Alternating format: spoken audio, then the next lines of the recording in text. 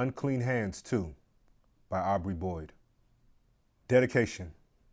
To my ever-growing family, both immediate, Deidre, Aubrey Jr., Diamond, India, Jontu, Julian, and grandchildren, and extended. I am never afraid to try new things, and neither should you. I will ensure the Boyd family continues to be respected, and I will always try to lead by example. I love you all. Acknowledgements. Cover design by Tiziana De Rosa. Artwork by Brandy Antonio. Edited by Linda Tyler, Deidre Boyd, and Amber Williams. Prologue. After years of relative peace in the community, a new drug organization comes to town. The once small town of just 100,000 people grew into a mid-sized city of over 500,000 people in just 15 years. Unclean Hands 2 is about two new drug organizations using their political influence and fear tactics to destroy the growing community. Thomas Williams will once again try to expose the truth and stop the spread of drugs. Chapter 1. The Illicit Rendezvous. Robin Antonio Park is located on the outskirts of town. However, its beautiful landscape makes it immensely popular among teenagers for intimate rendezvous. It was quiet, serene, and everything someone would ever need to escape the prying eyes and noise of the streets for a calming and relaxing experience. In the heart of this tranquil park, a dense grove of lavender and dogwood trees created a picturesque haven of scent and shade.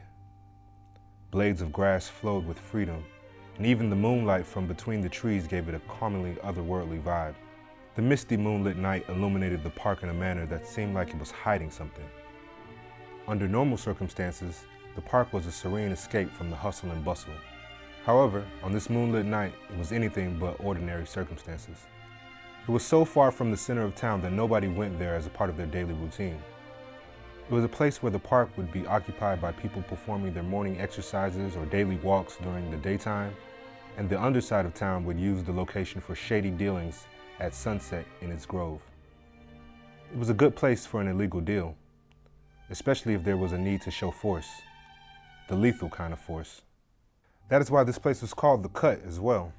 The sound of the car came well before its headlights shone on the bushes, disturbing the peaceful atmosphere.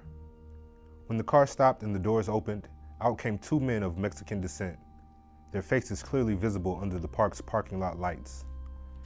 It was clear that these men were not here to spend a few hours talking on the benches or walking along the flower trails. They were not here for the lakeside or the rushing water stream.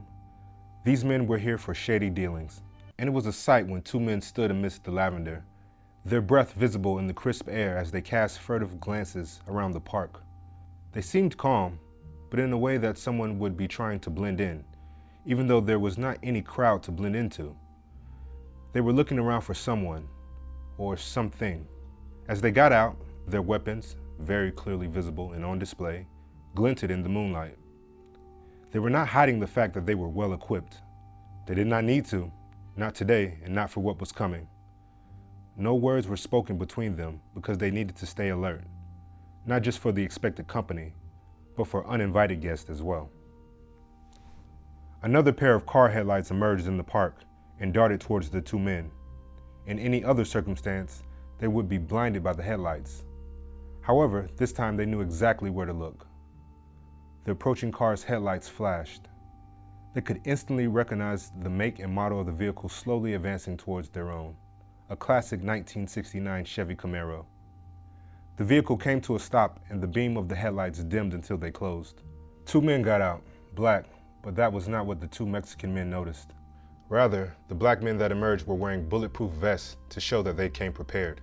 However, not in a clever way, for the deal that they had to make that evening. The Mexican men thought, sure, the black men would bring some firepower, but bulletproof protection was overkill. Something didn't feel right. You did not need bulletproof protection unless you were planning for a robbery. The bulletproof vests the black men were wearing looked heavy, and they were slim men, causing them to look awkward. The Mexicans both went to the back of their car and opened the trunk, bringing out a tote container. It was heavy, quite heavy. One of them could have carried it, but they needed to talk. Something seemed off. Before they walked towards the waiting men, it was decided to have a quick conversation amongst themselves. Protección? One of them asked, clearly wary of the situation. One of the Mexican men eyed the duffel bags that two black men were carrying on their shoulders, while their other hands rested on assault rifles, with the clip protruding out of the holster showcasing some extended clips. The black men had other protection besides the firearms they had brought with them. "¿Cómo les va, caballeros, esta noche?" one of the two black men said. He must have been the leader of the two. The Mexican man's partner responded as they brought the tow container forward. "No sabíamos que hablas español, amigo." He kept his gun close but relaxed a bit. He kept one finger on his gun's trigger just in case, with perfect discipline, ready to open fire. "¿De dónde eres?" he asked as he moved near a rock and some bushes, large enough that if he ducked behind it, the two black men would not be able to see him, or shoot at him for that matter. "You Dominican or something? If not, I guess we will need to be cautious of what words that come out of our mouths moving forward." He put his foot on one of the smaller rocks as he did.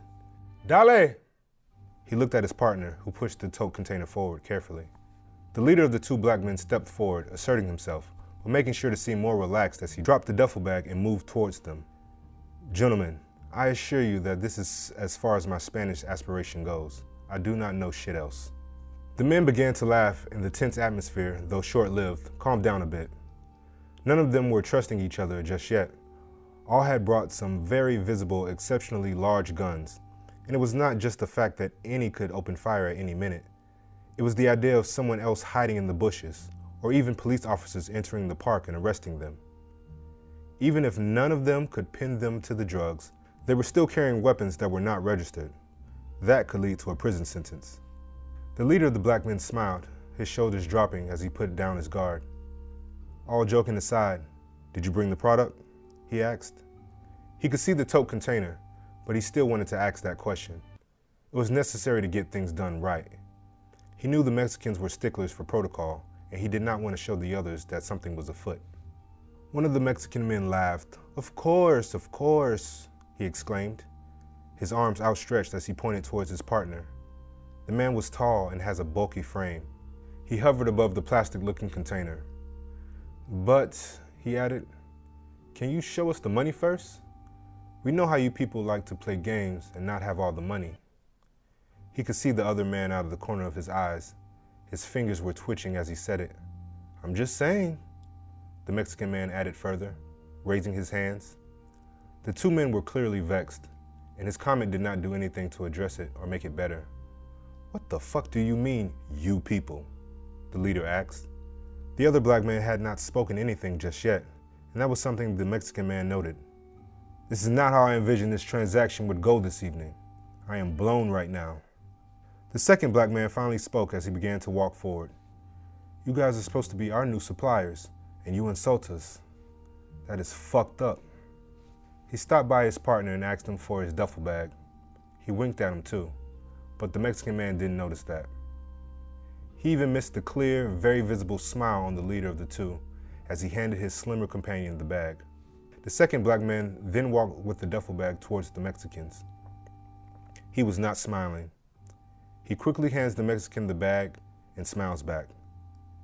The other slim black man walks towards the Mexicans with a serious look on his face. He dropped the duffel bag and opened it up, showing stacks on stacks of US dollars. But it was the leader of the black men that spoke up. "As you can see, we have your money. Now it's your turn. Where's the fucking product?"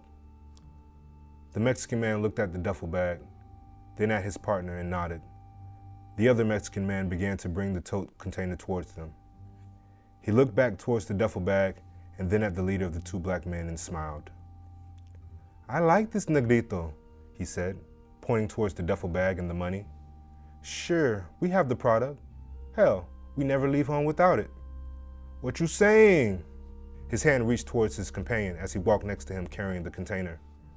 The other Mexican man pointed towards the container and instructed him to open the large plastic lid.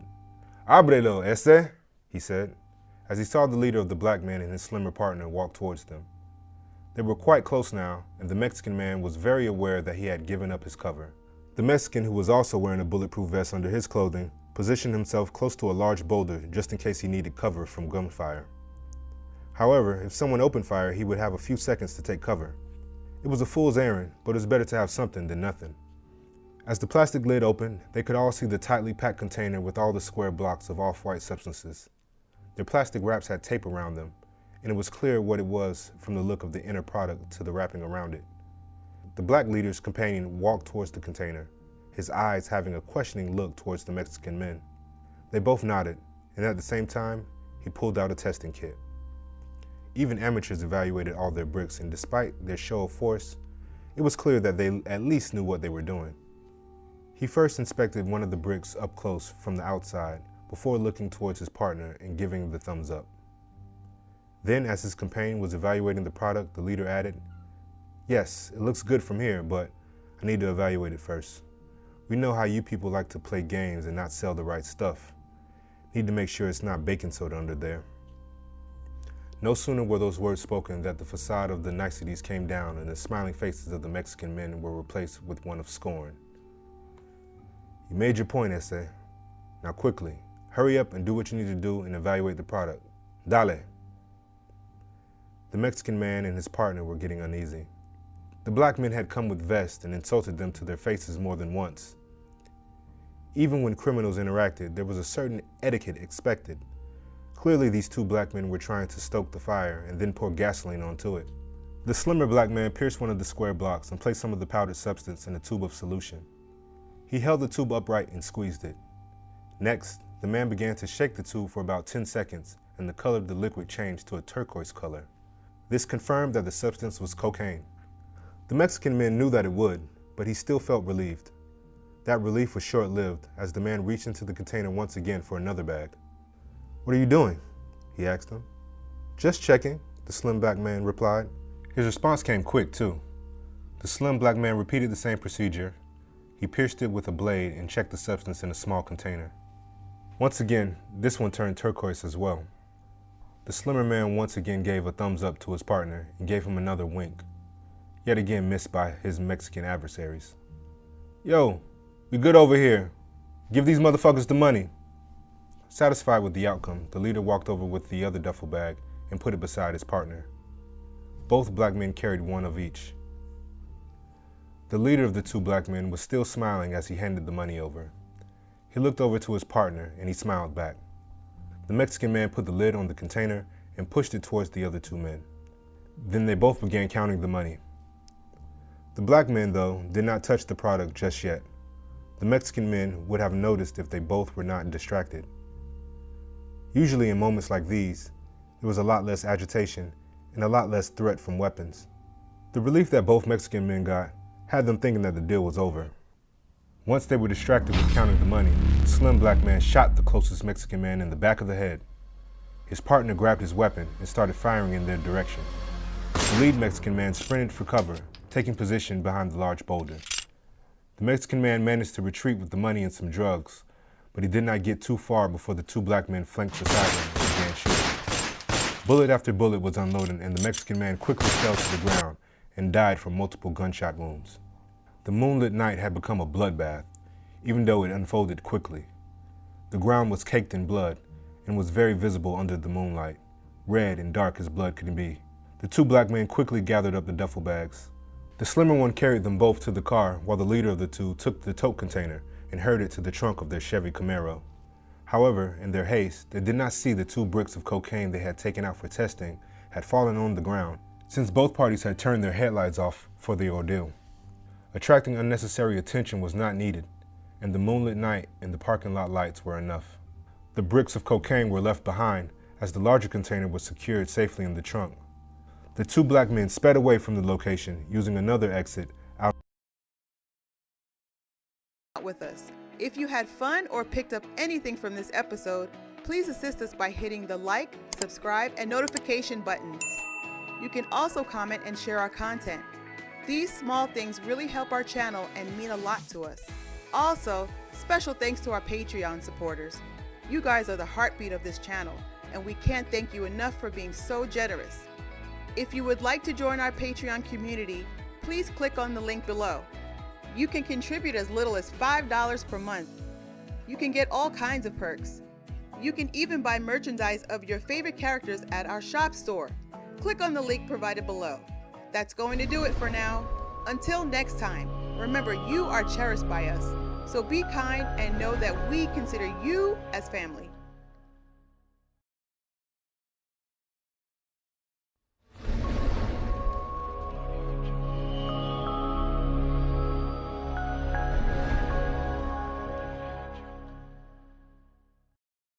Chapter 2, Unveiling Shadows.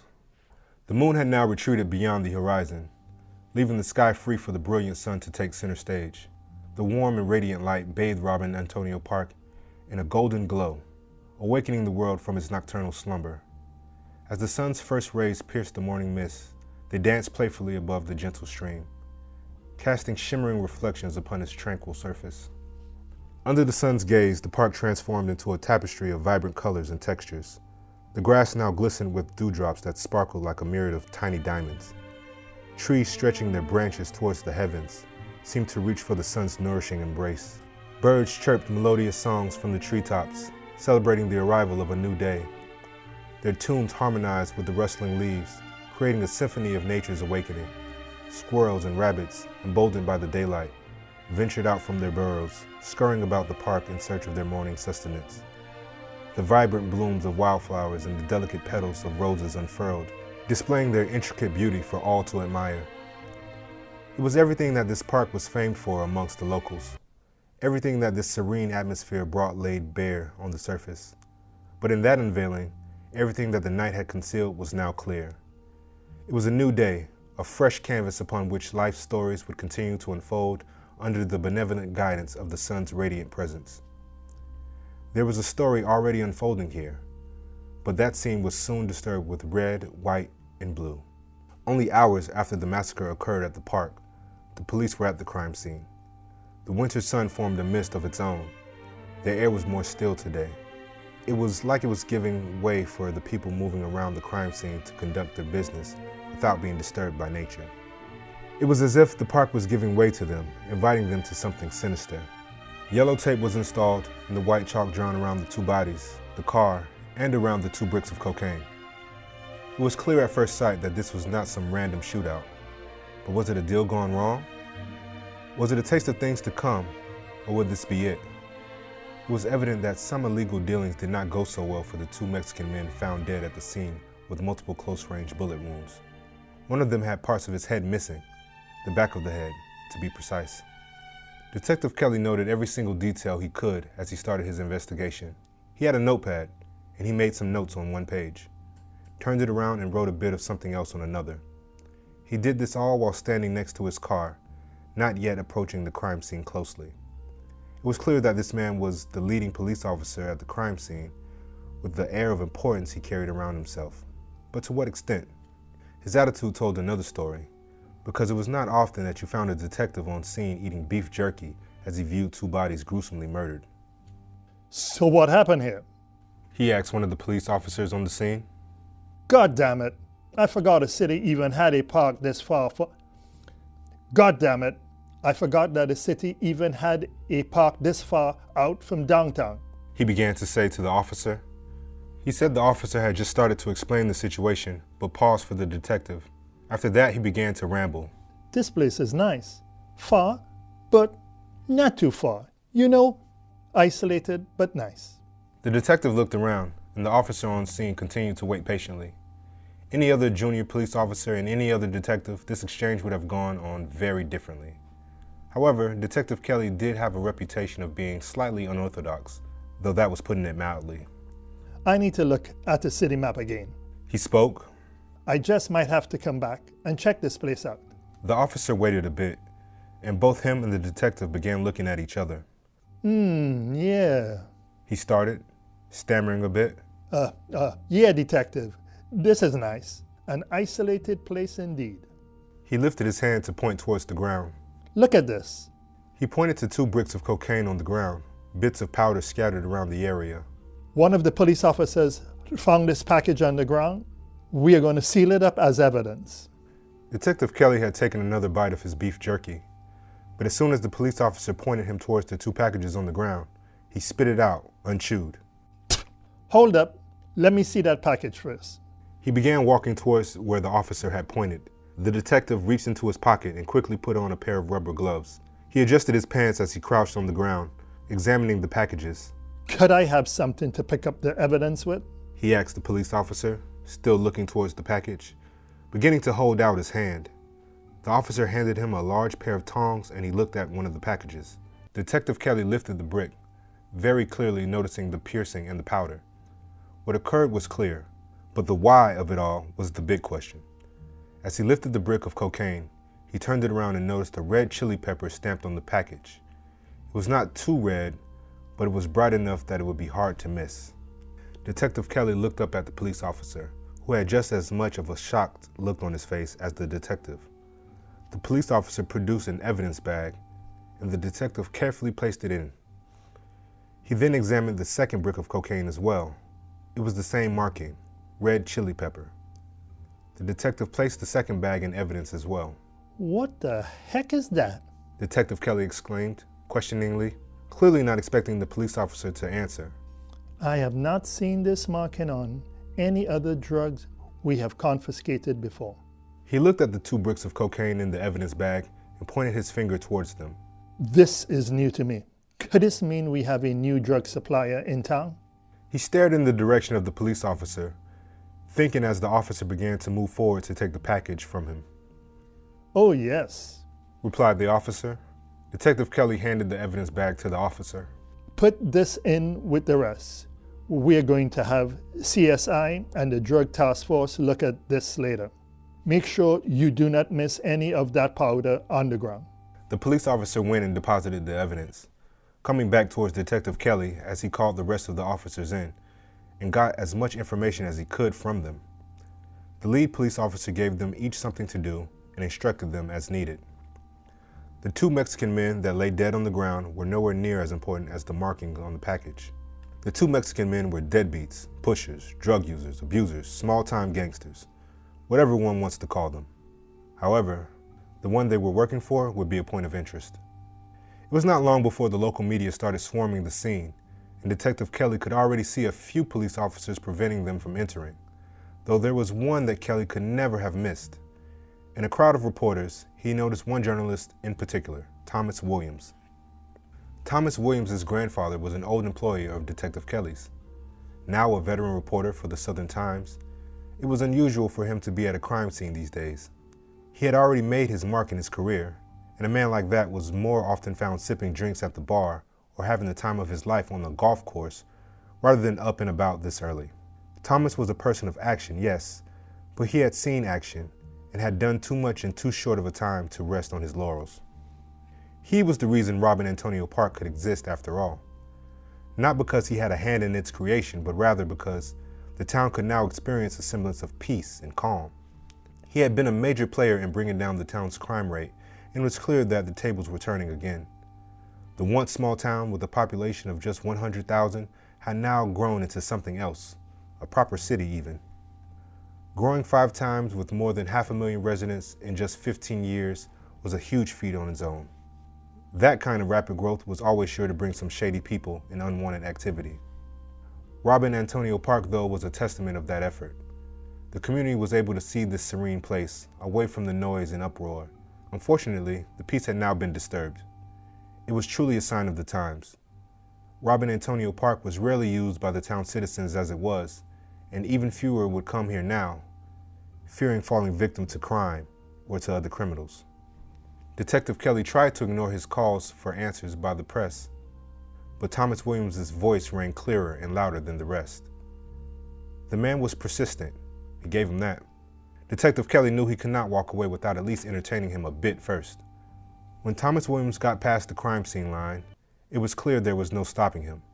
The detective braced for a talk, one he knew was going to boil his blood, if not put him in a fit of rage. "Kelly, what happened here? Was this crime related to drugs?" Thomas began asking, his recorder already on and ready to capture every word. "It is rare to have any crime this far away from the inner city. Do you care to elaborate on 2 dead bodies?" First, it's Detective Kelly Thomas. The detective replied sternly. He did not know if he had interrupted the reporter or he had finished speaking. Kelly usually walks over about anyone else, but not Thomas Williams. As much as Detective Kelly liked to play the bully role with other police officers, the detective knew how to play the game of kindness in front of others, and Thomas knew that he did too. Second, there will be no statement at this time. Also, just think, Thomas, if your grandfather was still around, this little calamity would have made him a pretty penny. Would you not agree? That last bit was a bit more accusatory than the rest, but that was the detective's intention. There was nothing more satisfying than to hang dark clouds over other people's heads and watch them crumble. Thomas Williams looked irked by Detective Kelly's words, but he stood firm and swiftly replied. He would have made money from these men's burials. Yeah, he began, but the detective began walking away from him at a faster pace. Thomas had to keep up with him as he continued. But we would still need someone to escort the bodies to the cemetery, wouldn't we? Someone to keep an eye on things. His voice was as quick and stale as ever, but his eyes did all the talking the detective needed to see. Even though he was looking ahead as he walked, he could still feel the reporter gauging him. Are you still up for the job, officer? The reporter paused as soon as he said the words, quickly swallowing and speaking again. I mean, Detective Kelly? Well, I'm sure you could not afford me anymore. Plus, since the Williams Funeral Home is no more, it looks like it will be work for the new nigger funeral home everybody is raving about. The detective answered. There was a sharpness to his tone that cut through the conversation. I hear that they do an excellent job and they don't move drugs with the dead bodies either. Is that so? Thomas replied, unfazed by the man's demeanor. The detective would have riled anyone else up, but he knew the kind of words these men spoke to spark one's ire, hoping for them to break. Though, come to think of it, shouldn't your main concern be solving these men's murders, detective? Thomas laid the question bare. He knew how to hit back, and he did it with his head held high. Or is it again unsolvable due to their skin color? Thomas pressed again. I have heard only crimes related to white people get solved these days from your department, detective. It was a moment that clearly influenced the detective. Detective Kelly slowed his walking pace for a moment, but regained composure and continued walking at pace. Does your department only wash a certain kind of dirty laundry, Detective Kelly? Well, you and your kind have nothing to worry about, Thomas. The detective answered quickly. He was not in a hurry, but he was not about to let the reporter get the best of him either. Now you stay your ass behind that yellow tape, boy.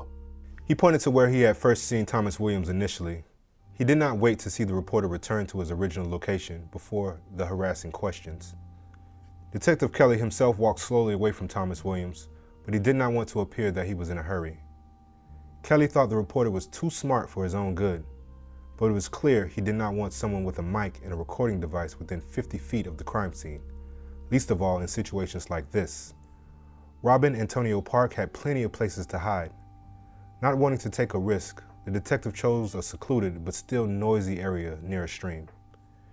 When he determined that he was well hidden, he took out his phone and made a call. As the phone rang, he began to wonder what would happen now that a new problem had emerged. Reporter Thomas Williams was just a fly he needed to swat away, but someone else was clearly trying to become a major player in the drug game, and the detective needed to find out how to either extort him or arrest him. The phone was picked up after the third ring, but nobody answered. To the detective, it was the green light. I'm sorry to disturb you, especially at this hour, but we may have a problem. He spoke quietly enough that nobody nearby could hear, but loud enough that the water stream would not outright make him inaudible. There's a problem at home, you know?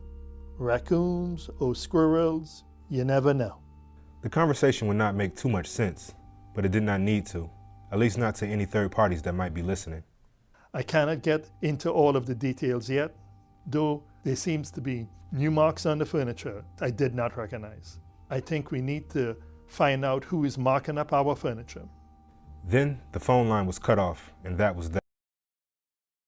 Thank you so much for hanging out with us. If you had fun or picked up anything from this episode, please assist us by hitting the like, subscribe, and notification buttons. You can also comment and share our content. These small things really help our channel and mean a lot to us. Also, special thanks to our Patreon supporters. You guys are the heartbeat of this channel, and we can't thank you enough for being so generous. If you would like to join our Patreon community, please click on the link below. You can contribute as little as $5 per month. You can get all kinds of perks. You can even buy merchandise of your favorite characters at our shop store. Click on the link provided below. That's going to do it for now. Until next time, remember you are cherished by us. So be kind and know that we consider you as family.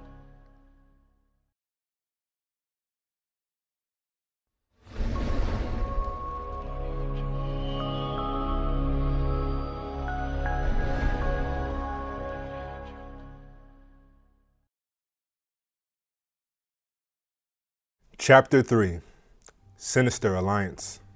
Lisa Chin was a woman who often interacted with others, but did not really confide much with those she met. Her business was one where discretion would always be the better choice, though mistakes were often made. She and her son, Ricky Chin Davis, or Little Ricky as everyone called him, lived in a modest-sized home on the edge of town. Lisa and Little Ricky were forced to move to the outskirts of town after a family disagreement. Of course, family disagreement was put mildly. But that is what parents did for their children. It had been 15 years since the murder of Little Ricky's father, and Lisa Chin was desperately trying to raise her son away from street violence and corruption, something she was familiar with, especially in her line of work. Breakfast that morning was the usual, cereal with milk but no sugar. Little Ricky liked having sugar, but his mother insisted on not eating it. She wanted him to stay healthy at his age, and he always wanted to be a good son to his mother. Though that did not stop him from sneaking a couple scoops of sugar into his milk. It should be said, though, that Little Ricky, despite the name, was not too young either. The boy had grown plenty, even though the name had stuck. His mother still treated him like a child at times, but Little Ricky did not mind. The mother and son were having breakfast at the kitchen table, and the television was on. The television was an older model, even though they could afford a new TV. However, it was a memory of times past that Lisa Chin preferred to keep. It got the job done, as they did not need to waste money on flashy things. Buying expensive stuff puts you in some unwanted crosshairs too. Breakfast was usually a silent affair, and the TV was the only sound that was heard in the Chin's home, or at least conversation was not sparked until necessary. Whatever they were watching halted for the commercial break, and the first thing that came was a familiar name and tune. This is Richard Kelly's Ford and Nissan Auto Shop, where your job is your credit. Remember, here, there is no credit check, and with as little as a deposit of $99 down, you could drive away with a brand new Ford or Nissan of your choice. The sound of chewing and the clink of spoons stopped as their attention drew to the commercial. At Richard Kelly's Ford and Nissan, do like our mascot Kelly the Frog and jump over here for these great deals. Why have a boat when you can helm a yacht? It was Little Ricky who spoke first. Damn, Richard Kelly is giving cars away. My crew and I are going to get us some new wheels soon, he said with a bunch of cereal still in his mouth. His mother lightly struck him on the shoulder. Little Ricky, shut your ass up, she exclaimed. You know your half-black ass is not going to be caught dead driving in a damn Ford or Nissan. She goaded him. All you know is BMW and Mercedes-Benz. With that $100,000 shining coat, with your spoiled ass. You are not fooling anybody. Lisa laughed. Little Ricky raised an eyebrow as his head turned towards his mother. That is true, he said, a smirk visible on his face. Who was it that spoiled me anyway, Ma? Oh, that was me. His mother shot back, still laughing. I did that all by myself, too. A bit of cereal and milk escaped from her mouth as she said it, and she had to catch it with her spoon. Anyway, did you hear what happened at the park? You know, Robin Antonio Park, the one just a few miles from here? She took a bite of her cereal as she looked to her son, examining his reaction. He seemed uninterested. I do not want you or your fucked up crew spending time together there. You hear? She said, a bit louder, quite sternly too. Shit is getting crazy. I would have never gotten a place anywhere near that park if I knew it would be that bad of a place. She began to speak to herself more than her son, who listened quietly. He knew that he had to let her speak, or he would get a smack on his noggin. Hell, who knew that it would end up becoming a murder crime scene one day? What was the point of moving us out this damn far in bumfuck nowhere to still deal with this same shit again? I lost your father to that shit. You hear? And I'm not losing my baby the same way. Do you understand, Little Ricky? She began to caress his hair as she spoke. Yes, Ma, he said, cringing a bit at his mother's touch, but knowing better than to even try to swat her hand away. I'm not a kid anymore, though. I'm 19 years old now, and I got this. I can take care of myself. I know, baby, his mother responded, clearly not willing to let go of the matter. Nothing is going to happen to us, Ma. I'm ready to start contributing to the bills around here, too. You know I am co-head of the household now. I'm a full-grown ass man. He propped his chin up and stiffened his shoulders, as if to assert himself. He sat up in his chair, rearranging his posture to one where he could be seen as important. Boy, sit your ass down. His mother responded kindly, clearly thinking of his antics as nothing. You just worry about finishing college. I got everything else. Our family needs a lawyer, someone that will not charge us for legal advice. Pro bono stuff. It's easy to get a good one for that. You know this family is always in some shit. They resumed eating their breakfast. Neither were paying attention at this point. Now, I must take care of some business today. Make sure this house's doors are locked and the burglar alarm is turned on when you leave. Here's $200 for food and whatever else you want, baby. She handed her son the money, but he was busy with his breakfast, so she put the money on the table under a salt shaker. Mommy may not come home tonight if she's lucky. All right, baby? I'm trying to get under someone, if you know what I mean. She looked at him, though her son's response was one that she did not like. She wanted to be able to talk to him about things like this, even if it made him uncomfortable. To whom else would she talk? She needed him to understand that he should never get into this kind of life. I don't want to hear that shit, Mom, he said, quickly. Whatever you do is your business. Just let the guy know I'm not calling him Dad. He put down his spoon. Plus, like I always tell you, I do not need any money. I still have a few stacks left over from yesterday. Now enjoy yourself. I love you, Mom. Behave yourself. I love you more, baby. She said as she kissed his forehead, hurrying to leave the house. And I'll tell you something. Do not have your little dirty ass friends in my living room. She pointed one finger towards him as a warning. You know the rules.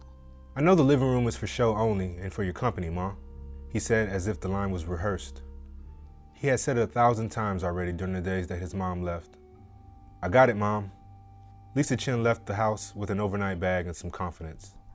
She knew her son was up to no good, but she was trying her best to make sure he at least gets the idea of second-guessing himself before he makes some stupid decisions. Once she drove down the street and turned the corner, little Ricky saw her leave through the window. He quickly reached for his phone and sent a few text messages. After that, he made a call. Yo, I need you all to meet me at my house in 30 minutes. We gotta cut this stuff today. I'll have the house to myself tonight, so bring all the product and the money, he quickly said.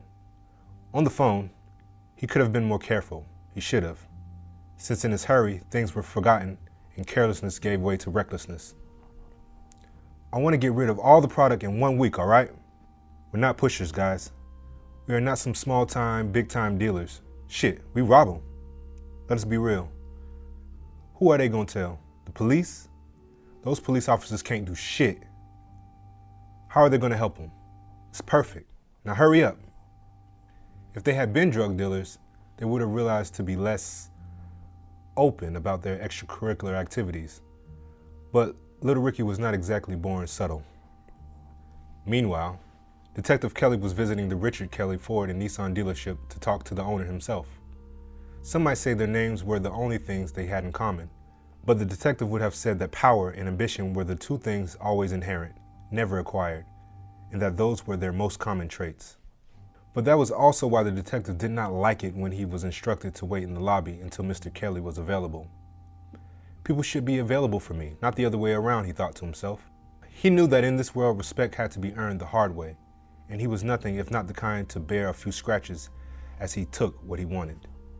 Richard Kelly was the owner of the car dealership, but that is not all he was. As it turns out, selling repossessed vehicles as new and running one of the largest crime rings and drug organizations in town were professions that perfectly synergized, each profited, from their association. Just like his dealership, his organization logo itself is the leaping frog. An outsider familiar with both would have made the connection in an instant, which is exactly why Richard Kelly knew it was the perfect cover. Right under your nose, he would say to the detective at times, as he had asked on more than one occasion why the man took the same mantle of his drug organization as a perfectly legitimate one. Of course, Richard knew how to play the game too. He often used his power and influence to control the local politicians in the police department. He could hold up detectives until he was ready to entertain them, as he was doing just now. It took a while, but after a few minutes, Richard Kelly emerged from his office. What a pleasure to see you, Detective Kelly. How can I help you today? Did the police department enjoy the new Ford Crown Victoria squad cars I donated?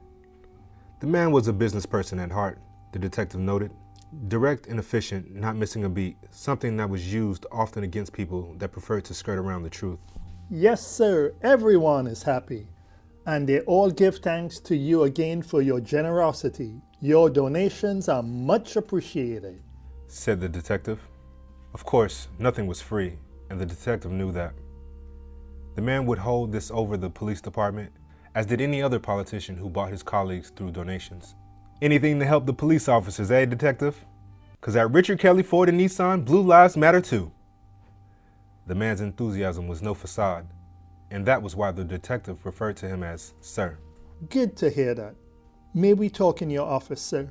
Sure, he exclaimed, before he waved to get the attention of the woman sitting outside his office door. Alcia, please let everyone know that I'm in a meeting. Hold my calls. Sure, Richard. The woman replied, getting up from her chair but not moving further. She was not expecting Richard to stop either. However, I need to talk to you later about some accounting issues. All right, I'll see you after my meeting with the detective, he replied as she slowly sat back down. Alcia Adams was the head accountant at Richard Kelly's dealership. She always had a knack for numbers and kept accounts for every penny spent at the dealership. Though, of course, that job came with some additional unofficial responsibilities. The detective did not waste any time as they reached the office. Richard, we have a problem, he said as he closed the door behind him. We found a couple of murdered Mexicans on the outskirts of town at Robin Antonio Park. Okay, some dead Mexicans? What's the damn problem? Richard Kelly responded, uninterested in the event, or at least so far. It is not the Mexicans that are the problem. We found a kilo of cocaine and it was not one of yours. The detective saw the man's eyes dart towards his own. It was surreal seeing this old geezer seem scared. The package had a red chili pepper logo stamped on it. So either you changed logos or there is a new drug organization in town. There was silence for a while, and Richard took his chin in his hands as he thought for a good minute. Well, it damn sure is not mine. We only use the leaping green frog over here, baby. His tone changed back to his enthusiastic self, and the detective was very wary of this. The man was after a challenge, and he had found it. Now, what are you going to do about this problem, detective? Damn, the detective thought to himself. He is already cashing in. Those new cars are not free, damn it.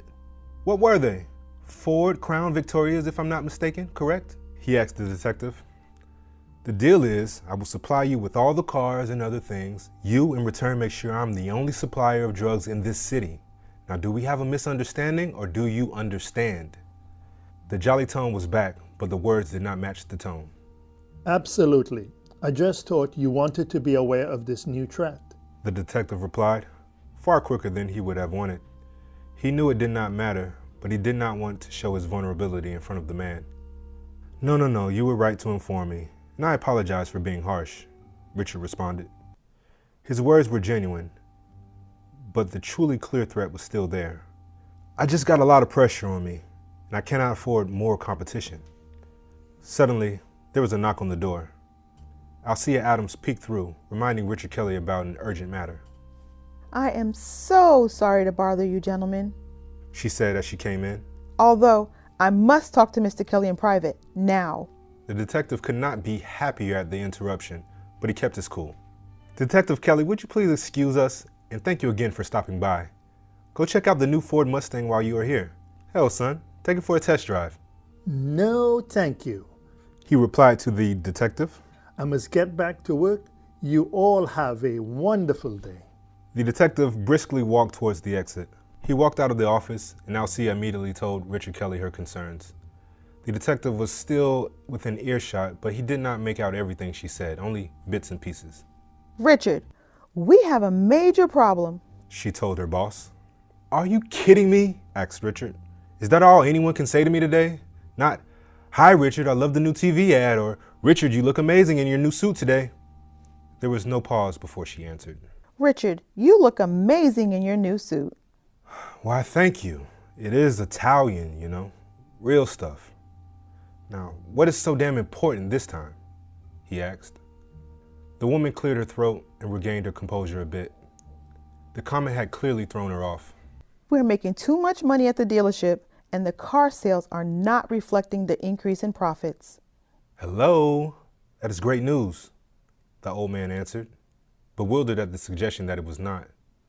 Show me the prophets. Alcia sighed. She knew she was dealing with a difficult man, but even this was not something that took too much thinking to understand. She knew he understood it very well, which is where her frustrations truly lay. No, it is not a good thing. The IRS has already audited us twice in the last 2 years. Eventually, they will find something. I cannot keep editing the books. We need to make some changes soon. Let me worry about the profits. He cut her off. We'll donate some of the funds to some black church or youth center that always took care of the problem in the past. Just do your part and I'll do mine, okay? Look, Richard, I love you like family, but I'm not going to prison over no stupid shit. Please take care of this shit as soon as possible. Use some of that Richard Kelly magic. The man, for all his power, had a soft spot for some people. He could have squeezed where it hurt, but power is not power if not executed effectively. He let it go, for now, and smiled. Do not worry. There's always some Richard Kelly magic, darling. Besides, we're like family here, and families take care of each other. Now forget about this silly issue and enjoy your day. Alcia knew that she had crossed the line. She knew he had asked her something impossible, but that is what people in power did. They asked others to do the impossible, and they took the credit, unless they needed someone else to do it for them. Thank you so much for hanging out with us. If you had fun or picked up anything from this episode, please assist us by hitting the like, subscribe, and notification buttons. You can also comment and share our content. These small things really help our channel and mean a lot to us. Also, special thanks to our Patreon supporters. You guys are the heartbeat of this channel, and we can't thank you enough for being so generous. If you would like to join our Patreon community, please click on the link below. You can contribute as little as $5 per month. You can get all kinds of perks. You can even buy merchandise of your favorite characters at our shop store. Click on the link provided below. That's going to do it for now. Until next time, remember you are cherished by us. So be kind and know that we consider you as family.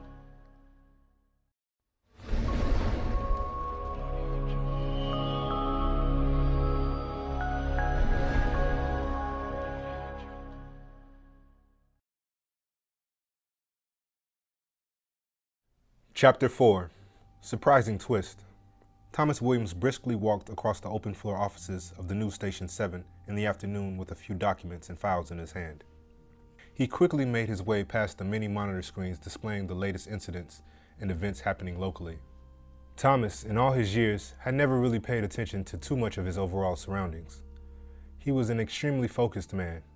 If he was not looking directly at something, he might as well not be looking at anything at all. Today he was filling in for one of his colleagues at work. A news anchor, who would typically never miss a day of work, was ill. Therefore, Thomas filled his position, and being that he was quite the superstar in the community of reporters and journalists in that area, it was natural that he visited News Station 7 often as a guest anchor. Thomas Williams also had a reputation of being fair, honest, and was very well liked by some of the locals and many of his peers. However, he was relentless when it came to getting a story. This quite often caused Thomas to make plenty of enemies too. These enemies were at times very wary of the reporter. At the news station, Thomas did not need to be told what to do. All he needed was someone to hand him a few notes and he was ready to begin the newscast. Thomas quickly glances over the news notes provided before the cameras start rolling. Once the news producer shouted, "We are taping," Thomas was surprised by what he read. Camera number 1 caught the very visible shock on his face as he took a moment to gather himself before he began reciting from the teleprompter. This news just in. 2 teens have died of prescription drug overdose on 2 consecutive days this week. He thought about what this could mean. A new drug breaking into the city? He continued. Both were from the upscale Hampton Heights area of our city. The drugs, oxycodone and Percocet, were found in both teen systems and are verified as their cause of deaths. The drugs had already reached one of the poshest neighborhoods in the city, the kind of place where the residents were too wealthy to turn to anything other than white-collar crime. This city did not let anyone keep their hands clean, though in this place, clean hands were not even the exception. They just did not exist. Those that got here did so with unclean hands too, and those that had been here were still resting on the laurels of their parents and grandparents. This is becoming the new trend in our community. This Generation Z enjoys legally approved prescription medications over the traditional street drugs like marijuana, cocaine, and heroin, read Thomas. Leave it to them to make sure even the drugs they take are of a different class and variety. More news after this short commercial break. The TV producer yelled, "Break!" thereby giving the reporters a few minutes to relax. Thomas was contemplating the turn of events as soon as the shout was heard. Hence, it took a good minute before he had heard the local meteorologist ask him a question about the overdose story. "Thomas, did I hear you right? A few teenagers OD'd in the Heights? Isn't that where all the preppies come from?" Hampton Heights was more than just an upper-class side of town. The neighborhood was private, closed off. No one could gain access inside this gated community unless approved by the homeowner association. "You heard me correctly," Thomas replied. "I am just as shocked as you. It's a chilly day in hell when you miss the days when the kids sought a few hits of weed for a few bucks from the corner shop. They did not know much better back then. Oxycodone and Percocet are the new drugs of choice for these new age kids, it seems. It's a different kind of high these kids are looking for these days." Thomas was right. Whether the parents got rich through legal means or otherwise, there was always the likelihood that the rich kids would know exactly where to get the new trending drugs.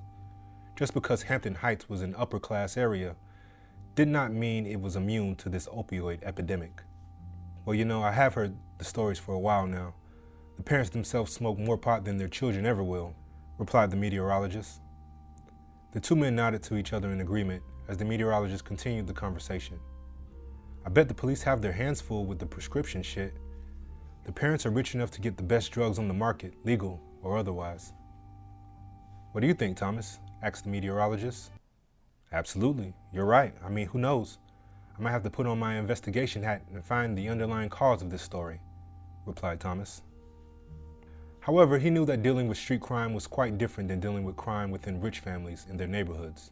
While the former threatened you and your family, the latter kept you alive and buried you in debt by false accusations or legal fees, just to name a few ways.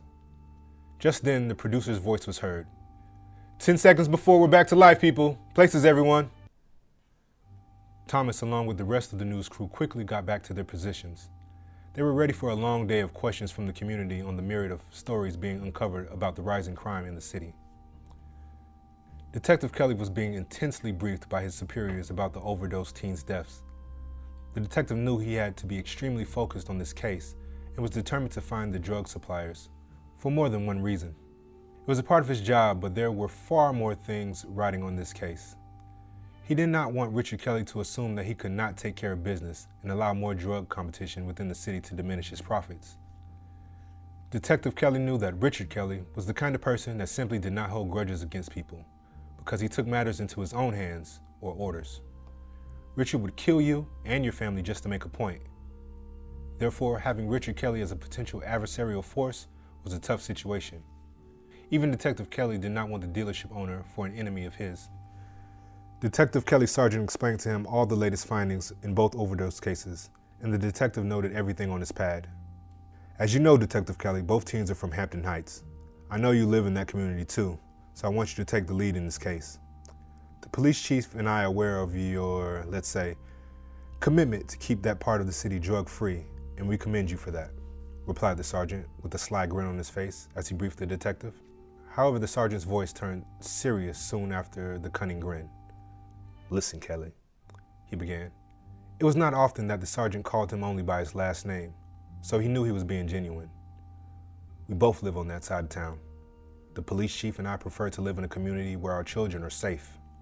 Just because we work in these crime-ridden streets doesn't mean we want to live there too. So just do whatever you need to do to solve these crimes, all right?"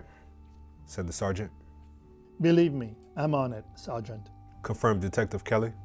Every lowlife in town knows better than to sell or do anything illegal on that side of the city. If they do, they know I will be personally overseeing their case. So give me free rein to investigate this one as I see fit, and I will bring in suspects soon, or at least soon enough. "No worries, Detective Kelly. You will have all the resources you need," uttered the sergeant. Just remember, we are dealing with prescription drugs here. In the end, you will have to inform me of how high you want this to go. We do not want big pharmaceutical companies coming for us too. They got some deep pockets, and I do not think that anybody that lives here could even manage to rattle them. Vocalized Detective Kelly. Yes, we are all aware of that possibility, Detective Kelly. For now, though, just solve this one, and if it comes to it, we'll see what we can do later, suggested the sergeant. Detective Kelly thought their conversation was over and almost began to get up. However, the sergeant continued. But we will need regular progress reports with a suspect, descriptions, markings, and identifiable stuff. Between you and me, if we do not send out an APB soon, the police chief might need someone to take the blame if this case is not solved quickly, informed the sergeant. Detective Kelly paused, then looked at him with understanding, nodding as he thought about what exactly to omit from his notes of the briefing. This war is in our neighborhood, Detective Kelly. End it fast. Dismissed, said the sergeant. Detective Kelly got up and closed his notepad, then went to his desk. The day was far from over, and he had already had to begin working on his high-profile case. He had a feeling this was not going to be just another drug overdose case. These drug overdose cases were too sudden, and he felt the urgency from his superiors to solve it soon. There must be more than one new drug organization in this city, surely. Detective Kelly began to wonder, how the fuck did this happen on my watch? It was true. Crime like this in his city went through Detective Kelly first. Even small-time drug dealers on the block would have to make some contacts to start selling in that neighborhood, just to avoid the detective's harsh justice. First, that fucking red stamp on the kilo of cocaine at the park, and now these fucking addiction pills. Despite his profession-preferred qualities, Detective Kelly was not a particularly patient man, though it sometimes did serve him well. His desire to get things done often found him on the side of action rather than reaction. Nothing illegal moves in this city without my cut, thought Detective Kelly. The detective took a long, hard look at his options. Damn it. I gotta get back to my street informants, or at least find me a hungry up-and-coming police officer. I will need some goddamn extortion money too. Fuck! Explained Detective Kelly. Between finding the owners of the red chili pepper stamp and now this opioid threat, it felt like the detective was losing control of his city and extra income. He would need to change his strategy. The detective was thinking that it was some new drug organization that was responsible for the overdoses in the city. It was obvious. He assumed that it was some crime family, or even nothing but gangbangers that was behind this. Of course, they would have to be able to secure these very legal drugs without prescriptions. It was not as if they could simply steal their shipments or have an illegal trade. Messing with Big Pharma would be a no-no, so he hoped it would not extend that far up. These new drug organizations would either pay me, die, or go to prison for a long time. Fuck it. I will do what I want, even if they do not cooperate. It is too much money being made illegally in this city, and I am not getting my fucking share. The detective thought in a rage. At St. Mark's Baptist Hospital, near the Hampton Heights neighborhood, a young black woman entered an office. The nameplate on the door read, Angelita Dallas, Pharmacy Director. Angelita's office was decorated quite well, her accomplishments visible and on display. A Doctor of Pharmacy certificate was framed and on display behind the desk where Angelina would sit, clearly something about which she was proud. She had even finished her North American Pharmacist licensure examination, along with her Delta Xi Phi sisters, with ease.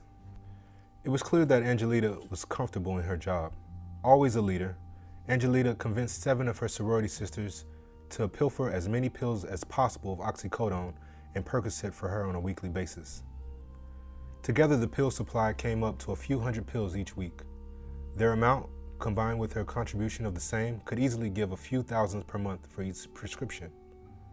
This gave their group more than 10,000 pills monthly to sell at street value. Even with this amount, it was still hard for her drug organization to keep up with the city's demand for opioids, especially in the Hampton Heights neighborhood. Angelita's drug organization had perfect access to the prescription drugs, being that they all had become directors at their respective hospitals. No one would suspect any of them of stealing pills. Each could explain the missing medication if necessary, due to the large hospital pharmacy they supervised. The organization only supplied the pills being sold to one drug dealer. Therefore, there was limited access to them, which is why Angelita was so confident and so comfortable. To her, the operation was airtight. Over the past 2 years, this drug organization has profited over $6 million, and that sum was sure to increase in the future. All the drug organization's members have been employed at their respective hospitals for over 10 years. Consequently, each had less than 8 years for retirement. It was the perfect plan to sell drugs to add to their future retirement plans, at least to them. There was no overhead and an endless supply and clientele. No one would suspect them at all. In the past, any missing medication was attributed to the pharmacy techs manually miscounting filled prescriptions for the inpatient units. There was theft by some of the young medication technicians that distributed medications overnight on the ICU and geriatric units. Mistakes were easy and excusable. However, it did make it into the medication log, something that they were accountable for, but they at least had solid stories to cover their tracks. This morning, Angelita felt extremely joyful. All her girls really came through for her. The pills were being delivered shortly from her sorority sisters. She'd always depend on them to be on time, Angelina thought to herself. She will be meeting her street distributor later today. Angelita never really trusted men when it came to business. She felt that they were too ego-driven and lacked the emotional connection to genuinely care about others in an organization. Most men only cared about themselves, and that behavior was not needed in my organization, thought Angelita. Her distributor/drug dealer was a woman too. Lisa Chin was her name.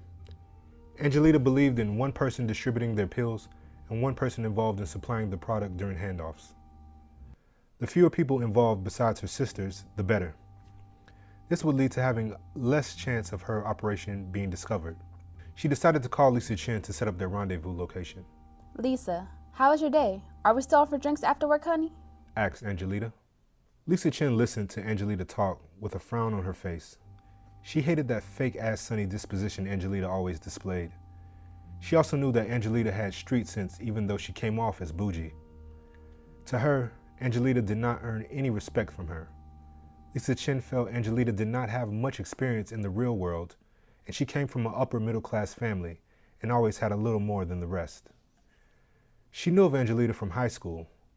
She knew that the bitch was fake as a wooden penny but made up for it with her wits and tenacity. Now though, Angelita held all the cards, and all Lisa could do was play the game until she found a better supplier. Oh, okay. So it is, honey. Yes, we will meet at a new restaurant located near the medical center. Be there at 7 p.m. Angelita was bewildered. Lisa was changing location, not her character. Okay, sis, I'll meet you there. Remember to bring your appetite. Well, honey, I'm always hungry. Also, I got you that new tote bag you've been wanting for weeks now. Great, I do love gifts, especially if they come in huge boxes. See you soon. Both ladies hung up their cell phones and resumed. Thank you so much for hanging out with us. If you had fun or picked up anything from this episode, please assist us by hitting the like, subscribe, and notification buttons. You can also comment and share our content. These small things really help our channel and mean a lot to us. Also, special thanks to our Patreon supporters. You guys are the heartbeat of this channel, and we can't thank you enough for being so generous. If you would like to join our Patreon community, please click on the link below. You can contribute as little as $5 per month. You can get all kinds of perks. You can even buy merchandise of your favorite characters at our shop store. Click on the link provided below. That's going to do it for now. Until next time, remember you are cherished by us. So be kind and know that we consider you as family.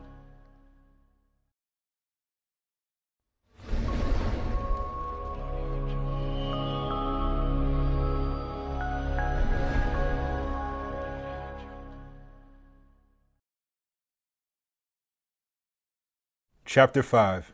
Suspicious Minds. The parking lot of Richard Kelly's car dealership was massive. He offered a wide selection of high-quality new and used certified cars, trucks, and passenger vans. Customers could choose from such models as Mustangs, Expeditions, Pathfinders, and Maximas, just to name a few, for their high-end needs. These vehicles were always the most coveted. There was something about American-made muscle cars that just clicked with most people in the city. Richard Kelly offered special financing or lease programs for both new and used vehicles at his dealership. True to his commercial promise, Richard Kelly accepted as little as $99 down payment on any vehicle. Of course, the higher the price, the longer the payments lasted. Today was an extremely busy Saturday morning for the car dealership. The new television advertising had really paid off for the Richard Kelly car dealership. Many people both in and out of the city came with no more than $100, expecting to leave with a new Ford Expedition or a top-of-the-line Nissan. Amongst the sea of customers was Little Ricky and one of his crew members. Little Ricky and his companion were just like the rest, looking to purchase a new vehicle with little down payment. They first walked directly to the Fords on display, both amazed by the luxury and all the optional amenities offered within the vehicle. There were car salespeople giving little tours of each vehicle, but Little Ricky and his friend opted to browse on their own. Little Ricky sat inside one of the Fords. The young man turned on the stereo to examine the sound quality and marveled at the dark matte metallic exterior paint job. All the details that were especially important to any young man, and for Little Ricky, they were exactly how he wanted them. However, the sound of the stereo was loud enough that even in the busy dealership lot, the sound system could clearly be heard by the customers, as well as the staff. The young man's actions caused unwanted attention, and within moments, two salespeople approached them in a professional manner. "Good morning, gentlemen." One of them presented themselves to Little Ricky by the driver's seat window. "May I help you with your purchase of this fine new vehicle?" He put one of his hands on his hip and the other elbow on the roof of the car. "Do you want to buy this beautiful Ford? We only have 5 of these Expedition models left, and as you can see," he pointed towards the lot, "you are not the only ones looking at this SUV." Little Ricky was annoyed at the salesperson. It was his job, yes, but he just wanted to feel the steering wheel beneath his fingers. No, we're just looking for now," Little Ricky told the salesperson, smiling with his teeth bared. "However," he began, "do tell me about the down payment on this vehicle. I heard it was less than $100. Is that true? I mean, what about the other shit? Credit checks and stuff. I heard on TV you don't even need it," asked Little Ricky. "Yes, that's right, sir. At Richard Kelly Ford and Nissan, your job is your credit," the salesperson said in a rehearsed speech. "Personally, I cannot speak on how it works or how it should work. It's just how it's done here. If you have the money and a pay stub, the vehicle is yours today to drive out of the lot." Little Ricky laughed. "Damn, that's fucking great news, isn't it?" He turned his head towards his partner on the passenger seat. "Savion, call those 2 bitches you know with a job to come down here now. We are getting us a new car today, my nigga." Both Little Ricky and Savion laughed. Savion got out of the vehicle, and Little Ricky saw him walk to an isolated corner of the lot. Little Ricky got busy checking out the rest of the car while his friend pulled out his phone and made a call. "So do I start the paperwork for this Ford Expedition now?" the salesperson asked. He was getting anxious and wanted to get the deal completed.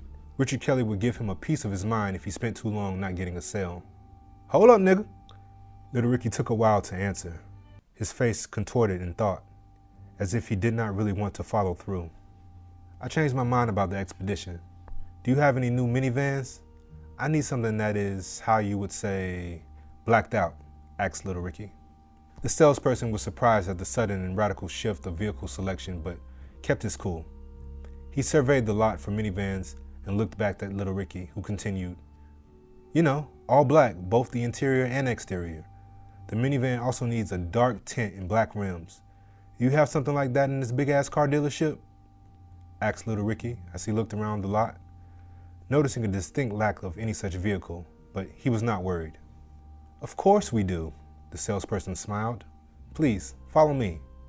We need to get to the back where we keep our special order vehicles." Little Ricky got out of the Ford, looked towards it with longing for a while before he took off after the salesperson. The walk was short, but as Little Ricky went to the back parking lot, he saw exactly what he wanted. Just then, Savion joined them as he saw them walking towards the back parking lot, running after them. "Yo, the bitches will be here in 30 minutes. What cars are we gonna buy today?" asked his partner. "Yo, I changed my mind about the Ford Expedition. It is too flashy and will cause unwanted attention. We're going to get 2 minivans instead. Both are better for what we need anyway." Savion's face showed a bit of confusion, but he often relied on Little Ricky to be the smarter one of the two. At least for now, therefore Savion agreed. Both young men inspected the new presented vehicles. They played with the vehicle's interior gadgets as they waited for their lady friends to arrive with their pay stubs to get the deal underway. Due to the large turnout of potential customers, today was a more active Saturday morning. Even this early, it was busy within the commotion. Any other person would be hard-pressed to be able to pay attention to any one person, let alone tens or hundreds coming and going through the dealership. The new cars that had arrived, the ad, the down payment, and the extra sales put on by Richard Kelly had people coming in droves and taking cars away in massive quantities. If everything went well, Alcia Adams would be able to edit the account books to avoid another audit from the IRS. There were two things in life which Alcia always considered: death and taxes. Since death had not come, she would sure wish it had before the tax authorities did. Before this big turnout, Alcia had no idea how to prove that all the dealership's large profits were coming from vehicle sales, scheduled services, and repairs. Dealerships were a profitable business, although the profit margins being so high at the dealership, even an amateur tax auditor could spot some clear errors in their account books. The receipts for these from past vehicles-related charges did not add up at all. For now, Alcia planned to be very observant until she had a better understanding of the financial situation. The deaths of the two Mexican men at Robin Antonio Park were fresh in the mind of Sandy Lopez. He was the leader of the Mexican drug organization that rivaled Richard Kelly. Sandy operated out of a large trailer park located on the outskirts of the city. He chose that location because of its isolation and rural environment. By day, he owned a small landscaping company, though the cocaine drug sales were his main source of income. His low prices and high-quality drugs made him a formidable adversary to Richard Kelly, particularly because he did not like to be flashy about it. Both drug organizations had moved to the area years ago after noticing the city was a prime location for drug distribution. However, unlike Richard Kelly, Sandy had little overhead. He had a small army of undocumented immigrant workers to move his drugs and enforce his rule. Sandy also had a nephew named AJ Black to launder his profits from his drug sales. It was never a perfect situation for Sandy Lopez, at least from his perspective, so he always assumed something would go wrong. That thought kept him grounded. Today, Sandy had enough intel to know that Little Ricky and his crew had killed his men during a drug deal gone wrong. He had ordered two of his men to follow the gangbangers' every move for now. Sandy wanted to know their every breath, every bitch, every single speck of cocaine they took from him was returned. His real goal was to find out where Little Ricky hid the drugs and the money. His men were already on the boy's trail and were waiting for the two people of interest to show up. Amigo, where are those little cucarachas now? Sandy spoke on his phone. Jefe, they are at a car dealership. A voice answered from the other end, clearly Mexican. You know, the one on TV. Richard Kelly Ford and Nissan, to be exact. Can we get a new truck while we are here too? Hell no. You must stay focused, amigo, ordered Sandy Lopez. His men liked to be a bit too efficient sometimes, and it was more work than Sandy had realized to keep them focused. Those fuckers killed our companeros, and now they flaunt it in our faces by buying new vehicles with my fucking money. Sandy shouted but quickly composed himself. Just continue to follow them for now. I need to know where they are keeping their stash and our property. You got eat, Jefe? The other man answered. I just wanted a new truck too. D1 we drive is in bad need of repairs. Damn it, Sandy thought. These men need a lesson on how to follow my fucking instructions. Are you slow? Escúchame. We are not here for luxuries. Our job is to sell cocaine, not to show off. Now report back to me in 4 hours, yelled Sandy Lopez. Si, Jefe. We will follow your directions. Dale. The other man quickly answered. Sandy hung up the phone. That little boy was going to get it, but for now, the only thing keeping him alive was his distance from the stash, thought Sandy. Thank you so much for hanging out with us. If you had fun or picked up anything from this episode, please assist us by hitting the like, subscribe, and notification buttons. You can also comment and share our content. These small things really help our channel and mean a lot to us. Also, special thanks to our Patreon supporters. You guys are the heartbeat of this channel, and we can't thank you enough for being so generous. If you would like to join our Patreon community, please click on the link below. You can contribute as little as $5 per month. You can get all kinds of perks. You can even buy merchandise of your favorite characters at our shop store. click on the link provided below. That's going to do it for now. Until next time, remember you are cherished by us, so be kind and know that we consider you as family.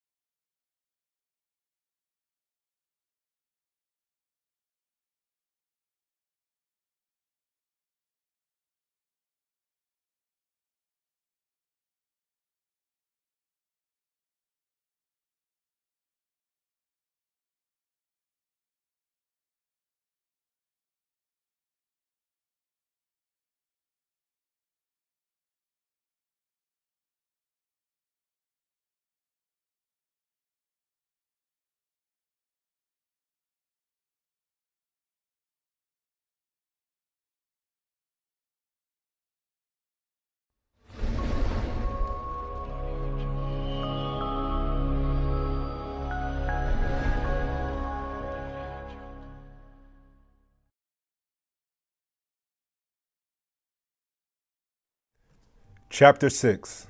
Never Too Much Surveillance. A semi-truck drove into a nearly abandoned industrial park just outside the city limits. It was raining that night, the water drops pouring into the rusted iron and corroding concrete. The doors of the buildings had been closed shut with plywood.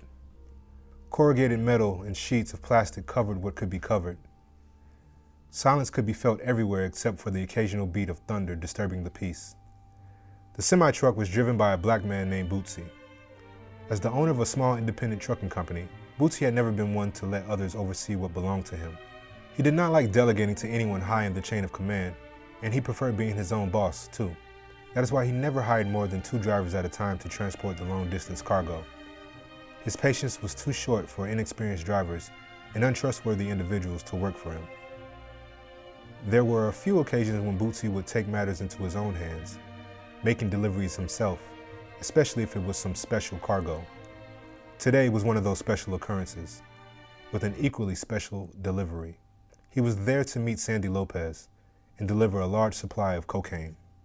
Always cautious, Bootsy selected the drop-off locations for drug deliveries himself. He knew the ins and outs of the local terrain. Since it was such a sensitive, fragile freight to transport, he preferred to be in familiar territory. Also, in his line of work, Bootsy always had the odds in his favor because he never really had to show loyalty to any drug organizations. Whoever paid the best and agreed to his fair terms was able to get his transportation services. It was an arrangement that worked for him and his associates. Bootsy's semi-truck came to a stop near a few men clearly waiting on his arrival to start the drug transaction. The engine of the truck shut off as it started to rain harder. Bootsy took a quick glance at the men and saw a face he had seen many times before, Sandy Lopez. He had met Sandy many times in the past, and seeing him at a routine drug drop-off was unusual. Most of the time, it was Sandy's crew that did the drug handovers. Bootsy exited his truck wearing his usual big smile on his face. He had a personality that everyone found to be warm and inviting. However, he could turn cold and dangerous at a moment's notice. If you remained in his good graces, you would be fine. Bootsy was also known for cracking jokes and not necessarily at anyone's expense either. He preferred to tell jokes that everyone would find funny. It was not unusual for Bootsy to have everyone around him laughing uncontrollably by the end of their conversation. Not to be mistaken, Bootsy was all about having an enjoyable time, but he was also smart about his business. If you wanted to party, Bootsy was your man. However, if you wanted to do business with him, you would not find anyone more serious. Bootsy walked up to Sandy Lopez and gave him a big manly hug. On any other occasion, Sandy would not allow this behavior, especially not during the drug deal. However, the two had conducted several transactions over the years, and they grew fond of each other. Sandy even invited Bootsy to Mexico for a family trip. It was safe to say they were good acquaintances, if not friends, considering their business. Seeing his acquaintance unfazed by the familiarity, Bootsy continued the good mood by cracking one of his jokes. As his humor was usually off the cuff and odd to most drug dealers he encountered, they found the jokes funny. "Jefe, what's going on, baby?" A smiling Bootsy asked Sandy. "I see the whole crew is here." Bootsy looked behind Sandy to scan his men. He noticed the men were calm, but still had rifles in hand ready to defend Sandy. "It is raining hard as hell out here," Bootsy continued. "Are you too cool for an umbrella, loco? Where in the hell is your umbrella? Not even a hoodie, man? With all this rain, one of your boys might be made of sugar and melt." Bootsy laughed as he saw that Sandy Lopez did too, with the grin he always had when talking to Bootsy. So what are you saying, my friend? One of my men is sweet like sugar? 'Cause only sugar melts in water, Sandy said, teeth bared. Despite the boss being on good terms, one of Sandy's men looked upset over Bootsy's joke. The man uttered something under his breath, trying to hide his expression as he did. But it was heard, even in the rain. "Hold up now. Did one of your men say something to me?" Bootsy asked, looking at the men standing behind Sandy Lopez. Bootsy asked again, "Do any of your men have something to say to me?" One of the Mexican men answered, "I was just talking to myself. I meant no disrespect." "Next time you start talking to yourself, just tell yourself to shut the fuck up. You will live a lot longer if you do, amigo," said Bootsy. Sandy's men knew that Bootsy could be an extremely dangerous man if provoked. He had a reputation for being strict about his business, when it came to making money, and anyone who dared to try and rob him had just committed suicide. Bootsy's only weakness was young women and partying, which he enjoyed doing often. If anyone was willing to gamble messing with Bootsy, they had better know they were gambling with their lives. Sandy and Bootsy suddenly laughed uncontrollably. They laughed for a good while before Sandy's men started joining in the laughter. As everyone continued to laugh, Bootsy's smile quickly faded and his face turned stoic and stoned. Whether it was a facade or real, Bootsy now had control of the situation, was now the most dangerous man in that abandoned industrial park. Bootsy glanced up towards the roof of the warehouse before he continued with the drug transaction, and Sandy's men eased up as well. All bullshit aside, let's unload the product, said Bootsy as he pointed towards his truck. I must get home before the local news comes on at 11. Sandy Lopez turned towards his men and gestured them to continue. You folks heard the man. Let's move the product out the trailer in record time today. Both men walked away from the trailer while Sandy's men unloaded the product. They walked towards an awning covered with some metal sheets that gave them a dry location for the time being. It was perfect to talk without others hearing their conversation. While they waited for the job to be completed, a conversation started between them. Bootsy, I did not think you were the news-watching kind of guy. Sandy began, looking at his friend. How else would I know where to avoid these young thugs looking to rob me? I heard what happened to your men on the news. I cannot let this shit happen to me. That is why I'm always moving locations, Bootsy said. This is what I love about you, my friend. You are never predictable. If only you would just work for me exclusively, you could own 100 new semi-trucks. Sandy replied. Bootsy answered quickly. No thank you, my friend. I do not want the spotlight. Leave that shit to the young boys like your nephew. Do you mean AJ? Sandy asked, rhetorically. Sandy started thinking about his nephew. AJ was a good kid, he thought, and smart. In Sandy's opinion, his nephew was the kind of person that could be useful to his drug organization. Sandy was always looking to launder his drug profits. Sandy finally responded to Bootsy mentioning his nephew. Bootsy, I know what you were about to say, but AJ and I have already had that talk, and he promised to scale back on the flashing of money. Well, from what I saw at the Gentlemen's Club last night, you folks need to have another talk, Bootsy replied. That motherfucker paid for everyone's bottles of champagne in the VIP section. It was like a damn Al Pacino movie in there last night, Big Boss style, Bootsy said. Sandy Lopez looked at Bootsy with his face contorted. That fucker did what? Tough love must be used on my sobrino. He does not listen with a shit. These young boys are hard-headed. Sandy said. Yes, amigo. Now tell me, whatever the hell that word means, sobrino, that is an unfamiliar word to add to my Spanish list. Does that mean motherfucker in Spanish or something like that? Bootsy said while laughing. I was in the club last night translating pimping on my phone with these two young Dominican whores that worked there. We could hear AJ bragging about his money at the bar from the VIP section. He's got to be more careful, Bootsy advised. That sounds like him, Sandy said, ignoring the first part of his question about Spanish words. Sandy had more important matters to investigate, and his mind was already in a different place. What do you mean by translating pimping? Is that something new? Sandy asked Bootsy. It was new to me too, but the game has changed. Now it's my go-to for bilingual pimping, Bootsy said. See, I do not speak Spanish very well, and they speak little to no English, so I use the Translate app on my phone to pick up women, you see. I say something on my phone, pass it to the bitches to read, and they do the same thing in reverse. Bam! Bootsy exclaimed, clapping his hands together as he said the last part. Sandy Lopez could not help but laugh. It was just like Bootsy to go after pussy like this. That is fucking genius. Where was that thing when I first arrived in this country? I could have truly used it. I would not have all these damn ass baby mamas looking to get some of what I've got, Sandy said while laughing. Both men laughed as they walked back to the semi-truck trailer.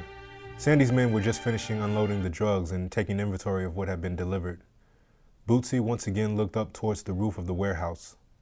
Just a glance, long enough to see what he needed to see, but short enough length that even if someone were watching him, his glance would go unnoticed.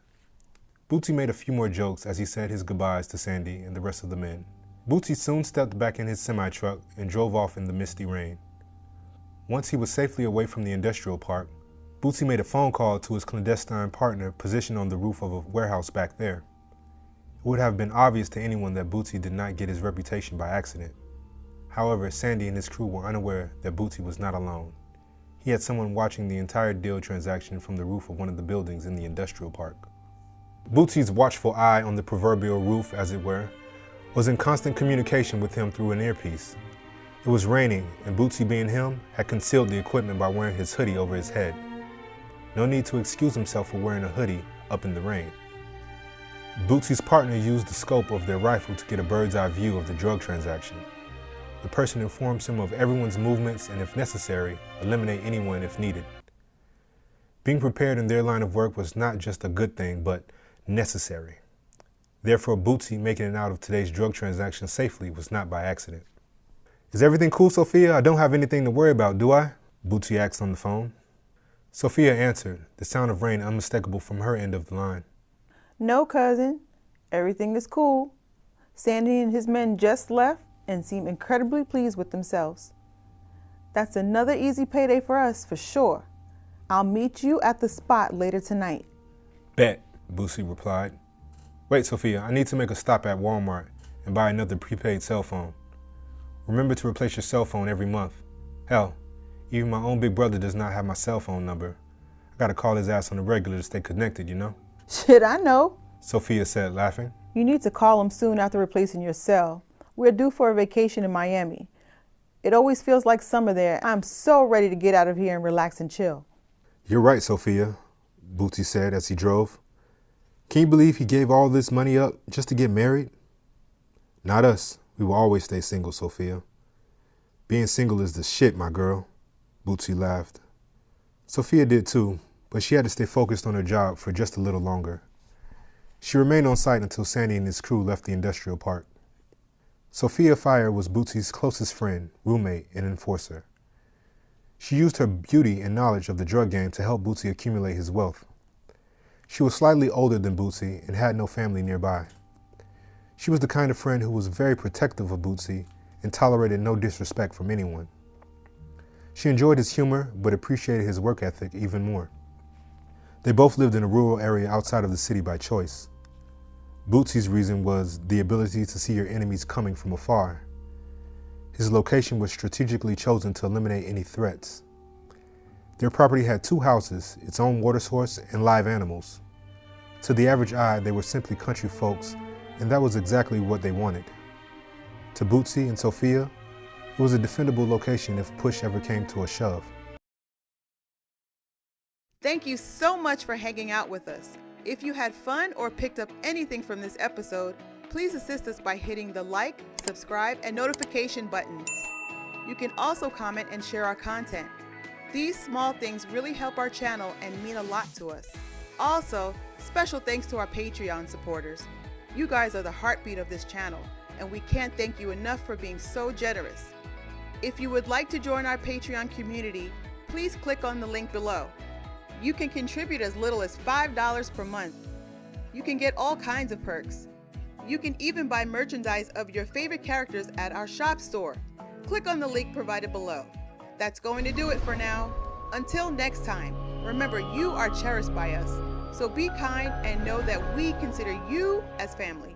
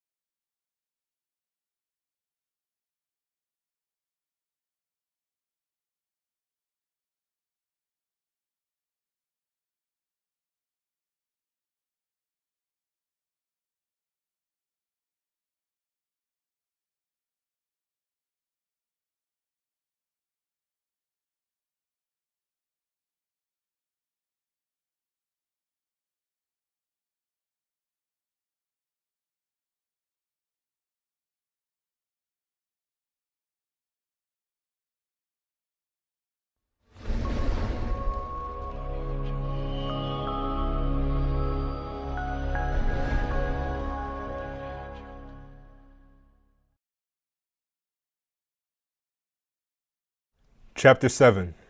Money Thicker Than Blood. The morning was cloudless, with blue skies and a pleasant sun.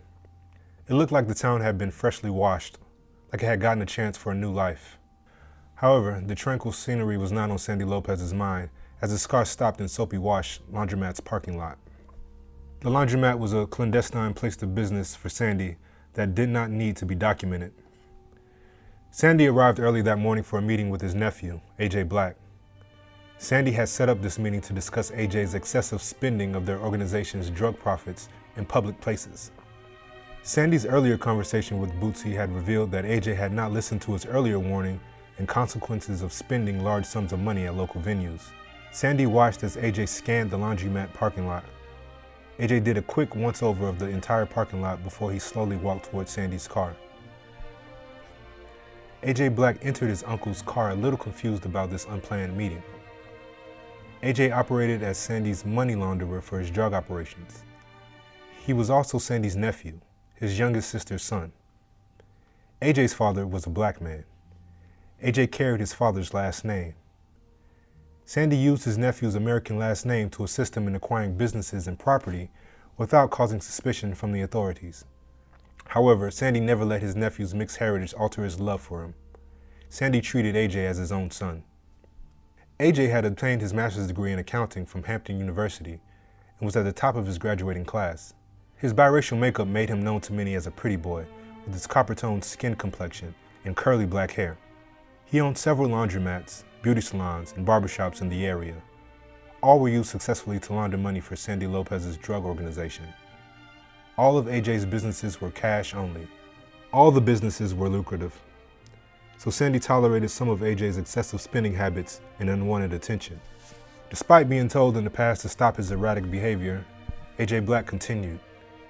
Sandy grows weary of continuously reminding AJ that his actions were not conducive to their drug organization.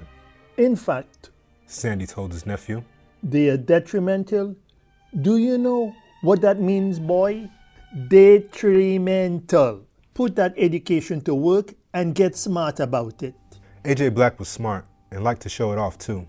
However, bashful young men like AJ always showed off too much around the wrong people. The places AJ frequently visited did not invite the most upstanding of men or women. Today, Sandy was in no mood for AJ's usual mental games. He wanted some answers from AJ, and they had better be good. Good morning, Unc. AJ said as he entered the car. Why are we meeting so damn early in the morning? There's still frost on the car windows. Sandy Lopez waited before answering. He usually waited to see if his nephew would think before he spoke. However, AJ clearly had not learned any lesson. Your black side of you is starting to show. We Mexicans get up early. We try to get our work done before it gets too hot as the day progresses, said Sandy. Wow, Unc. AJ got defensive. Sandy did not like it when AJ did not listen. You're starting to sound a little racist to me. AJ continued. Anyway, what is up? We both know that everything is going as planned with the businesses. I will have the $400,000 you gave me yesterday cleaned up by this Friday. All the funds will be deposited next week during our usual monthly bank runs, explained AJ. Sandy Lopez sighed. Damn it. You cannot take a joke, nephew? No, I'm not racist. Hell, I am looking for a black woman now to have a baby, Sandy said, trying to ease the tension. You know, I think black mixed with other race always makes beautiful kids, he said, giving his nephew a pat on his shoulder. Now, let's talk about making it rain again at the Gentleman's Club. AJ's facial expression became serious. He prepared for what was coming. I told you before that you cannot flash your wealth around in a small city like this. It would cause too much attention from the police officers or even the federal government. Hungry niggers will target you to rob. Consider this my last warning, Sandy barked. Uncle, I just need to blow off some steam. AJ spoke like a child justifying themselves to their parents. I mean, you had me move to this country-ass city where everybody knows each other and there's only 3 clubs within 50 miles radius. Also, With the rate we are moving money from the drugs, I can never take a vacation.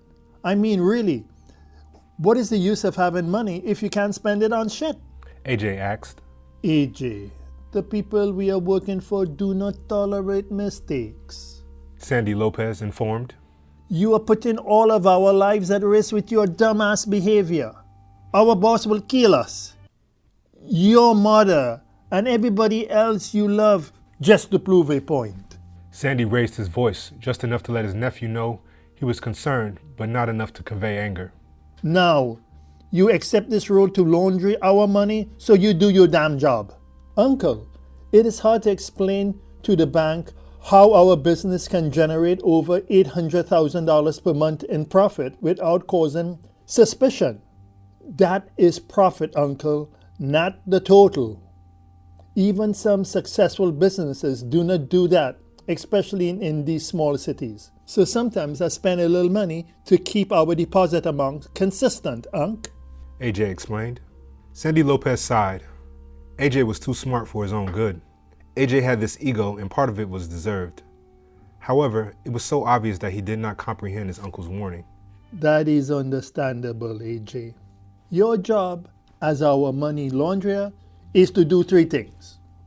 You need to keep account of the money we drop to you, clean the money, and deposit it into the bank account if the funds will profit from our business. That is it.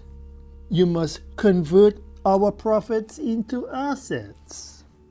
Make deposits into the business bank account regularly to not cause suspicion. So get your shit together. It is not your money you are spending, Yelled Sandy. AJ Black started looking nervous, speaking quickly. I'll do that, Uncle. I never miss a deposit. You know that. Let me fucking finish, Mr. Master's degree. Sandy exclaimed, loudly and angrily. AJ was silent in the car. Let me reiterate again, you are here for 3 things.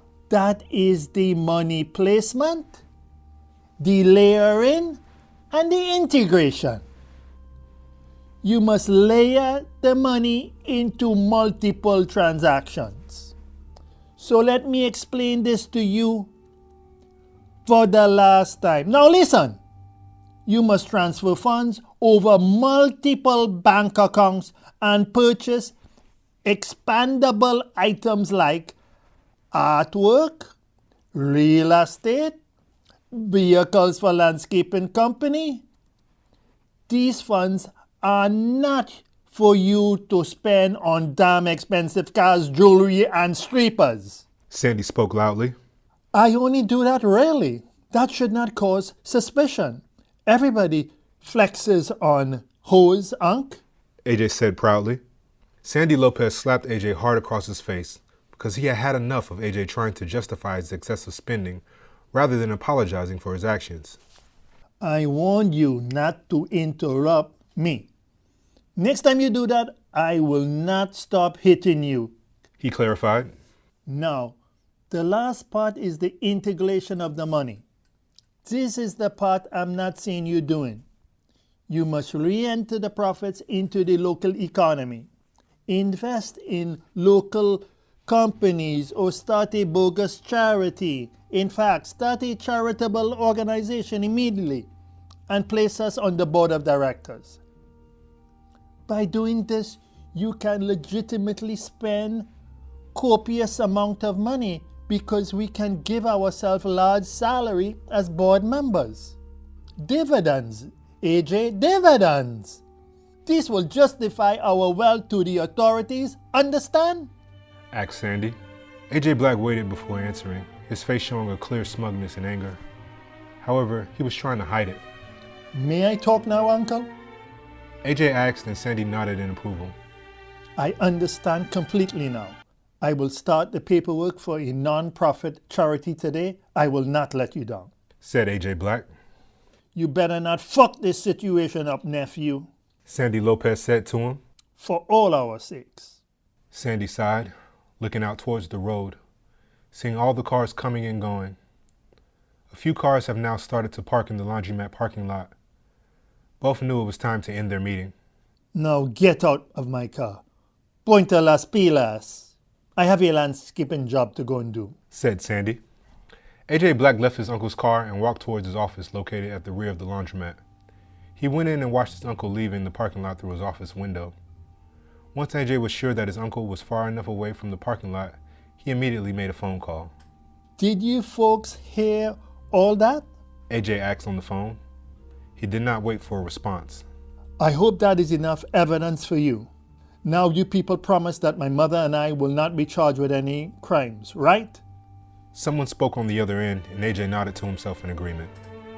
Okay, I will see you later tonight. Bye.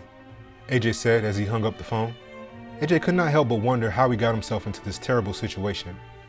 However, it was too late to return to a life of normalcy that he once had. All he had to do now was continue being AJ Black, the man who cleans dirty money for his uncle's drug organization.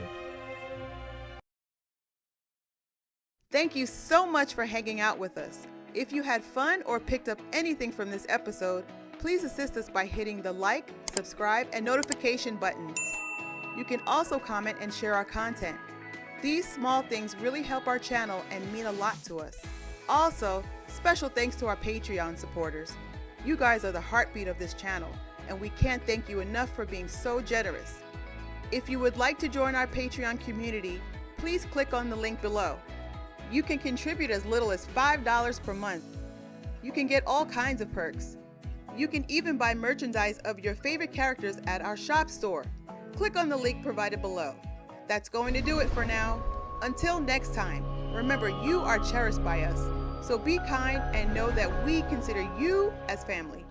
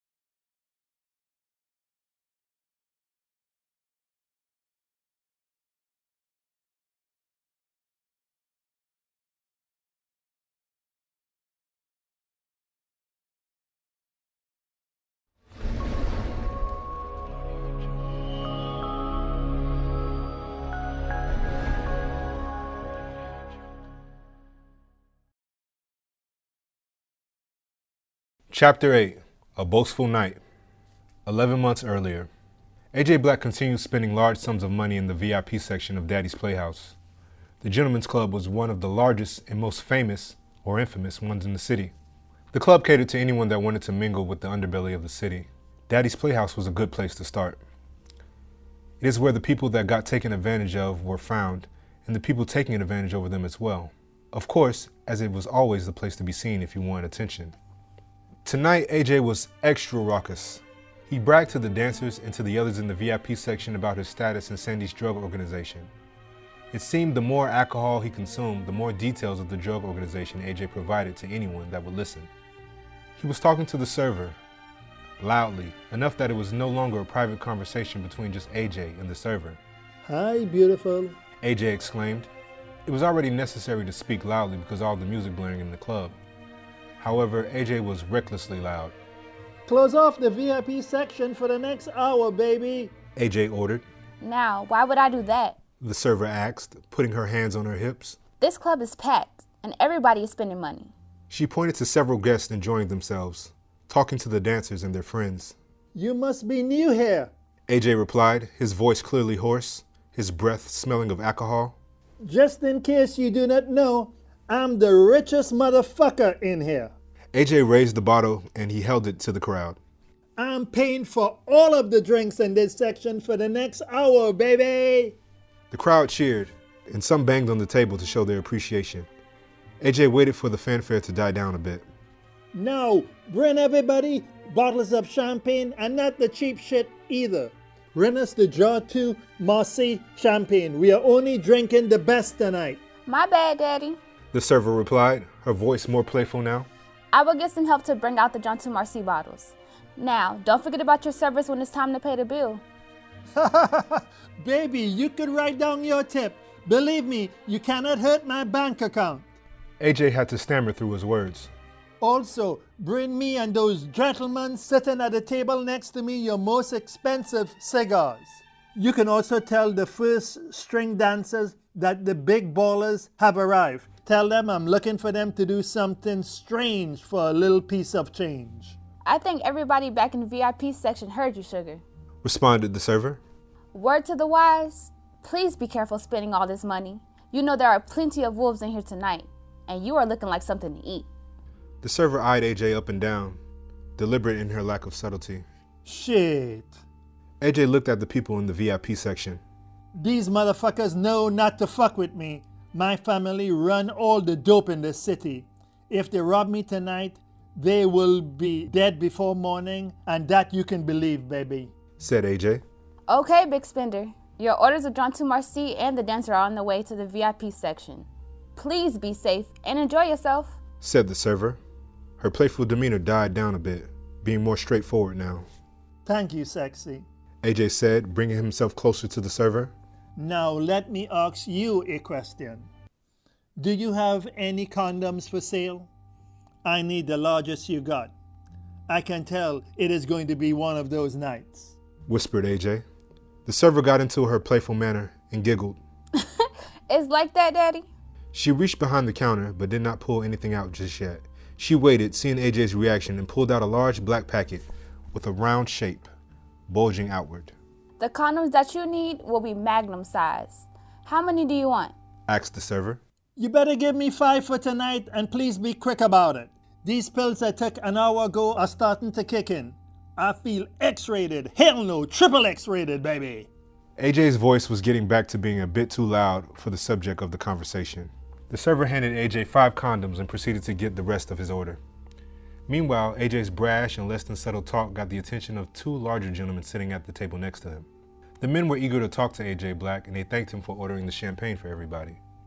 Thank you for everybody getting the best shit at the bar. Good of you to do.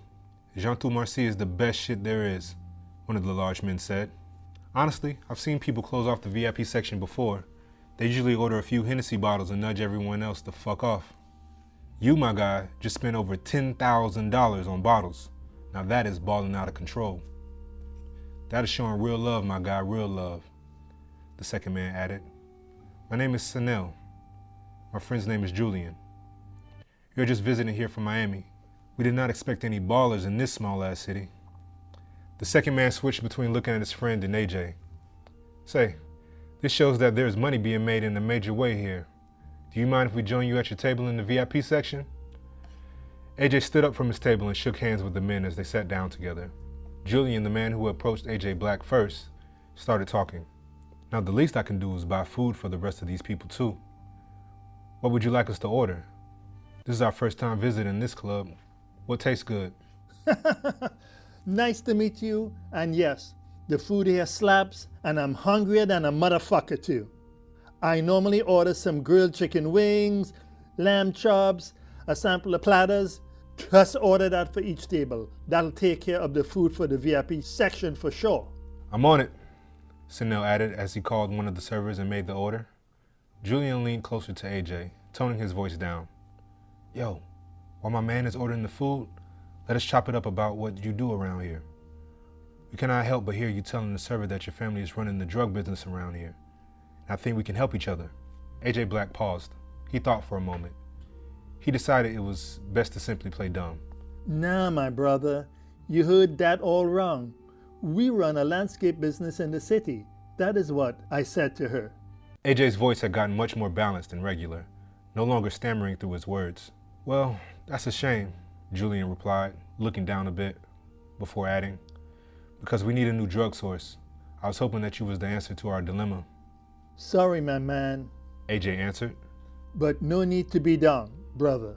We can still pop these bottles of Jotu, Marseille, champagne, get our grub on, and touch these bitches. As AJ said that, a few strippers entered the VIP section. Here come the first stringers now. Hi, Sexy Red. I've been waiting for you all night. Said AJ as he smiled. Well, the wait is over, Daddy. Sexy Red replied. She was one of AJ's favorites. Do you have condoms this time? You know it's best to be safe, boo. I'm not trying to get pregnant, baby.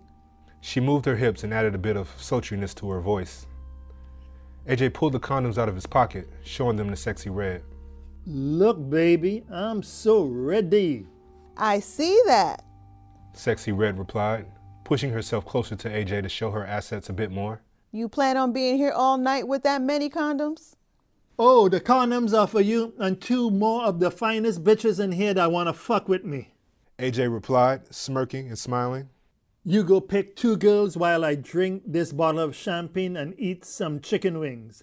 I need something in my stomach after I take my pills. You got it, Daddy. Sexy Red answered. I know two girls in here I have been waiting to fuck anyway. Are we going with you for the rest of the night? She asked. Yeah, I got a condominium downtown.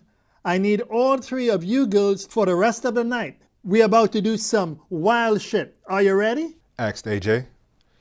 Two more strippers entered the VIP section per Sexy Red's request. Both walked up next to her and kissed her in full view of everyone. Okay. That will be $4,500 for all of us. Give us 30 minutes to get our belongings. I will signal you when we are ready to leave the club. Said Sexy Red. AJ Black was feeling particularly happy by this news. Sexy Red, make it an even 5,000. You can keep the extra 500 for yourself. Just make sure the girls are into some freaky shit. Absolutely. Let me set everything up for you now. Eat up. You're going to need your energy, boo. Sexy Red said as she smacked each of the girls on the backside who giggled with her. See you in about 30 minutes, baby. Sexy Red sauntered off with the two strippers. AJ Black admired Sexy Red walking away. Although the two large gentlemen wanted to continue their previous conversation, AJ was no longer in the mood to talk to them. He had love on his mind and did not want to be around people when he was like that. Like my friend was saying before Sexy Red brought her fine ass out here, Sanel began. We can always use a new plug. I hope you can be that for us. AJ Black, having his mind elsewhere, was munching down on some food instead of answering the man. It was convenient for AJ that Sexy Red showed up when she did. If you need a hookup on getting your grass cut in Miami, then I'm your man. Other than that, let me enjoy the champagne and get a lap dance before I leave here. Shit, I already paid for the champagne and the cigars. Said AJ. He was the only one that knew Sexy Red had told him to wait 30 minutes until she returned with the other strippers. He was using her as an excuse to leave the VIP section and not converse with the men any further. AJ informed the men that he had to use the restroom to make a quick exit.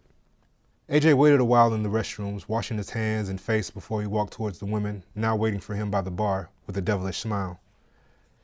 AJ grabbed one of them by their ass and started walking towards the exit. As the group began walking out the exit door, AJ's arm was grabbed by one of the large men he had been talking to in the VIP section earlier. AJ turned towards the man. It was Sanel who had grabbed his arm. "We have not finished talking to you. Step back into the men's restroom for a minute. Let me holler at you real quick." "You're not going anywhere until we are finished talking, you heard?" said Sanel. AJ Black immediately tried to maneuver himself from the man's tight hold. Hold on, brother. Do not fucking grab me like that in front of my bitches, all rough and shit. Now get your big ass hand off me, back up a little, and then we can talk inside the restroom. AJ said angrily at the man. However, he had sobered up enough after eating some food and realized these men were serious. AJ walked towards his girls and addressed his prize girl. Hey, sexy red. He handed her the keys. You ladies get in my car and wait for me. This shit will not take too long. They got me fucked up, and I will not be long, baby girl, informed AJ. Okay, Daddy. Sexy Red replied as she took the keys off him and directed the other strippers towards AJ's car. Stay focused while you're in there. We had never seen those guys before in this club. Let me know if you need me to call security, said Sexy Red. She knew the men were trying to strong-arm AJ, and they were not messing around. No, baby, I'm good, AJ Black replied, looking over his shoulder. You sexy ladies, go ahead and wait for me. Start stretching like you're about to run a motherfucking marathon, cause tonight we're about to do some Olympic-style crazy shit. AJ smacked her on the ass. How you say it, boo? Now, on your marks, get set and get your ass off to the car. The ladies walked towards AJ's car, laughing, and he followed the two men as they entered the restroom. Now, what part of I do not sell drugs do you guys not understand? AJ started off, not even looking around to see if anyone else was in there. Are you motherfuckers slow or something? Do you have a learning disorder? Did I not? Julian almost immediately punched AJ in the stomach. Shut the fuck up, little man. Now, like my friend told you earlier, our conversation was not over. Your name is AJ Black, said Julian. AJ looked stunned. I never told you my name. What is this about? Who are you and what do you want with me? Sanel grabbed AJ by his shirt. It's about us having enough evidence to put your whole ass away for a good 30 years in prison, AJ. We know all about your money laundering for your uncle's drug organization. We've been following you for months now. I'm FBI agent Sanel Black, and this is FBI agent Julian Brandon. They both took out their badge. It was standard procedure for them to show their badge. They made a habit of only showing their badges briefly, never letting the other person read any details. It was a common tactic both men used to gain power over their conversation with criminals. You folks must have the wrong fucking man, said AJ. He was defending himself, knowing he was caught, but also knowing he couldn't do anything about it. All my businesses are 100% legal. I've done nothing wrong. Now let me get the fuck out of this restroom. I have pussy waiting on me in the car, explained AJ. Julian was not buying AJ's story of earning money legitimately. Not one bit. You're going to play that I don't know shit game with us? Well, let's see if your mother is going to play the same game when we arrest her ass tonight, said Julian. AJ Black was shocked. For what? He asked, his eyes and face betraying the tough guy look he had tried to present. My mother did not do shit. You fucking feds will do anything to get an arrest, won't you? I've not done shit and neither has she. I do not know who you are watching and following, but it was not me or my mother, yelled AJ. Sanel reached into his jacket and brought out some photos. AJ instantly recognized the woman in the pictures. If she's so damn innocent, then why is she in this photo handing drugs over to an undercover agent? Why are you in this other photo taking large sums of money from Sandy Lopez, a known drug cartel lieutenant from Mexico, isn't he? That is you, isn't it? Sanel flipped through the photos, adding insult to injury as he spoke. AJ Black laughed sarcastically. Wow, so every Mexican small business owner is a drug cartel lieutenant now. I understood the assignment when I started working for my uncle. However, you folks are threatening me with arresting my mother. This is some low shit to do. We all know that she was not responsible for delivering any drugs. You folks photoshopped that damn photo to frame her just to arrest me. Don't flatter yourself, AJ, Sanel replied. We don't want you. We want your damn uncle. You are not worth shit. Now either you will agree to help us and be able to go home with those young ladies, or you can go to jail tonight. Then you must worry about some mass murdering men asking you if you do any freaky shit too in prison, said Sanel. AJ Black knew he was backed into a corner. He was not going to play hero today and take all the criminal charges. AJ was not going to sacrifice his life for the sake of his uncle's drug organization. Well, that choice is easy.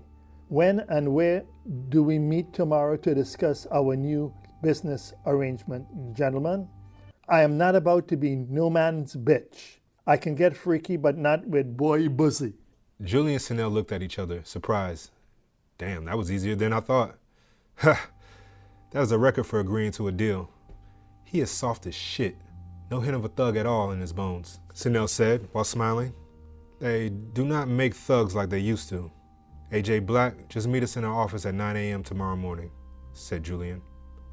AJ straightened his shirt as he exited the restroom.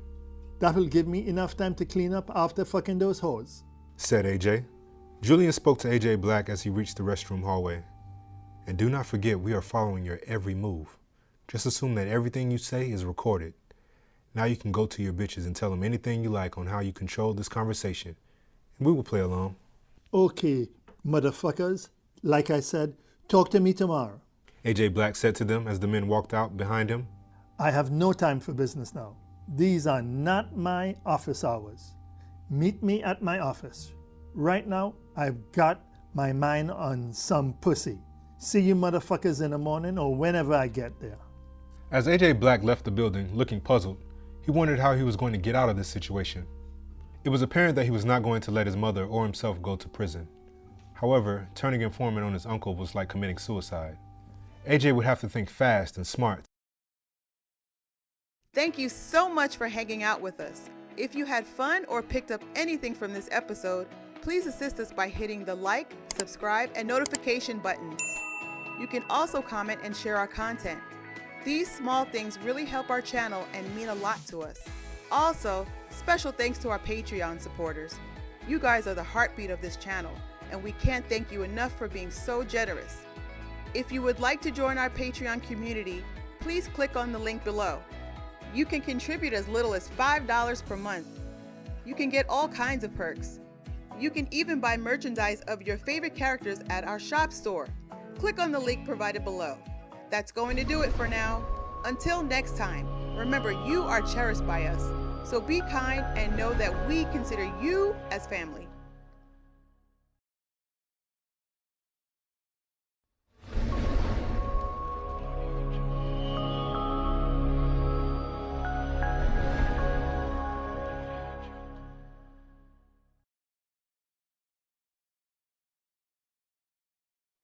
Chapter 9. No escaping this. A red sports car sped off on the I-85 freeway off-ramp. The car quickly turned onto the less traveled Boyd Highway and continued to pick up speed. In her haste, the driver did not notice a police cruiser making chase. However, it was not a highway patrol officer, but a regular Metro police car pursuing the vehicle. Police officer Cynthia Brown was conducting a speed check on this remote section of Boyd Highway. This section was located close to Robin Antonio Park, where 2 dead Mexican men had been found murdered. Therefore, this area was a place of interest for the local police. Always one to follow orders, Cynthia Brown monitored every vehicle's speed as she hid from the driver's view while looking for speed violators. She had recently transferred from her previous police department to enhance her career. However, Cynthia's sudden transfer to the local police department had many of her fellow officers leery of her because of how quickly she was making arrests. Cynthia's arrest record was getting her noticed by her superiors, and this rubbed some officers the wrong way. In her brief time at the police department, she had managed to recruit many informants to assist her in arresting criminals left and right. She was a petite woman with blonde hair and a muscular frame. Cynthia was too much of a do-gooder to be taken seriously by most of her fellow officers. However, she could display a harsh attitude with skill when provoked. Still considered a newlywed by most, Cynthia had been married for 4 years. Cynthia's commitment to her job made her even deal with average car speedsters in a by-the-book manner. She was always a stickler for the rules. She was never going to let a speedster go with a warning just because of their wealth or status in the local community. Cynthia was now quickly picking up speed while pursuing the red sports car. She turned on her sirens and continued to chase. In the driver's seat of the red speeding car sat Arferia Carson, a pharmacy director at one of the local hospitals. The music in the sports car was blaring. The speakers would have shaken anyone inside if someone was accompanying her. Arferia was texting someone on the phone while speeding. That was a double whammy for anyone driving recklessly. If she had not been texting, she would have noticed the police cruiser following her. The flashing lights of the sirens were unmistakable, and as they catch Arferia's eyes, she quickly panicked. She almost dropped the phone and losing control of the red sports car. Once she regained control of the car and her composure, she became nervous. Arferia knows that this traffic stop will not go well for her since she's transporting 800 pills of oxycodone and Percocet. They are not exactly well hidden either. Why would they? Arferia is a pharmacy director carrying medicine. What would be suspicious about that, right? She thought. However, Arferia did not want to take any chances. She looked for a discreet location to dispose of the drugs before the police could notice. She slowed the car just enough, preparing to throw the drugs out of the window. Arferia made a mental note of where she would throw the drugs so she can come back and get them later. Or at least, that was the plan. Before Arferia could make the throw, another police car from the opposite direction stopped their car in front of Arferia's sports car, causing her to step on her brakes immediately. Arferia had a defeated look on her face as a police officer approached her car. She was too scared to even realize that the music was still playing loudly. Her car's window was rolled down as she watched police officer Cynthia Brown walk towards the driver's side of her car. Please turn off your music and provide me with your license, registration, and proof of insurance, ma'am. Why are you in such a hurry today, miss? Cynthia Brown asked, with one of her hands holding a notepad and her other on her hip, close to her holster. Arferia Carson took a deep breath and cleared her throat. I didn't realize that I was speeding, officer. Can I just get a warning this time? I'm just getting off a long shift at work, and I just want to go home. I do apologize, sis, she said as the officer looked over her documents. Cynthia was annoyed at that last remark. She braced for another classic speech of sisterhood and sisterly love that female speeders often try to use to get out of their speeding violations. Cynthia did not want to deal with the rabbling today. Well, for one, I'm not your sis. Now, since you were going 50 miles over the speed limit, I'm going to have to arrest you for reckless driving. Now, please step out of your car slowly. Are you fucking serious? Arrest me? Can I just get a speeding ticket? Arferia exclaimed with a mixture of panic, shock, and anger in her voice. I need to go home to my children. This is ridiculous. Miss Carson, you need to calm down and speak to me in a non-threatening way moving forward, or I will be forced to use my stun gun. Do you understand me? Cynthia asked loudly and clearly. Arferia took a few deep breaths to regain her composure. There's no need to use excessive force, officer. I am complying with your orders. An arrest is overdoing it, don't you think?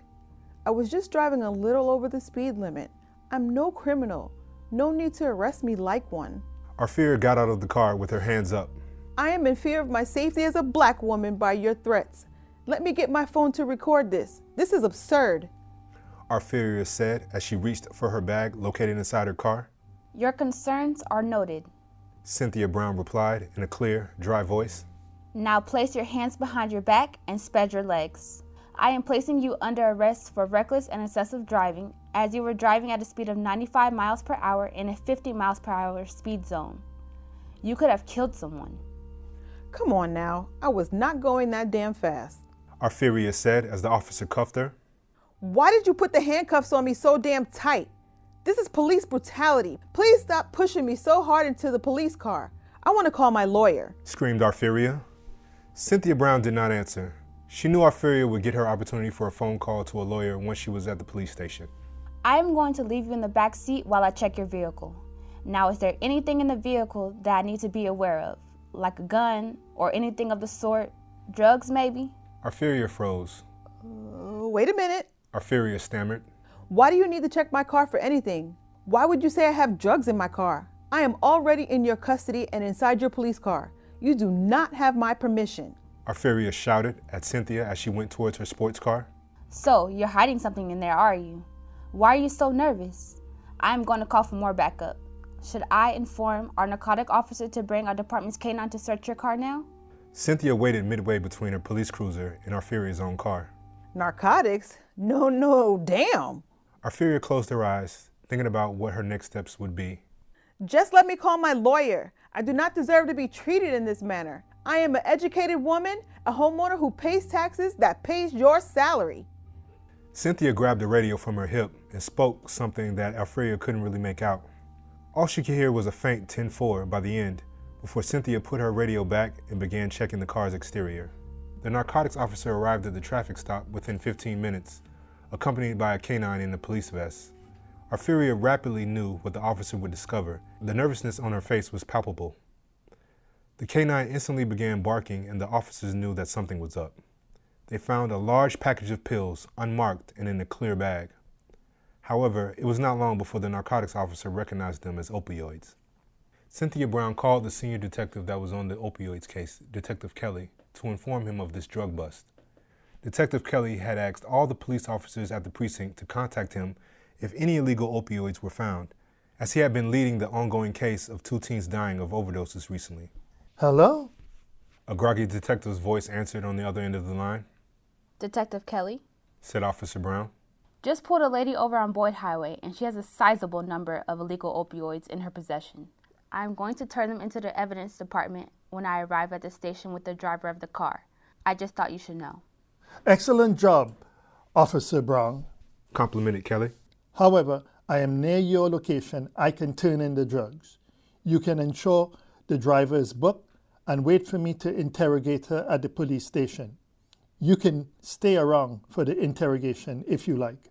Cynthia Brown was a bit confused. This was not standard protocol. Are you sure you don't want me to turn in the evidence and the driver? That is against protocol. Asked Cynthia. Just do what I asked you to fucking do, Officer Brown, and that is an order. Shouted Detective Kelly as he approached the traffic stop location. Relax, Detective. I see you pulling up. The drugs are still in the driver's car. I am taking her down to the precinct for booking now. Also, I would love to be a part of this interrogation. You know, get to see the experts at work. Requested Cynthia. Detective Kelly had a smirk on his face as he pulled up. He approached Cynthia and quickly replied, You could stop the ass kissing, Officer Brown. I'll meet you at the station. I do not want anyone to talk to the driver until I arrive, and do not let her out of your sight. I will call you once I'm done with the scene interrogation I'm doing now. Do you understand? Loud and clear, sir. See you at the police station. Replied Cynthia. It was strange. Their conversation was more like a drill sergeant had been interrogating her rather than a senior detective barking orders. Cynthia Brown arrived at the police station several minutes before Detective Kelly.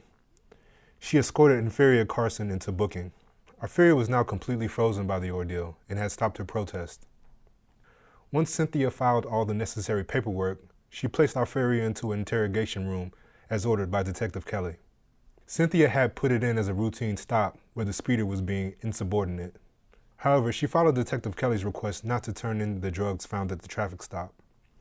Something inside her knew that not following the procedure of turning in illegal drug evidence just did not feel right. It was the confidence and the surety with which the detective had spoken, as if this were usual for him, that irked Cynthia. However, for now, she would be a fly on the wall and observe until the situation made more sense to her. Detective Kelly arrived at the precinct and walked directly into the interrogation room, bypassing the evidence locker. Although Officer Brown noticed his actions, she pretended not to. He quickly asked Officer Brown to step out of the room while he talked to Arferia alone. Mrs. Arferia Carson, can you explain to me why you had over 800 pills of oxycodone and Percocet in your possession? He asked as he entered the room. Arferia was crying. Look, I cannot go to jail.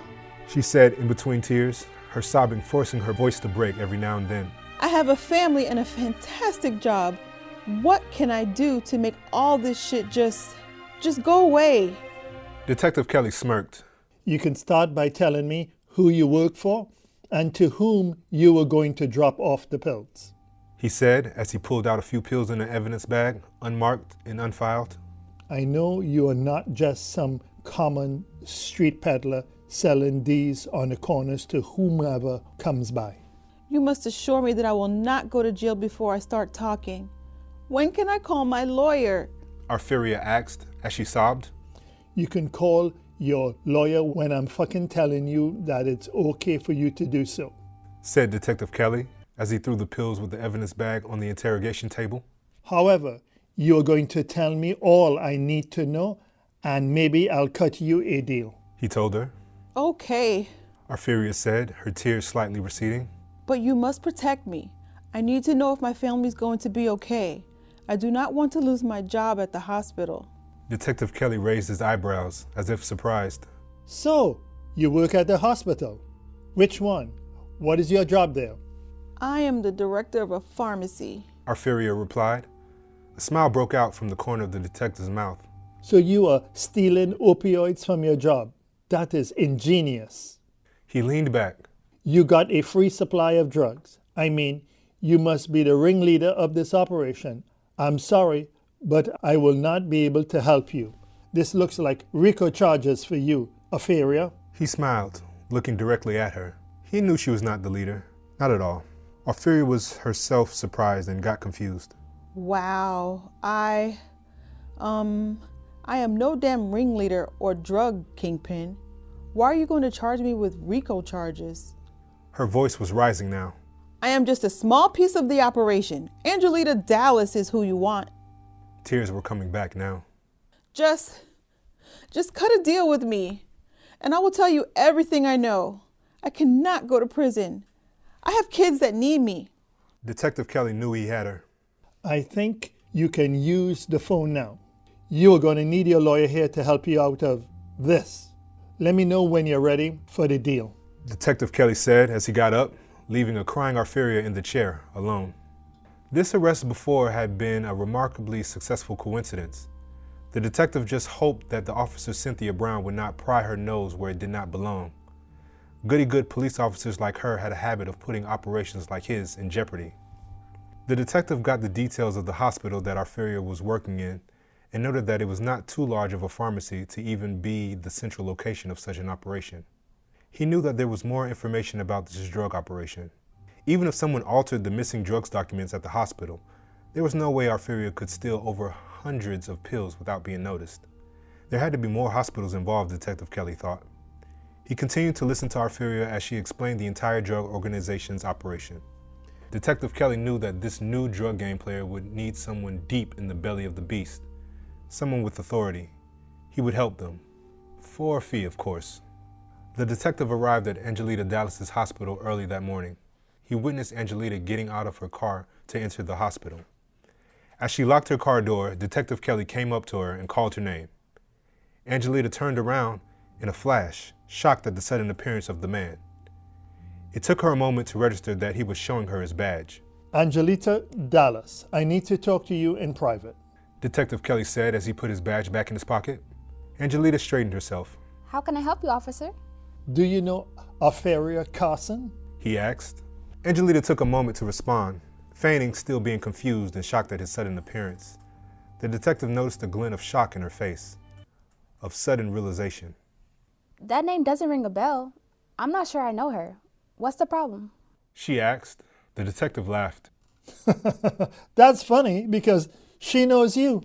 He crossed his arms. She was caught with a large amount of prescription pills, and Arfiria named you as her boss. In fact, I was informed of an entire drug organization made up of hospital pharmacy directors stealing and selling oxycodone and Percocet pills all over the tri-state area. Now, are you sure you do not know Arfiria Carson? Angelita was starting to breathe heavily. I have no idea what you're talking about, officer.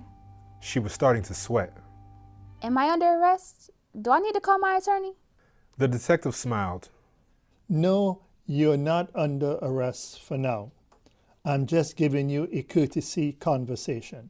I'm just letting you know that sometimes police protection can be a good thing. He reached inside his jacket, pulling out a card. Now, Here's my business card. Please call me if you happen to remember Miss Carson.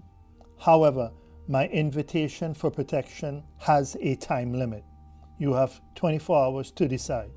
After that, our next meeting will be conducted a lot differently. Do you understand? Angelita swallowed.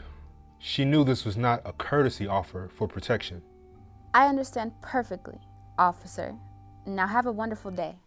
Angelita said, taking hold of the card and staring at it as the detective exited. As Detective Kelly walked back to his undercover vehicle, Angelita looked at him, not moving from the parking lot. She waited until he exited the hospital property and immediately started to plan her escape from the area. In her head, she had wondered why Arfuria didn't drop off the pills last night to Lisa Chin. Angelita quickly called her boss and explained she was feeling nauseous. Her boss instructed her to go home, and she did as fast as she could. Angelita had to remove the remaining pills from her house. She had money saved and would have to use it immediately. She wanted to avoid issues at her workplace. Angelita decided to submit her job resignation by email, too. The detective gave her 24 hours to decide. However, she would only need 10 to leave the city and the country. There was no way she was going to work.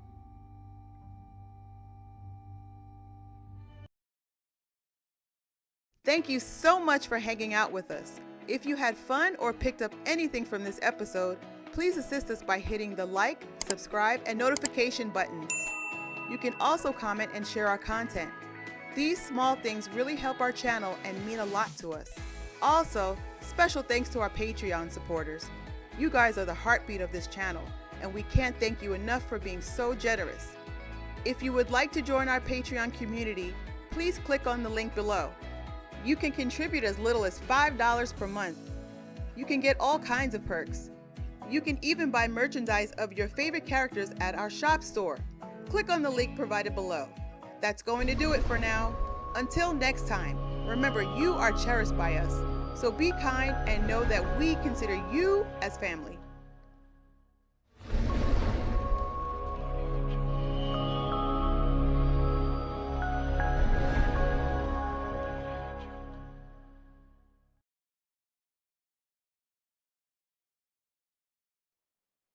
Chapter 10, Asking Too Many Questions.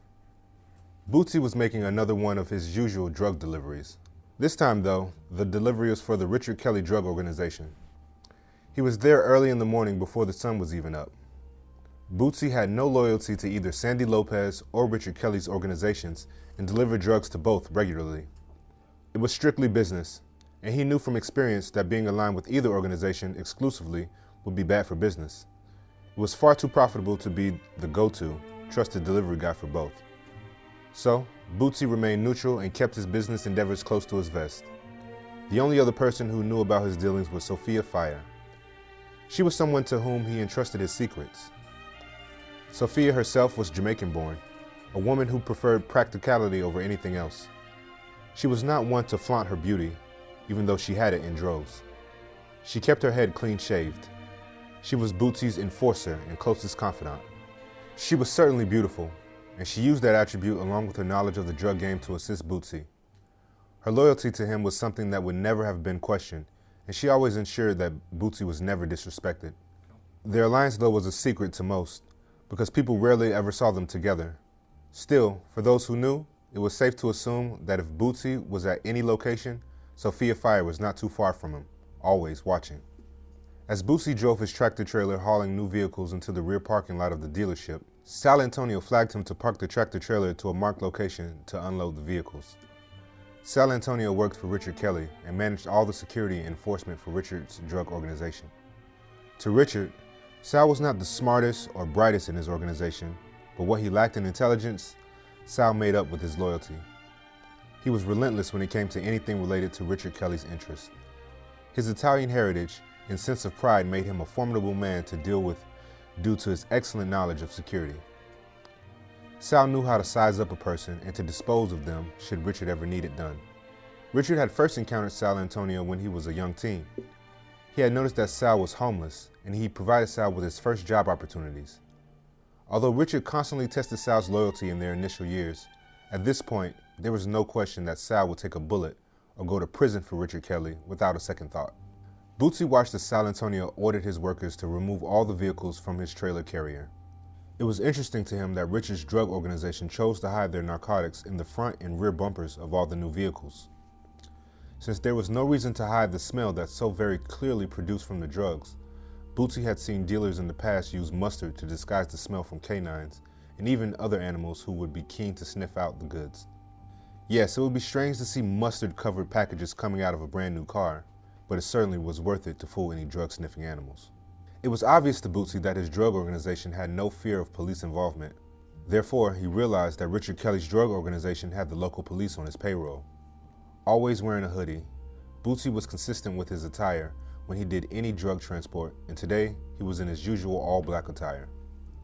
Bootsy stepped out of his truck and walked towards Sal Antonio. The men greeted each other and walked in to inspect all the new vehicles to ensure that all vehicles were in good condition. If everything was good, Bootsy would receive his payment from Sal. Bootsy started his usual cheerful conversation. "What's going on, my Italian stallion friend? It's another beautiful morning, don't you agree? How was your weekend, brother Sal?" Bootsy asked. Sal had a serious look about him, too serious to match Bootsy's own happy-go-lucky vibes. It was okay, big man. Sal answered in a flat tone. Just stand near the truck until we have finished checking each vehicle, then you'll get paid. Sal answered. Hurry it up, men. I want all these vehicles checked and put back together for sale in 45 minutes tops. Does everybody understand? Sal asked. Bootsy saluted Sal, as if impressed with his assertiveness. "Damn, I do not want to work for you, but I understand," Bootsy said, laughing. "Now, recently you are calling me big man, brother Sal. If you have not noticed, I have lost over 75 pounds since our last visit. From now on, you can call me middle-aged, slim, and sexy. Wait until our next visit. I'm going to have 6-pack abdominal muscles and everything. These foreign bitches better look out for me. I'm going to be an international pimp with my Google Translator mobile app ready. No bitch is going to be safe from my sexy ass." Sal smiled to himself this time. If you do not get your ass next to your truck now, there will be no other visit here for you. Now, no more joking, Mr. Middle-aged, slim and sexy. We should be done here soon. If everything is copacetic, you will get paid soon. Capiche? Wow, after all these drop-offs I've done for you folks, now you want to threaten me like that? Okay, brother Sal, you're running the show. I will just listen to my music on my headphones until you folks are finished, Bootsy replied in his usual demeanor. Unbeknownst to Sal, Bootsy was again in constant communication with Sophia Fire. Bootsy, with his hoodie pulled over his head, watched Sal's men reassemble the new vehicle's bumpers back and drive each to their designated parking spaces. He began to talk to Sophia in his earpiece. "Sophia, how's everything looking from your location? These motherfuckers are taking all day to finish this delivery," Bootsy spoke, whispering slightly. Sophia's voice came in the earpiece. Everything is cool, man. I got me eyes on Sal Antonio. That blood clot makes me angry. Why he call you big man when it is clear by just seeing you that you have a slim figure now? You've achieved massive weight loss. "Right, and thank you for noticing my weight journey gains," Bootsy replied. "That motherfucker is not noticing a brother's positive gains. Hell, I'm working hard to get sexy for these young bitches. However, just continue to watch my back until I'm long gone. This will be our only delivery for today. I will meet you at the spot later today. I gotta try using my new translation mobile app on this woman I met online from Honduras. You know she doesn't speak a lick of English, and all my Spanish words come from the Taco Bell menu. Oh, and the inappropriate words I learned from Jesus in the 5th grade. Puta bendejo." He laughed heartily as he said it. "So this mobile app is going to help me get this fat Honduran ass tonight." Sophia laughed heartily too. Boy, you're really using a translation app to pick up women? It took a while until Bootsy started laughing with her. I thought you were fucking joking when you told Sandy Lopez that shit. Wow. Let me know how it turns out for you. Now, let me focus on the motherfucking skunks. Both were chuckling before Bootsy suddenly heard Sophia's very urgent voice in the earpiece. Hold up. 2 vehicles are entering the main parking lot of the car dealership. It looks like Richard Kelly in one car and a black woman in the other car. "Okay," Bootsy replied. "These guys here are finishing now. Sal Antonio is walking towards me with the payment. I will talk to you later." Sal Antonio walked towards Bootsy with a large duffel bag. It made a satisfyingly heavy thudding sound as Sal dropped it on the ground. Bootsy opened the bag quickly and checked the money inside.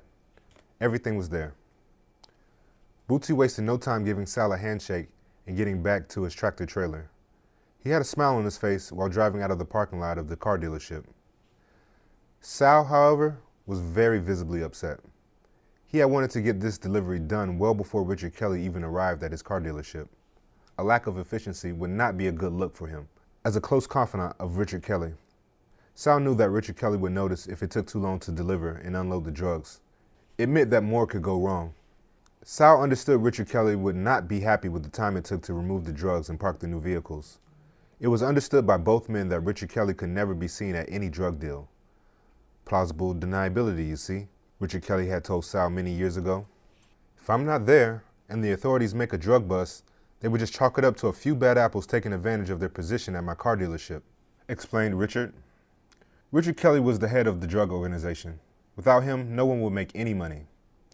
It was Richard's name and contacts that moved the product, not the product itself. It was a question of reliability and long-term relationships when it came to Richard Kelly. This man liked to keep his friends and enemies close, so that when the time came, he would pit them against each other, the old divide and conquer strategy. Sal knew this as he walked into the dealership showroom and prepared for Richard Kelly's harsh comments. Both Richard Kelly and Alcea Adams arrived within seconds of each other. Alcea always arrived early at work as she had to put financial reports together for Richard and place them on his desk as soon as he arrived. The sheer amount of creative accounting needing to be done at the car dealership, she had her work cut out for her. Seeing her boss at work sometimes made Alcea grimace. However, that expression was tame compared to the sigh she made when she noticed the delivery of new vehicles to the car dealership. She was not pleased to see these new vehicles being delivered this morning.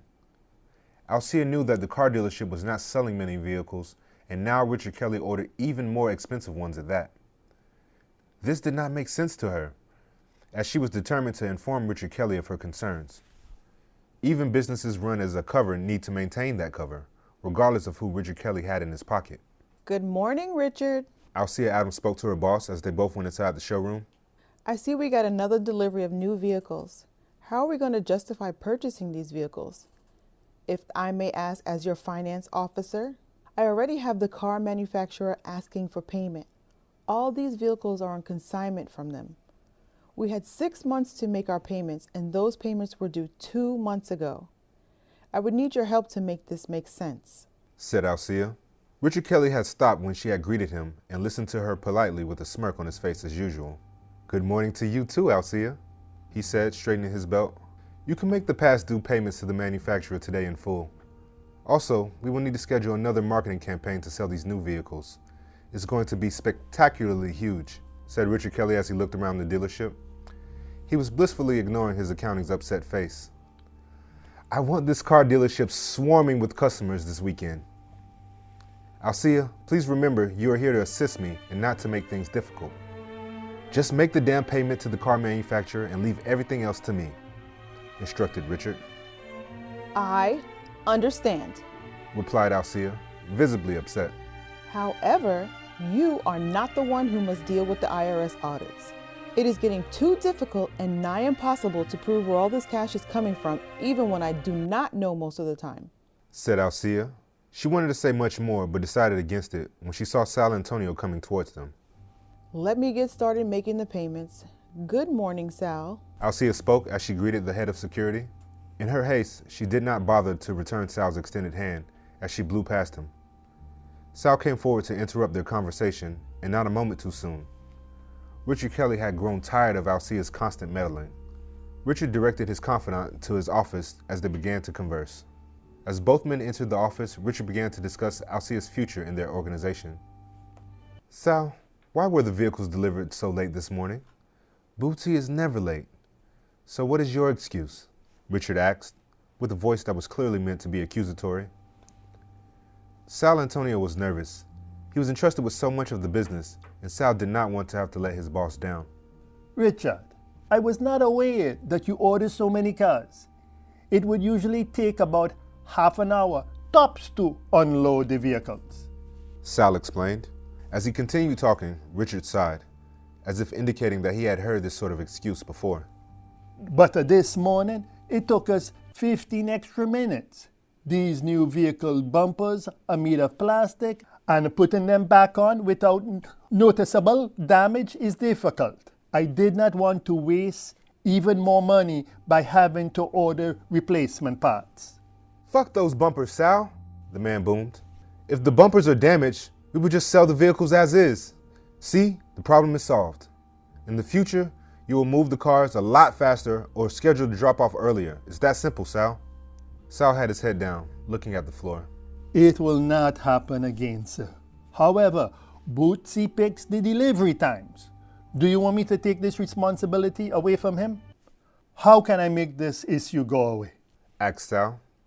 Richard Kelly was not happy with Sal's solutions. Hell no, Richard yelled. Let Bootsy continue to schedule the deliveries. He's the only one that is dependable in this whole damn organization.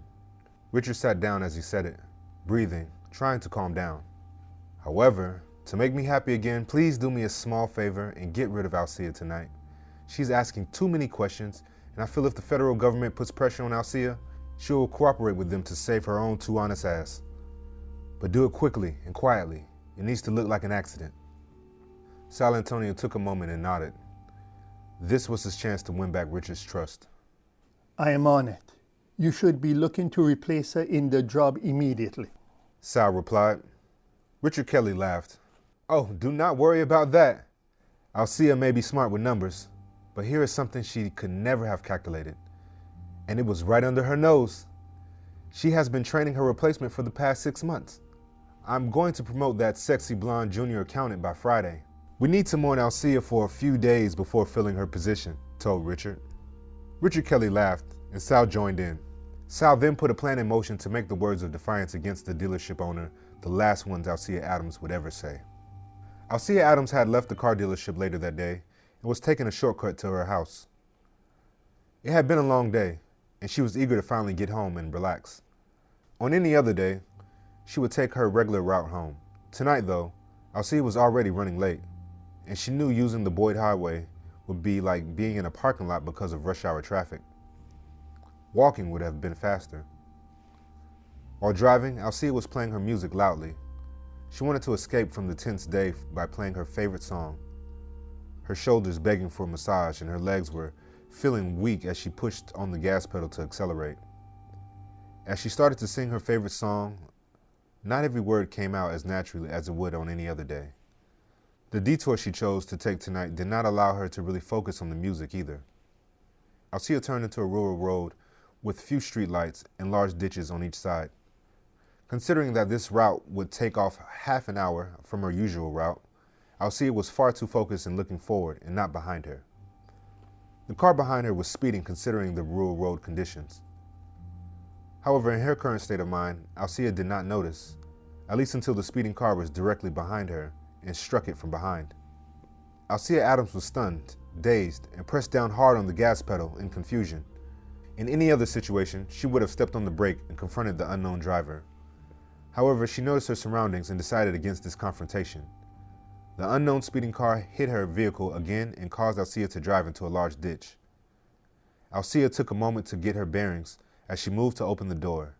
She realized she was trapped. Alcia had fallen in a way that made it impossible for her to get out of her vehicle.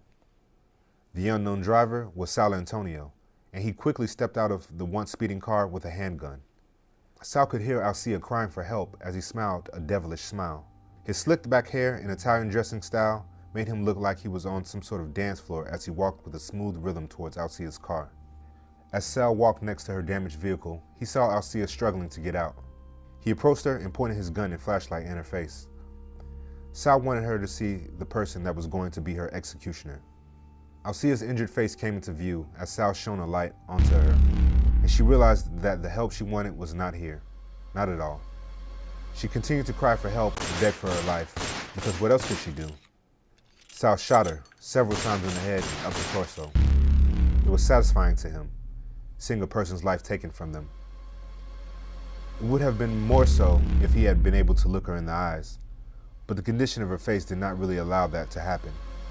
Still, it was a good kill for Sal, and he congratulated himself for it. Sal walked back to his car and grabbed a container of gasoline. He poured it over the crashed vehicle and lit a match before throwing it onto the car. In just a few seconds, Alcia's lifeless body was fully engulfed in flames, and this accountant would never disturb Richard Kelly's. Thank you so much for hanging out with us. If you had fun or picked up anything from this episode, please assist us by hitting the like, subscribe, and notification buttons. You can also comment and share our content. These small things really help our channel and mean a lot to us. Also, special thanks to our Patreon supporters. You guys are the heartbeat of this channel, and we can't thank you enough for being so generous. If you would like to join our Patreon community, please click on the link below. You can contribute as little as $5 per month. You can get all kinds of perks. You can even buy merchandise of your favorite characters at our shop store. Click on the link provided below. That's going to do it for now. Until next time, remember you are cherished by us, so be kind and know that we consider you as family.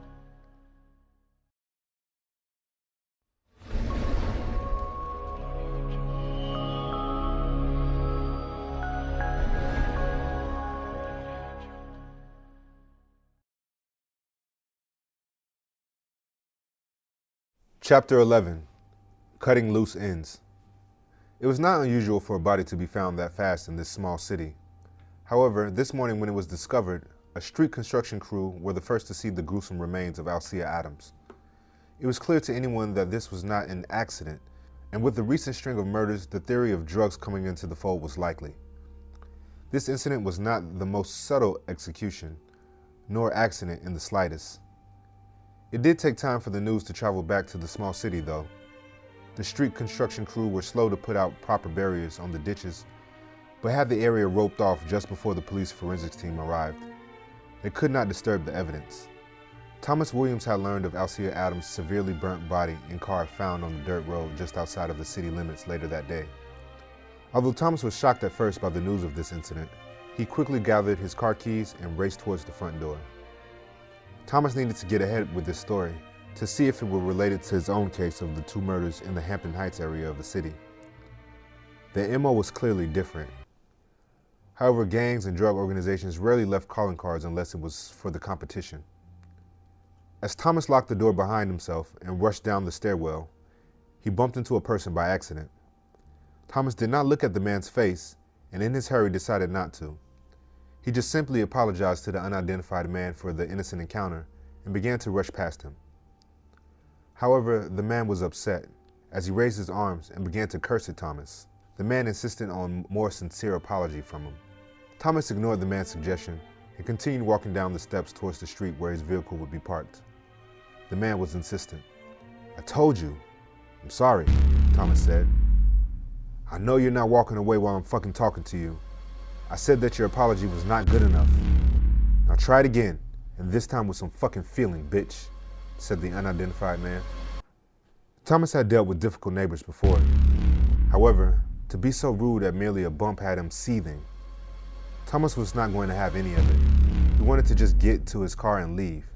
Damn this man and his demands. "Are you fucking kidding me? That is the best apology you are going to get from me, my friend. Who the fuck are you?" asked Thomas. As Thomas said the words, the unidentified man pulled out a handgun from his jacket and pointed it towards the reporter. "I bet you wish you gave me that fucking apology now, you little bitch," spoke the unidentified man.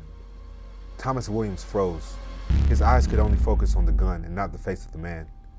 Even his voice was breaking. Thomas was scared. "Come on, man. All of this for an innocent bump on the stairwell?" Thomas said before taking a breath and trying to resolve the situation. "You need to just put down the gun and we both just walk away from this incident like it never happened. Are you from around here? I've never seen you in this apartment complex before." "Whoa, man, please put down the gun," begged Thomas. The unidentified man smiled. Same old Thomas Williams, always asking fucking questions. Thomas was puzzled. Was it a stalker? A criminal he convicted throughout his career? Why had this man just called him by his name? Thought Thomas. "How do you know my name? Again? Who are you? Who told you where I lived? Just put down the gun," demanded Thomas. Thomas Williams never got an answer and never even got to express the immense shock his body felt before it succumbed to death. The unidentified man fired several shots into Thomas Williams' torso. However, it took a while before Thomas could even scream in pain. In a state of shock, Thomas tried to run after a second or two, whether upstairs or downstairs he could not tell. Thomas could not even see clearly ahead of him as he stumbled and fumbled his way forward. The unidentified man quickly caught up with Thomas, with ease. Thomas was then struck by rapid gunfire again as he reached his apartment entrance. Thomas fell into the sidewalk near the flower path next to his apartment stairwell. Thomas managed to find a solid object on the ground and quickly grabbed it to throw towards the unidentified man. However, he missed hitting the man with the loose brick. The unidentified man fired his gun again and struck Thomas in the leg while he remained laying on the ground. The unidentified man stood over Thomas Williams' body and delivered 2 shots into the reporter's skull. He died instantly. The man then walked towards the street and returned with a can of gasoline. He poured it over Thomas's freshly murdered body, blood still oozing through Thomas's clothes, red and dirty, making patterns into the concrete on the sidewalk. There was a smile on the man's face as he watched the flames engulf Thomas's body. Detective Kelly was now at the Alcea Adams crime scene. Both Alcea's body and her car were discovered burnt to a crisp. Alcea Adams' car was still smoking when he arrived. It was quickly realized by all the police officers present that this was a homicide. However, confirmation would be needed from the county coroner before an official homicide case could be opened by the police department. As Detective Kelly walked towards the scene, he thought, how could this have played out? Technically, a car could fall into a ditch and a fire could be explained. Things like this can happen and have happened in the past. However, this one clearly showed someone was murdered. Even as Detective Kelly walked, he saw bits of headlights on the ground marked with evidence markers with the rest of the police officers. They had just arrived too, and were figuring out how far this crime scene stretched. Kelly saw the bullet casings, the deep footprints of boots that were clearly too fancy for construction workers, and the smell of burning meat. Listen up, people. Detective Kelly bellowed, and the officers looked at him. I need this area. 100 yards in all directions taped off immediately, and let me know when the county coroner gets here. Ordered Detective Kelly.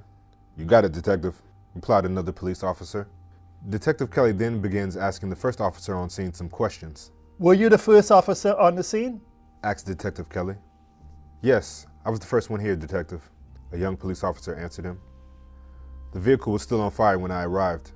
I managed to use my fire extinguisher from my squad car to put out the remaining flames. That is when I noticed the body also burning inside the vehicle. I have not touched it, but it was clearly mutilated. Parts of the face were missing, detailed the police officer. Excellent work, said Detective Kelly as he patted the officer on his shoulder. The car license plate is still readable. Did you investigate who this car belongs to, officer? Asked Kelly. Yes, sir. The vehicle belongs to a Miss Alcea Adams, the officer replied. Huh. The detective's hairs on his arm stood up. The revelation puzzled him. He knew that Alcea Adams worked for Richard Kelly as his car dealership accountant. It seemed to him that trouble was brewing in Richard's drug organization. It seemed to Detective Kelly that Richard Kelly was now offing his staff and cleaning house. The detective's instincts were telling him that it might be time to find a new drug organization to extort soon. Where is her body now? I want to view it before the coroner arrives. Detective Kelly instructed the police officer. Please, follow me. However, let me warn you that it is not a sight I will want to see too much of, the police officer replied as he began to walk towards a body bag. They arrived at the body bag, tiny slivers of smoke coming off of it. They could smell her burning flesh through the tightly sealed bag. The body bag itself seemed to radiate heat. Okay, Detective Kelly, please get ready to see something horrible, the police officer said as he began to open the zipper. Just open the damn body bag, like I haven't seen dead bodies before. Detective Kelly snarlily replied. The police officer was distracted by the detective's comments, and he almost accidentally damaged the evidence as he opened the body bag. Alcea Adams' body was severely burned. However, the most surprising part of the viewing was Alcea's face, or rather, the lack of it. The body was missing a substantial portion of her skull. What the fuck? This lady is fucked up.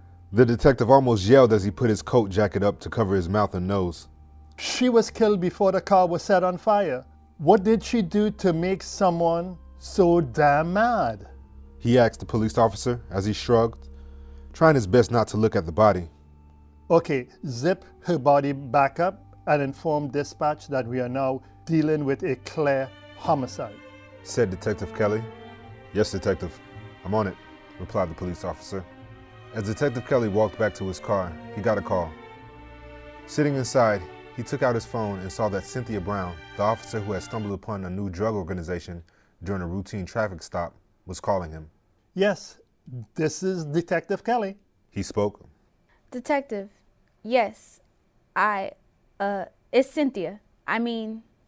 Officer Brown. Detective, it is. Yes, what is it? Quickly now, Demanded Detective Kelly. It is Thomas, sir.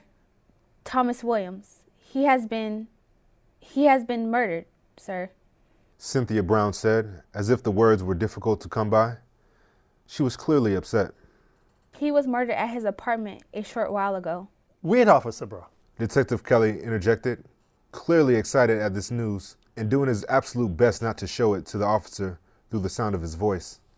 He took a breath, cleared his throat, and talked back to the officer in the most concerning voice.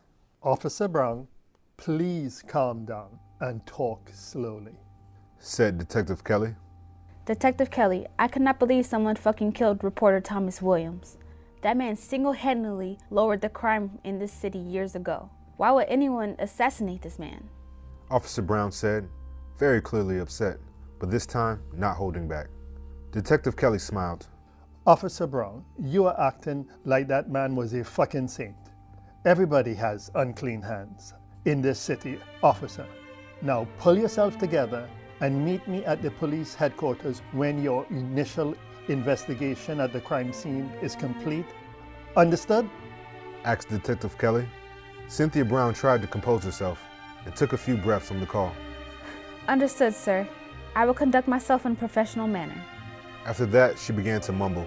I'm sorry, it's just that I admired him. Although she soon caught herself and cleared her throat, replying in a clear voice. Yes, sir. Be professional, said Cynthia Brown. Both hung up their cell phones. However, Cynthia Brown was puzzled why Detective Kelly was not upset by hearing the news of Thomas Williams' death. Not even an ounce of shock from a man who would have been one of the city's greatest allies in fighting crime. Cynthia knew that the two men shared history, and the news of Thomas's death should have affected Detective Kelly emotionally in some manner, if not for a friend, for a colleague of sorts, at least. Cynthia was determined to uncover the reason the men's relationship was distant.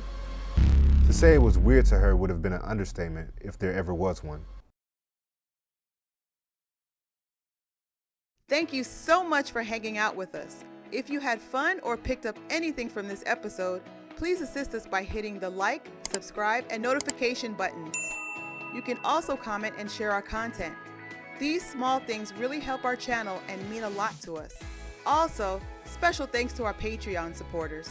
You guys are the heartbeat of this channel, and we can't thank you enough for being so generous. If you would like to join our Patreon community, please click on the link below. You can contribute as little as $5 per month. You can get all kinds of perks. You can even buy merchandise of your favorite characters at our shop store. Click on the link provided below. That's going to do it for now. Until next time, remember you are cherished by us, so be kind and know that we consider you as family.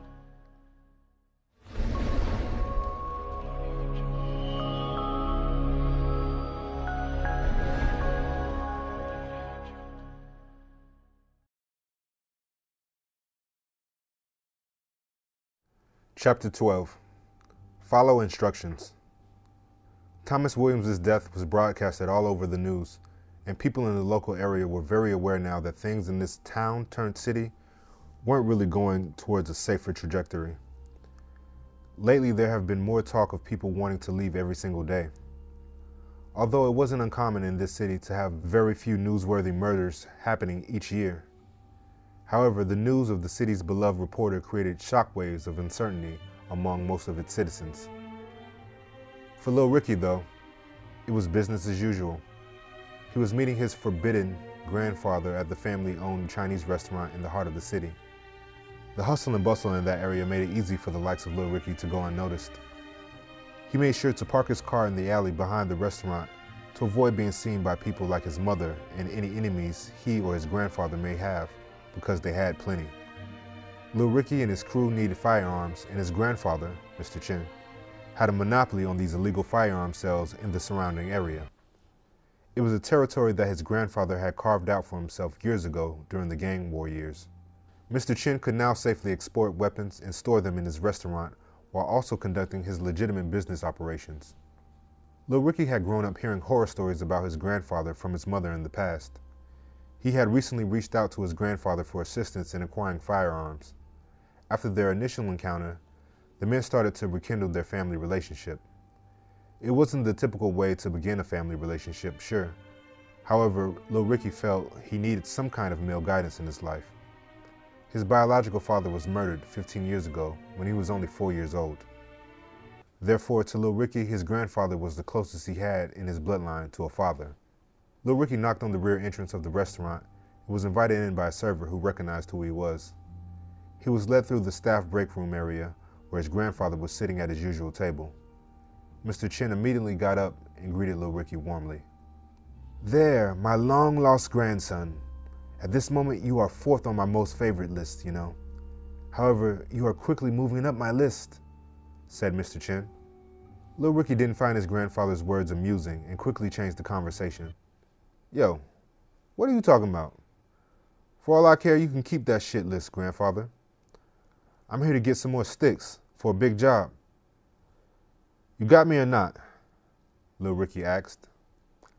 "Like I said, my crew and I are executing something big soon."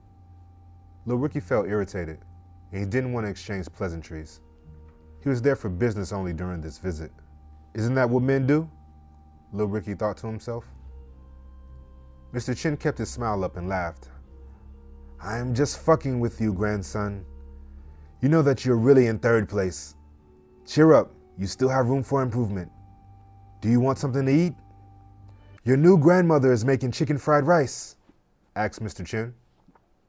"Hell yes, I want some chicken fried rice, some chicken wings, and a large side of some fucking guns," Lil Ricky said, rubbing his hands together and licking his lips. "But we gotta move quickly. I know Mom is gonna call me soon. That woman always senses when I'm fucking up," explained Lil Ricky. Mr. Chin's smile quickly faded, not out of anger or anything, but from a look of concern. "Please, let your mother know that we've been dealing with each other for over a year now. She just started talking to me recently, and I do not want to lose her again," begged Mr. Chin. Lil Ricky was puzzled. He was unaware that his grandfather and mother had a relationship like that at all. Mr. Chin continued, "I was a real asshole to her when you were younger. However, I only behaved that way because she was fucking with your dumbass daddy. Of all the black men in this country-ass city that she could have picked, my daughter chose a low-life con man and a drug dealer. However, something good did come out of their relationship, and that was you. Of all my grandchildren, you're the only one not a punk bitch. The others are college graduates but have no street sense, and in this world, you need both," Mr. Chin told his now confused grandson, who was munching on a few items the restaurant servers had bought them. "Now, Lil Ricky, you have a sharp street sense like me. However, I'm waiting to see if you are as intelligent as your mother always brags about to me. Are you still in school?" asked Mr. Chin. Lil Ricky's confusion turned to laughter. "Did you just insult and praise me at the same damn time?" asked Lil Ricky. "Mom doesn't know shit about me coming over here to visit you. Can you just show me the gun so I can get the fuck out of here? I need some automatic weapons too, real Scarface type shit," demanded Lil Ricky. Mr. Chin sighed. He knew he wasn't getting through to his grandson. Not yet. His grandfather knew that Lil Ricky needed to become a man before he could understand the importance of being an educated gangster. Getting involved with the wrong people required a level head and a sharp sense of self-preservation. His grandson lacked both in equal measure. "Okay, follow me into my office. We can talk in there," Mr. Chin said, wiping his face with a napkin as he got up. Both were in Mr. Chin's office for over an hour, arguing over the price of the guns and the ammunition. Finally, they agreed, and Lil Ricky began to load the firearms into his new minivan that he recently purchased from Richard Kelly's car dealership. It would have been obvious that a blacked-out van behind a restaurant loading anything at all would look suspicious. However, neither were particularly worried. Unfortunately, they should have been. Unbeknownst to both men, Lisa Chin had arrived early to her meeting with her father. She quickly noticed her son carrying large boxes out of the restaurant rear entrance and placing them into his new vehicle. Furious at the sight of her son dealing with her father behind her back, Lisa intuitively knew that she had to do something about it. However, she regained her composure and waited patiently to see how her son and father's newly discovered relationship had blossomed. She continued to observe the two men as each assisted the other in packing little Ricky's vehicle. Once their task was completed, both hugged each other and went separate ways. Little Ricky never really thought about the many consequences of his actions. He never really understood why his mother had told him to stay away from the only family male figure in his life. Lisa Chin rarely mentioned her father to him at all in a positive manner. Lisa Chin knew that her son should never trust her father because Mr. Chin only cared about money.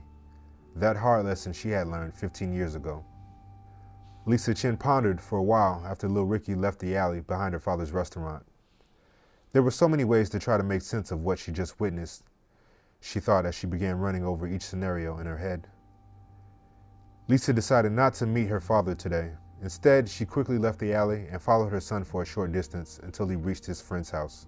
Lisa observed the young men unload boxes of unknown merchandise. Little Ricky and his friend clandestinely moved the large boxes out of the minivan and into a small house. Lisa Chin knew that if her father was involved, then guns were also a part of the deal. She could not believe little Ricky was this stupid to deal with illegal firearms, and then even dumber to get the weapons from her father. Lisa grows more upset as she thought of her father involving her son in everything illegal. She knew that little Ricky wanted a male figure in his life, but not from her sorry-ass father, she thought. She had made a conscious effort in the past not to bring strange men around her son. Lisa even dated some men that others may have considered to be excellent candidates for marriage. However, none of them were worthy enough to meet her son, let alone worthy enough to be a prominent figure in little Ricky's life. Lisa now decided that she had all the information she needed to conclude that her father was up to no good, and she must save her son from the fate that had been inflicted on his father 15 years ago. Thank you so much for hanging out with us. If you had fun or picked up anything from this episode, please assist us by hitting the like, subscribe, and notification buttons. You can also comment and share our content. These small things really help our channel and mean a lot to us. Also, special thanks to our Patreon supporters. You guys are the heartbeat of this channel, and we can't thank you enough for being so generous. If you would like to join our Patreon community, please click on the link below. You can contribute as little as $5 per month. You can get all kinds of perks. You can even buy merchandise of your favorite characters at our shop store. Click on the link provided below. That's going to do it for now. Until next time, remember you are cherished by us, so be kind and know that we consider you as family.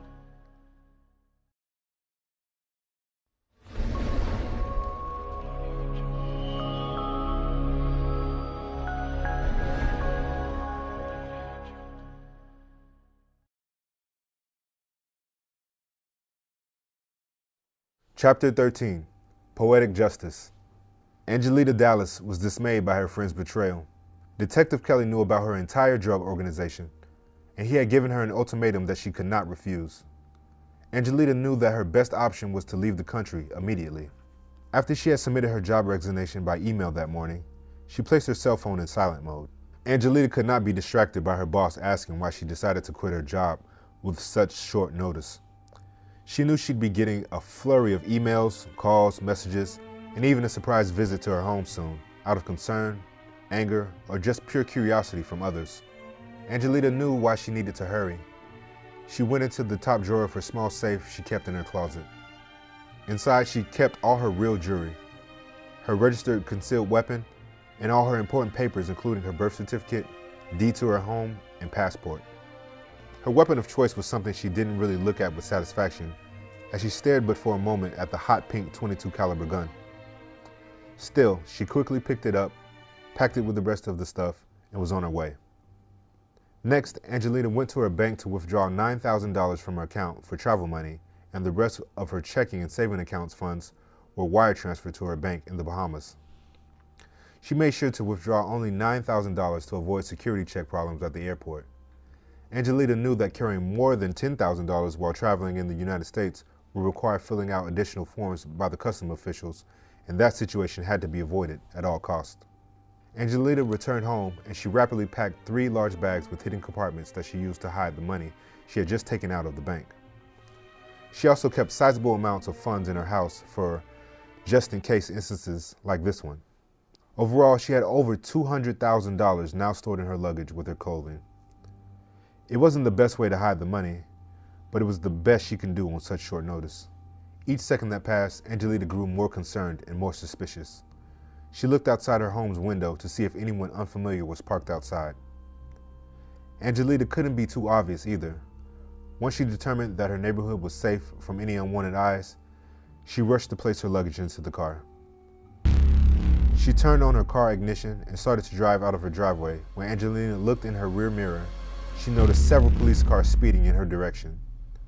Angelita pressed her car pedal hard and tried to speed away from the police.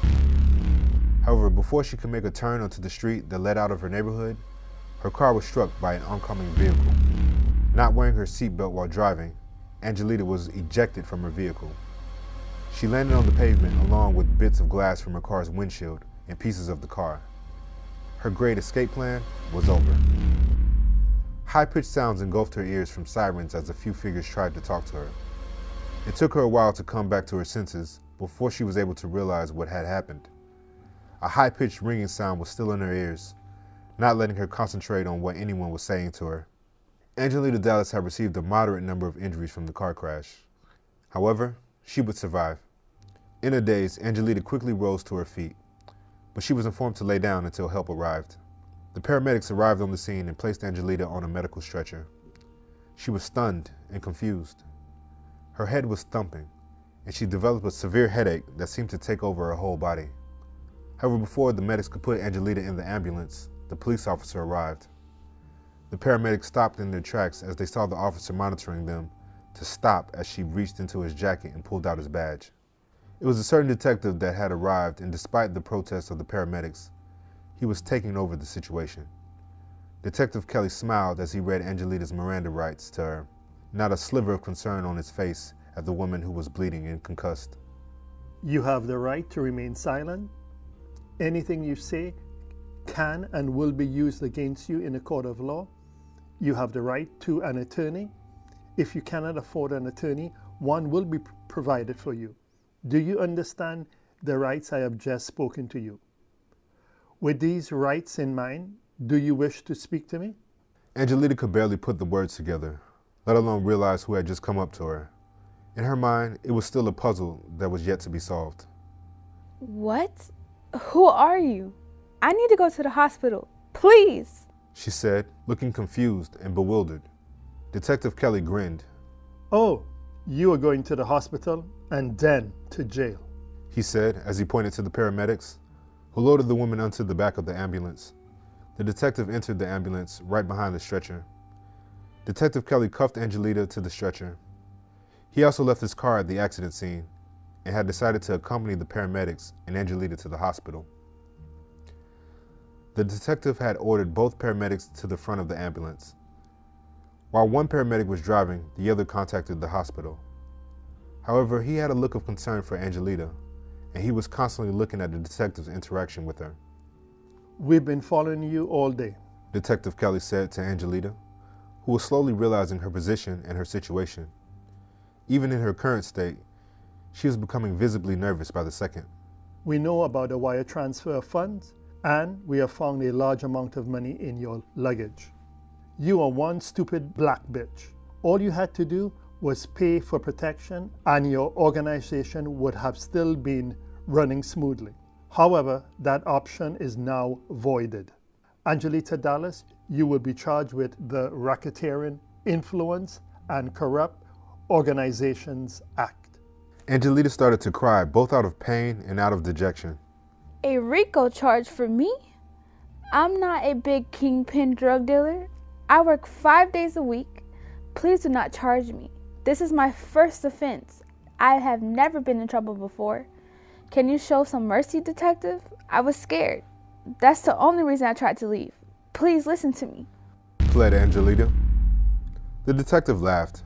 Girl, you are looking at 20 years in prison, minimally, and a fine of $250,000. We will not be cutting any deals with you either. I am going to make an example out of you, bitch. You people are forgetting who really runs this damn town. And after you and every black, brown, and yellow person in the city will understand that they must pay a fee to do business here. Angelita didn't have the energy nor the guile at the moment to retort back. Her head was still thumping, hard. Can we work out something, Detective? I'm not built for prison life. What can I do to fix this problem? Just name it. I would do anything you ask and more. Angelita said as she sobbed. Now listen to me, you uppity, educated, and fancy nigger bitch. Detective Kelly said in a deep voice. You are barking up the wrong tree. I like my woman pale, with big tits and no ass, and your black ass don't fit that description. There is just too much dragging in your wagon for me. There are no more moves left for you to play. Now I hope those cuffs fit you nicely while you're lying on that stretcher, stated Detective Kelly. Finally, the ambulance stopped. They had arrived at the hospital. Angelita Dallas was handcuffed to her hospital bed for 2 weeks as she healed from her wounds. She used this time to establish and defend her criminal case with her lawyer. Angelita's lawyer tried several times to get her a plea deal. However, no deal was made. Eventually, Angelita's trial was on the local news and surrounding areas daily. Knowledge of her drug organization was now common knowledge to all. Each one of her drug organization's members testified against her for lesser sentences.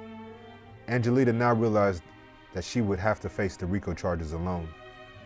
It only took a jury of her peers 3 days to deliberate and make their decision. Although the drugs she sold were not large kilos of cocaine or heroin, the fact that oxycodone and Percocet pills were legal and sold to children held just as much weight in the jurors' opinion. Angelita Dallas was sentenced to 25 years to life for her role in the drug organization. Once Angelita was transferred from jail to federal prison, she realized the severity of her situation. Her world as she knew it was over. No longer could she go on lavish vacations, wear expensive clothes, eat at expensive restaurants, or feel the touch of a man.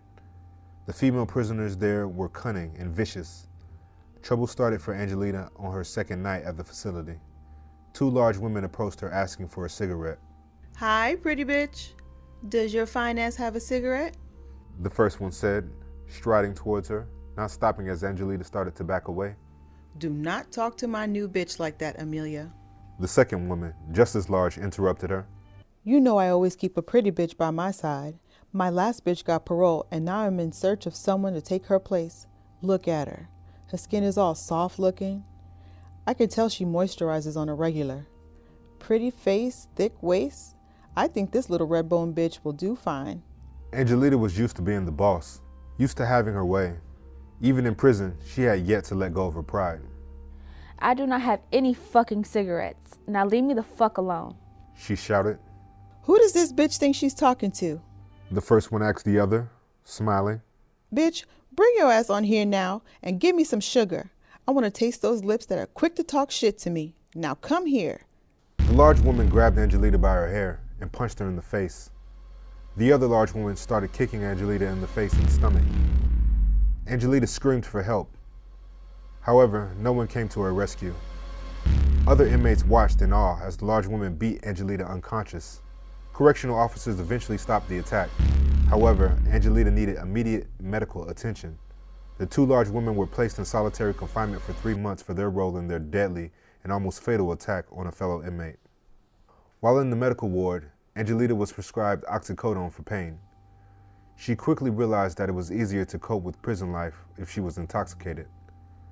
The same pills she once sold were the ones she used to ease her pain. Funny, wasn't it?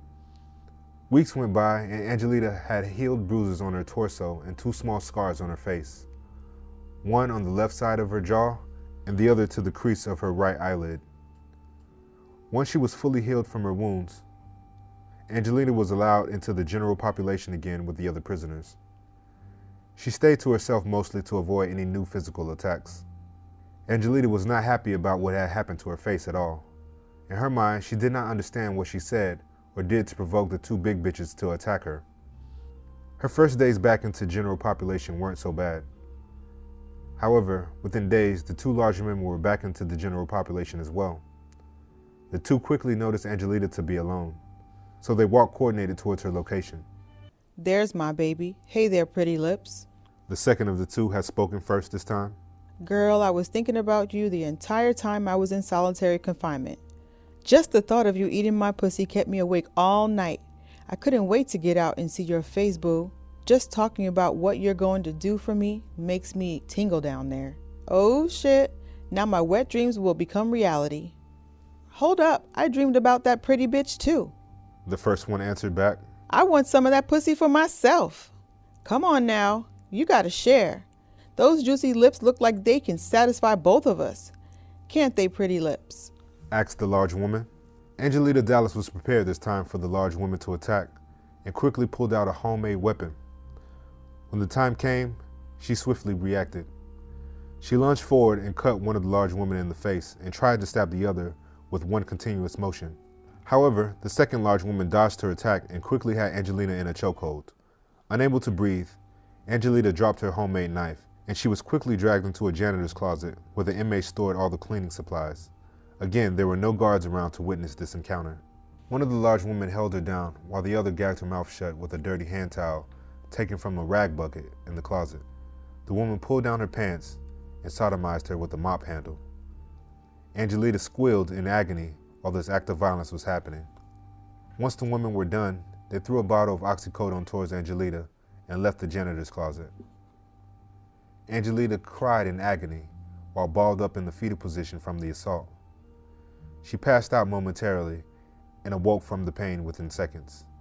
Not knowing where they came from, she grabbed the bottle and swallowed 3 pills to numb her pain. She even thought about overdosing. It was ironic that the same drugs that she sold to others for a profit is now her only means of escaping her harsh new reality. Angelita had 24 more years of this torture to go. If only she could cut a deal with somebody before her demise. She felt defeated knowing that this was not going to end anytime soon. Angelita had built a house on sand, and now that house. Thank you so much for hanging out with us.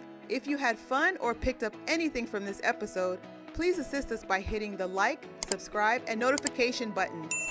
You can also comment and share our content. These small things really help our channel and mean a lot to us. Also, special thanks to our Patreon supporters. You guys are the heartbeat of this channel, and we can't thank you enough for being so generous. If you would like to join our Patreon community, please click on the link below. You can contribute as little as $5 per month. You can get all kinds of perks. You can even buy merchandise of your favorite characters at our shop store. Click on the link provided below. That's going to do it for now.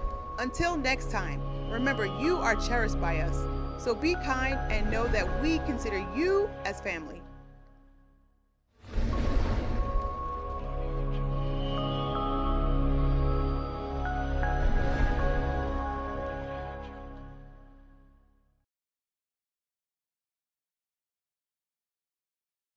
Chapter 14. Blood Don't Make You Family. AJ Black was leaving his office located at the rear of his barbershop. He used the business to launder money for Sandy Lopez's drug organization. While leaving, he noticed a parked car flashing its headlights to get his attention. He walked towards the vehicle, irritated at the thought of the FBI meeting him at his place of work in broad daylight. AJ made sure to look in all directions for potential onlookers before he proceeded to enter the federal agent's car. He tried to play it cool, as if he weren't meeting them as an informant. Once in the car, FBI agents informed AJ that he would need to testify against Sandy Lopez's drug organization. The agents had orders to take him to an undisclosed location while arrest warrants were being served to individual members of his uncle's organization. Arrest warrants were now issued quickly after the arrest and demise of Angelita Dallas. It usually took years of informant work to even make a dent in major drug cases. However, it only took a few months to convict her. Between the amount of inefficiently hidden information, papers, and everything else they found in Angelita's belongings, it was much easier to request and receive arrest warrants for other drug organizations now. AJ Black was terrified by the news given by the FBI agents. However, he knew that this day would eventually arrive. He was nervous about meeting the agents at his workplace, but luckily, they'd chosen a location he thought was away from prying eyes. Shit. It is going down today, and I'm prepared to testify against anyone involved in Uncle Sandy's organization, if you keep your word and not charge my mother and I with any crimes. I also need to drive my car out of this parking lot. It would look weird if my car was parked in the parking lot overnight, said AJ. The FBI agent in the passenger seat looked back at AJ. Look here, you little slick-talking piece of shit. You will do what you are told. We are leaving now with you, and your fucking car stays here. Do you understand, AJ? Explained the agent. The second agent, the driver, chimed in. And as far as your mother is concerned, she better start answering her damn cell phone. We've been calling her all morning, but the call is being directed to her voicemail. AJ Black looked at both before interjecting. My mother is not going to answer any phone call from a no ID phone number. Please go to her house and arrest her there. I can explain our arrangements to her once she is safe with me. Okay, we can do it your way, AJ, the agent in the passenger seat spoke. However, our top priority is to get you to our safe house immediately. We plan to serve arrest warrants within hours from now. As the men pulled out of the barbershop parking lot towards their safe house location, in their haste to get things done, they hadn't realized they were being watched. One of the barbers had come out of the barbershop for a cigarette break and had seen AJ leave with the FBI agents. He even noticed AJ's car still parked in the parking lot. The barber quickly pulled out his phone and dialed his contact in Sandy Lopez's organization, and he informed him about this occurrence. To say Sandy Lopez was furious would be an understatement. After being informed of his nephew's meeting with the FBI, he didn't just feel betrayed, he felt disrespected. The contact had informed the barber to leave the barbershop immediately and followed the FBI agent's car. The barber jumped in his car and followed. He provided Sandy Lopez with the information while pursuing the agents. Sandy Lopez started destroying his mobile home as he thought about his nephew's betrayal and the consequences of his actions toward his organization. His rage could not be hidden from others. The news of AJ Black's working with the federal government was blindsiding. Sandy saw red. The time for planning a subtle solution was over. He wanted to eliminate AJ, now. Sandy gathered his men into his double-wide mobile home to inform them of his exodus plan. He also called his sister to inform her of AJ's cooperating with the FBI to destroy their family's drug organization. Malia, can you believe your half-black-ass son has turned against his own family? Sandy said before even acknowledging that it was her picking up the phone. I begged you not to fuck with them people, but you did it anyway. Now we must shut down our entire operation today. Do you have any fucking idea whose money we are fucking up if our drugs are not sold on schedule? This will cost us everything, and we have your stupid ass son to blame. His actions cannot be overlooked this time. Family or not, he must fucking die, barked Sandy. Maria Lopez started to cry as she heard all that. Her voice was pleading, and she was bawling by the time she could even get any words out. Please do not kill my son, hermano. Your information is wrong. Mentiras. AJ is a good boy. Sometimes he just likes to boast, that is all. He would never do anything to fuck up what we have going on. He's not that type of kid. He's loyal. He's our blood, Sandy, pleaded Maria. Sandy never considered her words. I know he's half my blood. It's his other side that fucked up, hermana. You know black people cannot be trusted. Most of them are too damn flashy. They have lived below the poverty line for so long. It seems as if they get some money, they must let the whole damn world know about it. That's the fucked up trait he has, Malia. As he was talking, his phone was blurring up again. The barber following AJ and the FBI agents called Sandy directly. Espera, I'm receiving another phone call. I want you to remain on hold until I'm finished with this incoming phone call. I am not done with you, Dale. The barber informed him that AJ went to a location that was known to be a police safe house. Mr. Lopez, I've located the safe house. AJ and the FBI just walked into the house. There are no guards posted outside of the house right now. What do you want me to do? Get these motherfuckers? Asked the barber. Sandy Lopez smiled. Excelente job. No, not yet. I need you to stay out of sight and let me know if the FBI agents leave AJ alone. I will send my men over shortly. Once they arrive, I want you to join them in eliminating everyone in the house. Do you understand? Comprendes? I understand completely, the barber replied. I will not let them out of my sight. Once Sandy Lopez's conversation was over with the barber, he informed his sister that he must make another phone call and that it would be wise for her to continue to hold on to the phone until he was ready to talk to her again. Maria, are you still there? Sandy asked her. Yes, Sandy, please do not kill AJ. He's my only child. Por favor, hermano. Maria pleaded. Cállate. Just hold the fuck on for a few more minutes. I need to make a quick phone call. Sandy said, leaving the woman in tears. Sandy Lopez called Bootsy and informed him that he must drop off the remaining drugs to his men tonight instead of their normal delivery of every 2 weeks. He told Bootsy that the transaction will take place at their normal location. Bootsy was, as anyone would be, puzzled by Sandy's request. However, he agreed and began preparation for tonight's drug delivery immediately. Sandy ended his call with Bootsy and then ordered his men into the living room for a quick meeting. Men, I was just informed that we have a rat in our organization. Sandy spoke as the murmurs of the men talking grew. My nephew has decided to go against us and help the FBI stop us from feeding our families. This shit is fucked up, and I will not tolerate him taking food out of my people's mouth.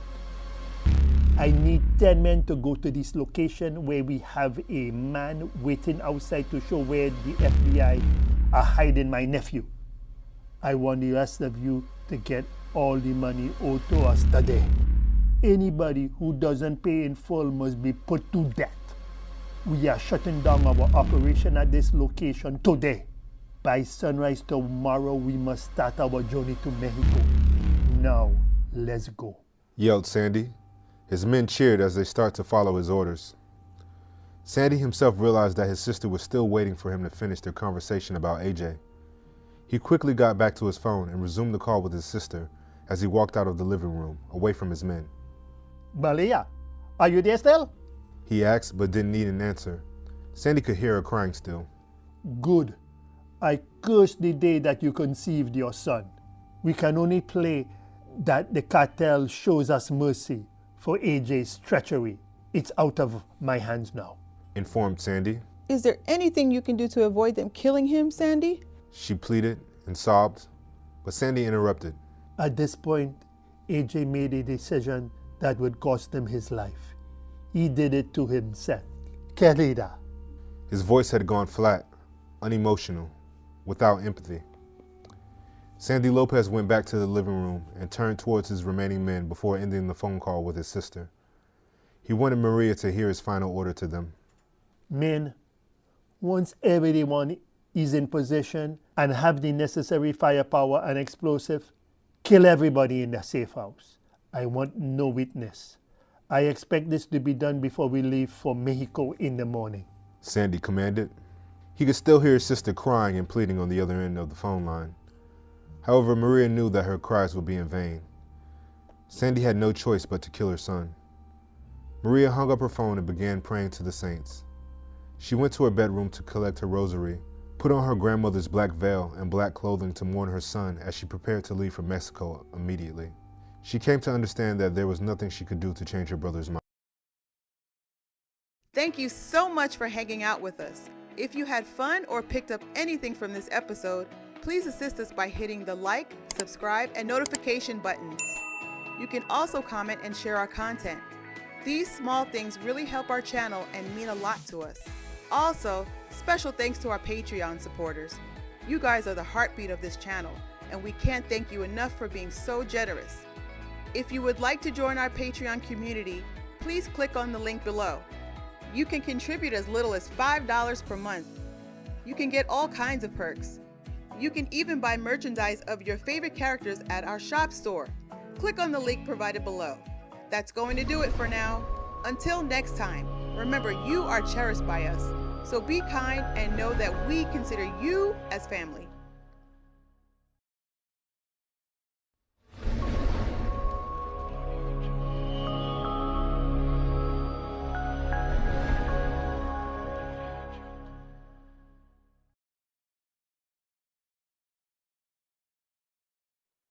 Chapter 15. Looks are deceiving. Bootsy arrived at the predetermined location outside of the city to complete the drug drop-off for Sandy Lopez as planned. Sophia Fire was in her sniper position, observing the scene as the Mexicans started to arrive. It was a little harder to see. The sun had already set. The evening sky was warning of a dark, cloudless night on the horizon. Bootsy exited his tractor trailer to greet Sandy Lopez's men and lighten the mood with his usual jokes. However, the men were in no mood for his jokes today. They were focused, and so was Sophia, with her weapon ready to fire at a moment's notice. "What's going on with my amigos?" Bootsy exclaimed, smiling in his usual smile. "It's not like you folks calling me for an unscheduled delivery. Where is Sandy?" Bootsy started looking around, glancing this way and that as he said it.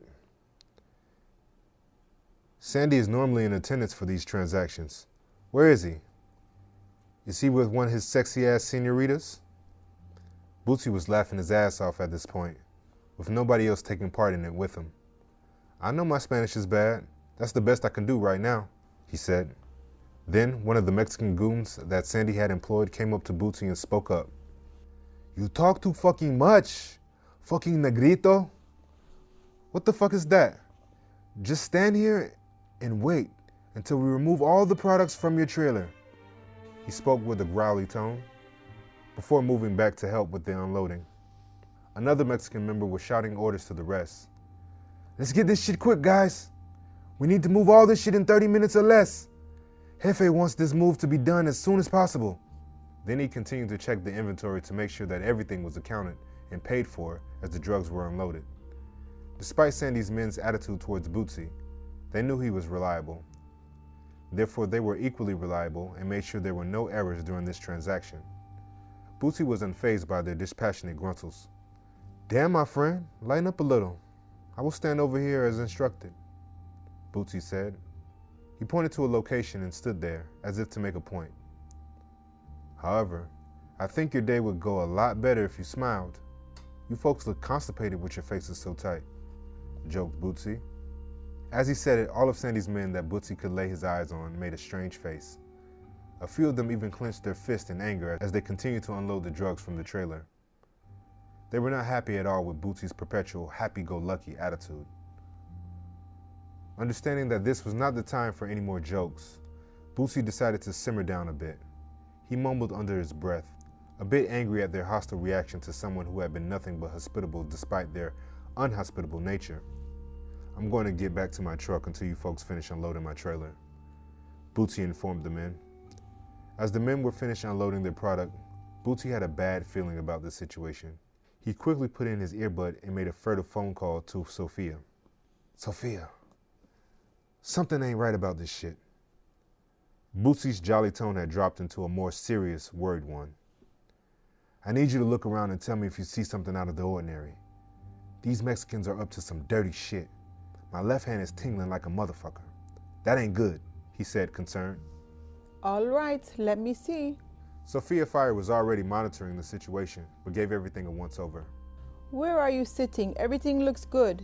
The Mexicans are moving the drugs out of the trailer at breakneck speed. However, I just noticed a black minivan parked a block away from you. Whoever is in the minivan is smoking something because a lot of smoke is coming out of the window, and it looks too much for some cigarettes," she reported. Bootsy knew that a black minivan was out of place. Whoever was in the vehicle wasn't a bit subtle. It was apparent that a blacked-out van parked in an isolated industrial park at this time of day was there for some superficially shady shit. Anyone glancing at that hulking blacked-out minivan could see it was driven by wannabe criminals. "What? I knew it. This feels more like a setup to me. My left hand tingle doesn't ever do me wrong. It's like my spidey sense," explained Bootsy. He tapped on his steering wheel for a bit before nervously telling Sophia, "Keep an eye on the minivan for now. One of the Mexicans is coming to the driver's side of my truck now. They must be finished. I'll call you back when I get out of here." "Okay, I can see everything from my position," Sophia Fire replied, focused. Bootsy got the instructions that Sandy's men had unloaded everything. He said a half-hearted goodbye and left. As Bootsy was driving out of the industrial park, he called Sophia Fire for any updates. "Sophia, talk to me. What do you see?" Bootsy was both nervous and curious now. "The Mexicans are just leaving the industrial park. They are exiting in the opposite direction to you." As soon as Sophia Fire had said it, she noticed something unusual and said, Hold up. Bootsy waited a few excruciatingly long seconds for Sophia to say anything, and he was about to ask before she spoke up. The minivan is following your truck. I'm getting off the roof now to assist you.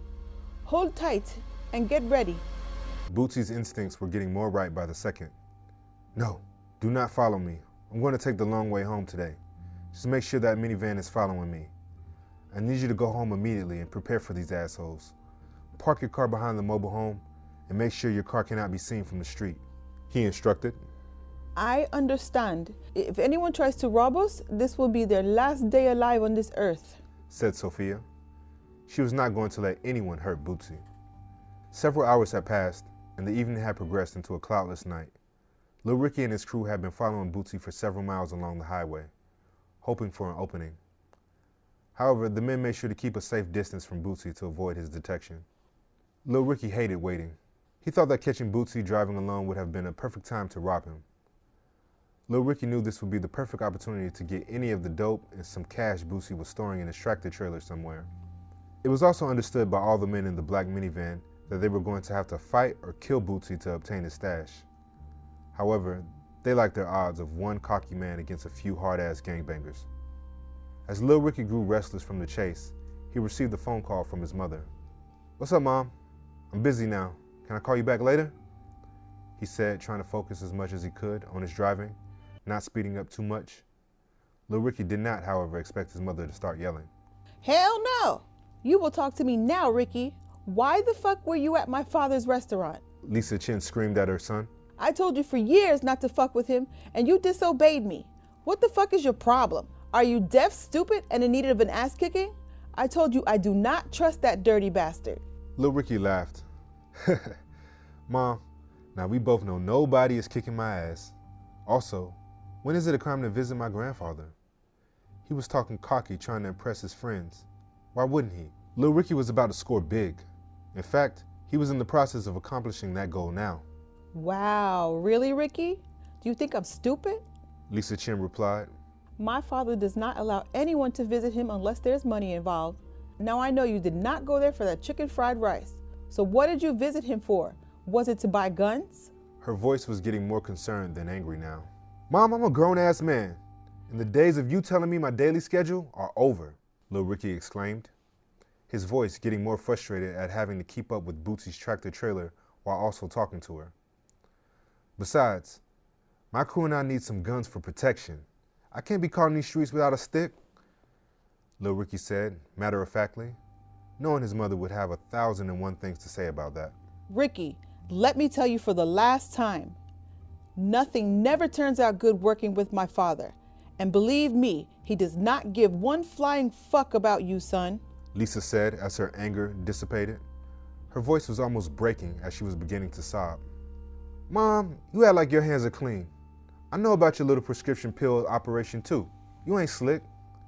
It's too bad that you have no more product to sell because of the big drug bust that involved your supplier. I saw that the hospital pharmacy director went to prison on RICO charges. Everyone has unclean hands, Mom. So stop acting like you're so damn innocent. Our family will always be connected to the drugs and guns underworld. I've learned to embrace it now. You should too.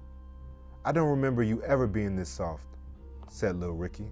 He continued to ignore his mother's voice and the fact that even over the phone he could imagine the tears streaking down her face.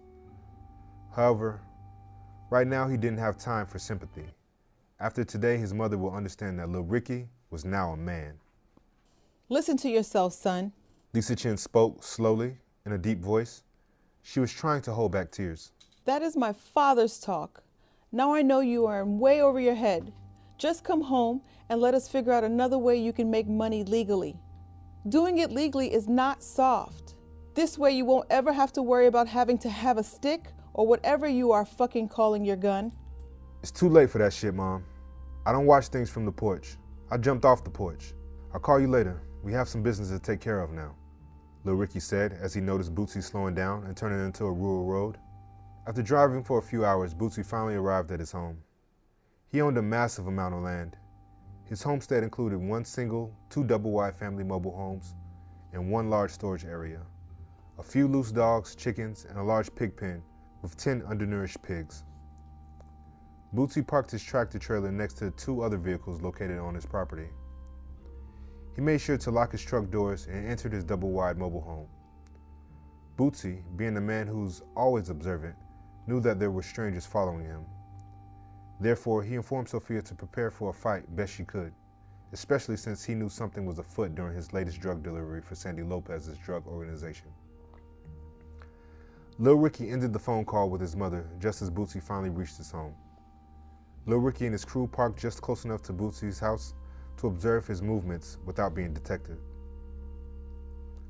He and his crew drove closer to Bootsy's mobile home with their car's lights off. They observed Bootsy turning lights on and off inside the mobile home while he moved around in different rooms. They couldn't really tell if the man was relaxing inside or if he was scurrying about doing something. The men waited until Bootsy turned off all the lights inside his home before they made their move to ambush him.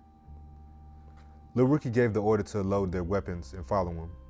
His crew put on their face masks and approached the mobile home using stealth maneuvers they had practiced at Lil Ricky's mother's house over the last week. They didn't just want to barge in through the door, but at least use some subtlety.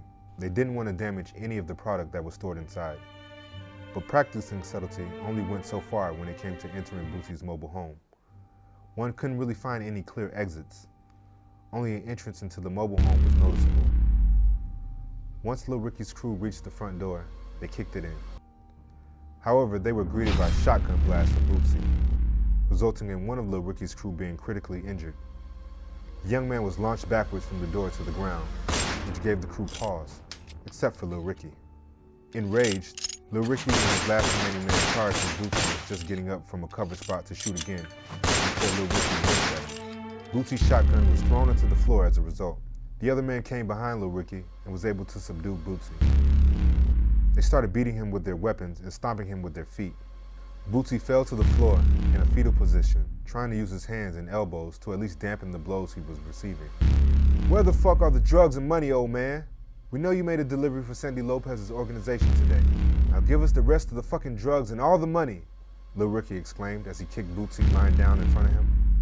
Bootsy, speaking with blood-stained teeth, "Fuck you, little nigga," Bootsy spoke. "I'm not telling you shit. You kick like a fucking fairy. Your twinkle toes having little bitch. One of your feet feels like you're wearing a little bitch's size 5 shoes." He spat towards Lil Ricky and his crew, blood from his mouth flying in the air towards them like a mist, spraying the young men with it. Lil Ricky jumped back to avoid his spit, and seeing that Bootsy was not giving any information, he told the remaining crew members to shoot Bootsy in the leg. However, before the man could complete Lil Ricky's order, Sophia Fire emerged from the back bedroom. She pointed her assault rifle at Lil Ricky's remaining crew member and shot him in the chest and head, killing him instantly. Lil Ricky, with weapon in hand, was quicker to respond. He was able to get 2 shots off in Sophia's direction, both hitting their target. Sophia was shot in the stomach and chest by him and fell to the floor. Amongst the chaos, Bootsy managed to retrieve his shotgun from the floor and shot Lil Ricky in his knee. Lil Ricky lay on the ground and screamed in pain as Bootsy stood to his feet. Bootsy aimed his shotgun at Lil Ricky's face and pulled the trigger. Half of Lil Ricky's head dispersed in the process, like someone had put a bomb inside his face and blown it up. Bootsy glanced around the room, looking for any stragglers. Once he knew that things were quiet, he quickly went to Sophia's aid, but it was too late. She had bled out, and her body lay lifeless and still. He felt for a pulse, despite knowing he wouldn't find one, and his fears were only realized more. Sophia Fire was dead. He mourned her briefly before gathering his senses. Bootsy knew exactly what to do next. He was prepared for this situation. Bootsy wrapped all the dead bodies in blankets and started moving them from his mobile home. He dragged the bodies towards his large pig pen. Bootsy placed their clothes into a large metal barrel and set all the clothes on fire. Still sobbing over Sophia's death, he begins to cut the bodies to ensure their blood will pour out indisputably. Bootsy's hungry pigs started to squeal at the sight of the dead bodies. It had been over a month since Bootsy last fed the pigs. He threw the bodies into the pig's pen, and the pigs quickly started eating gluttonously. Bootsy then walked up the dark street to find Little Ricky's minivan with the keys still in the ignition and more ammunition. He drove the car to a cleared area on his property and torched it using. Thank you so much for hanging out with us. If you had fun or picked up anything from this episode, please assist us by hitting the like, subscribe, and notification buttons. You can also comment and share our content. These small things really help our channel and mean a lot to us. Also, special thanks to our Patreon supporters. You guys are the heartbeat of this channel, and we can't thank you enough for being so generous. If you would like to join our Patreon community, please click on the link below. You can contribute as little as $5 per month. You can get all kinds of perks. You can even buy merchandise of your favorite characters at our shop store. Click on the link provided below. That's going to do it for now. Until next time, remember you are cherished by us, so be kind and know that we consider you as family.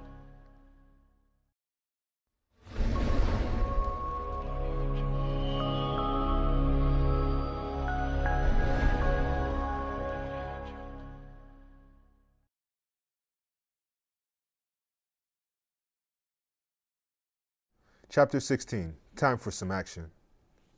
Sandy Lopez's men gathered within walking distance of the FBI safe house. The men had just received their orders to kill everyone in the safe house. They were instructed to leave no witnesses alive. Sandy Lopez's men were 10 strong and armed with assault rifles and C4 explosives. However, one of the men knew that most FBI safe houses have at least one more house close by to account for potential escapes, supply runs, and surveillance. The FBI normally used 2 houses for witness protection operations. One house is used as a safe house and the other for an observation post to determine potential threats. Therefore, Sandy's men used the usual approach to ambush the occupants in the FBI safe house. The men surrounded the safe house and started firing their weapons. This initial attack shocked the FBI agents and AJ Black. The chaotic symphony of gunfire echoed through the evening as Sandy Lopez's men unleashed a torrent of bullets upon the unsuspecting FBI safe houses. AJ had spent so long risking his life to protect his mother that he had forgotten what it was like to be well and truly afraid for his own life. While bullets flying overhead, AJ approached one of the FBI agents. What the fuck is going on? AJ Black's eyes were wide as saucers. He was petrified. You folks assured me that this location was safe. My uncle's men are shooting us. Please, pass me a fucking gun. I must protect myself. Oh God, I knew this was a fucking bad idea. During the mayhem, AJ Black, paralyzed by fear, cursed the ill-fated decision to trust in the safety of the location. "Get down on the fucking ground now!" yelled one of the FBI agents. However, AJ was already ducking in his fear, so much so that he hadn't realized that his head could be seen through the window.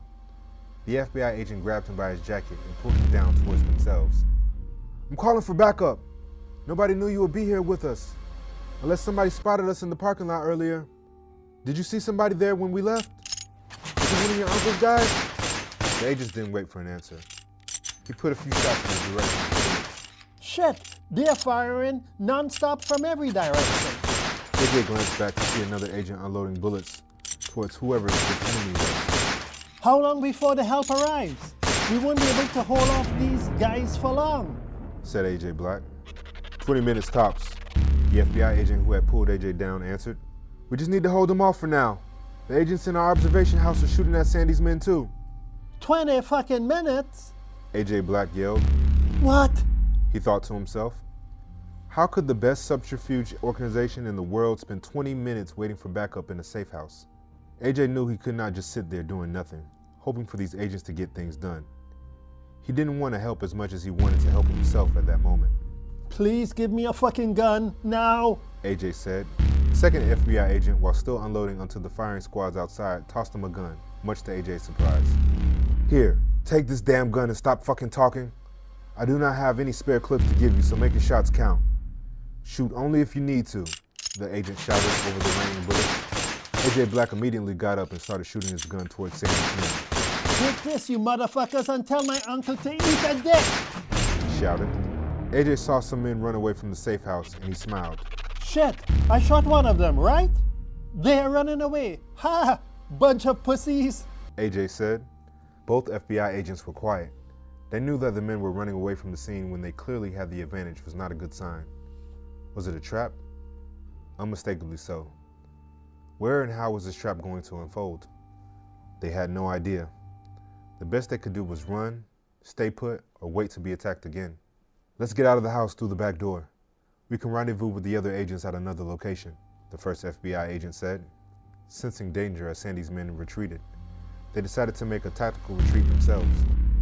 Unbeknownst to the FBI agents, Sandy Lopez's men had cunningly used the assault on the safe house as a diversion. They planted C4 explosive on the gas line valve of both safe houses, setting the stage for a devastating explosion. All the men in the house ran towards the back door of the safe house. However, just as they reached for the handle, a deafening explosion rocked the entire safe house. The force of the blast obliterated not only the safe house, but also the neighboring observation house, reducing them to rubble. Even the neighboring houses were severely damaged. Nobody knew if the people living in the houses were killed in the shootout or what happened to them. In that moment, nobody cared. Satisfied with the chaos they had sown, Sandy's men returned to finish the job, eliminating any survivors. Oddly, the bodies of A.J. Black and the FBI agents were nowhere to be found in the wreckage. However, the FBI agents that were posted in the observation house next to the safe house were all dead. Sandy's men discovered A.J. and the two FBI agents severely injured and hiding behind a vehicle. They wasted no time killing both A.J. and the FBI agents. The men drove off just minutes before FBI backup arrived at the crime scene.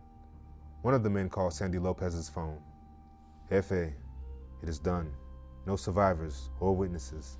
Sandy Lopez smiled as he sipped on some bourbon. Excelente. Now get rid of the vehicles and guns. Go straight to Mexico. You know where. I'll meet you there. Thank you so much for hanging out with us. If you had fun or picked up anything from this episode, please assist us by hitting the like, subscribe, and notification buttons. You can also comment and share our content. These small things really help our channel and mean a lot to us. Also, special thanks to our Patreon supporters. You guys are the heartbeat of this channel, and we can't thank you enough for being so generous. If you would like to join our Patreon community, please click on the link below. You can contribute as little as $5 per month. You can get all kinds of perks. You can even buy merchandise of your favorite characters at our shop store. Click on the link provided below. That's going to do it for now. Until next time, remember you are cherished by us, so be kind and know that we consider you as family.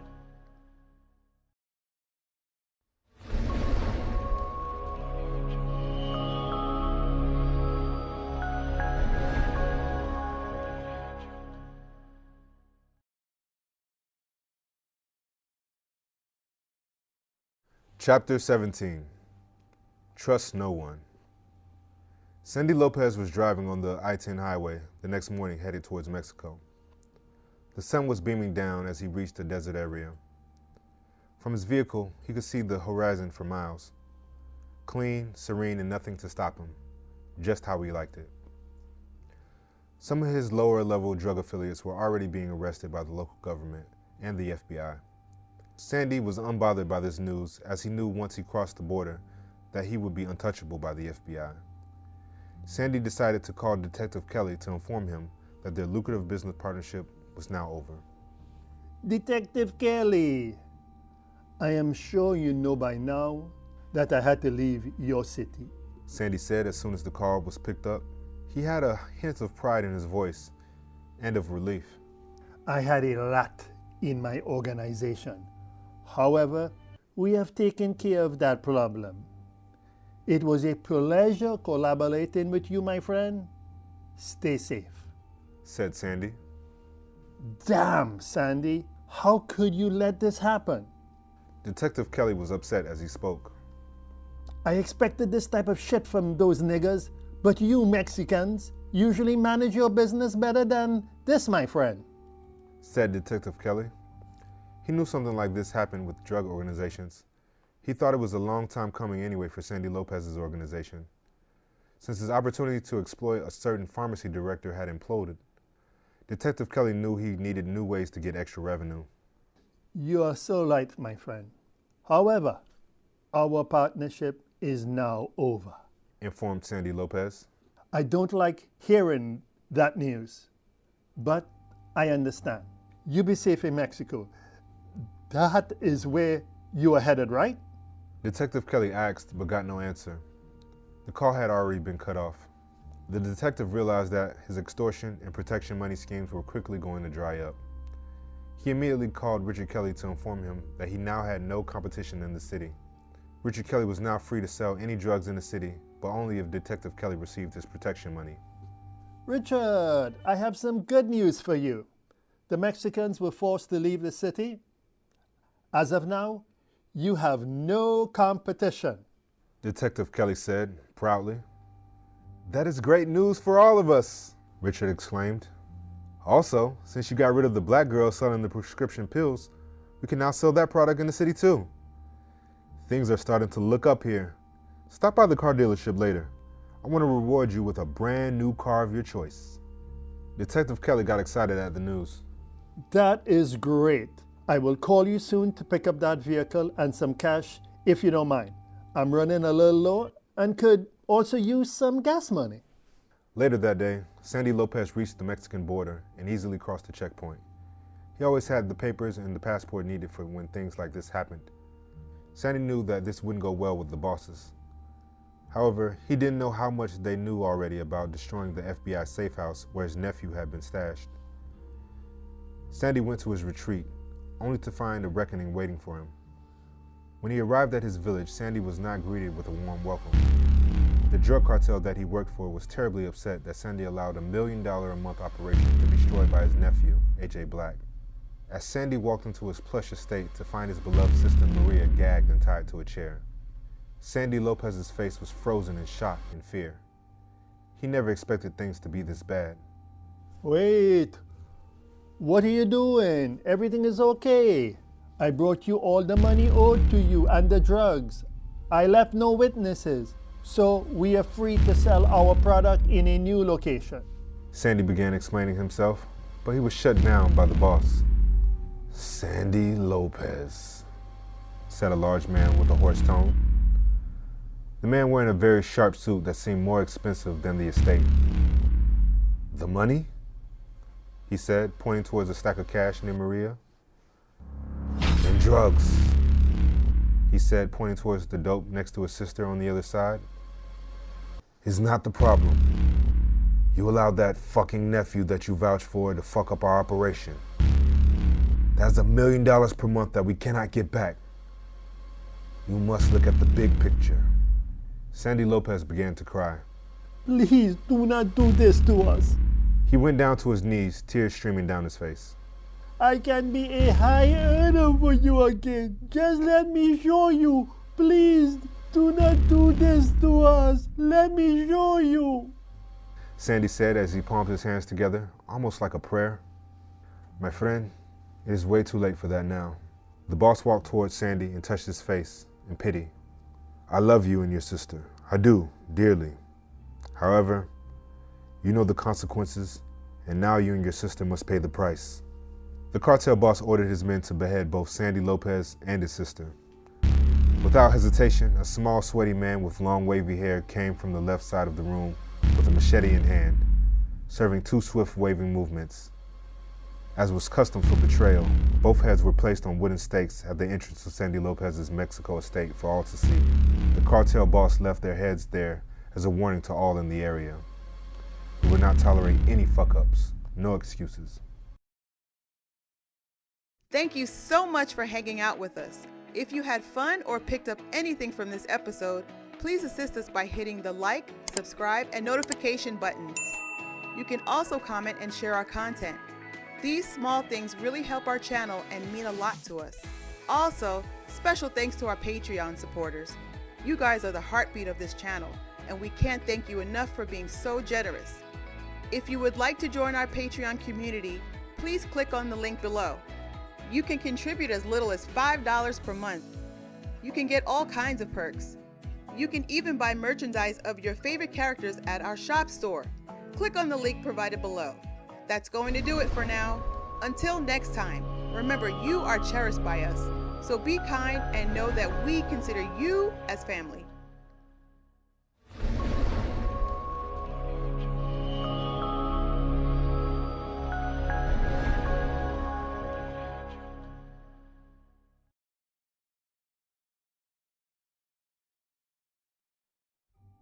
Chapter 18, Untrustworthy.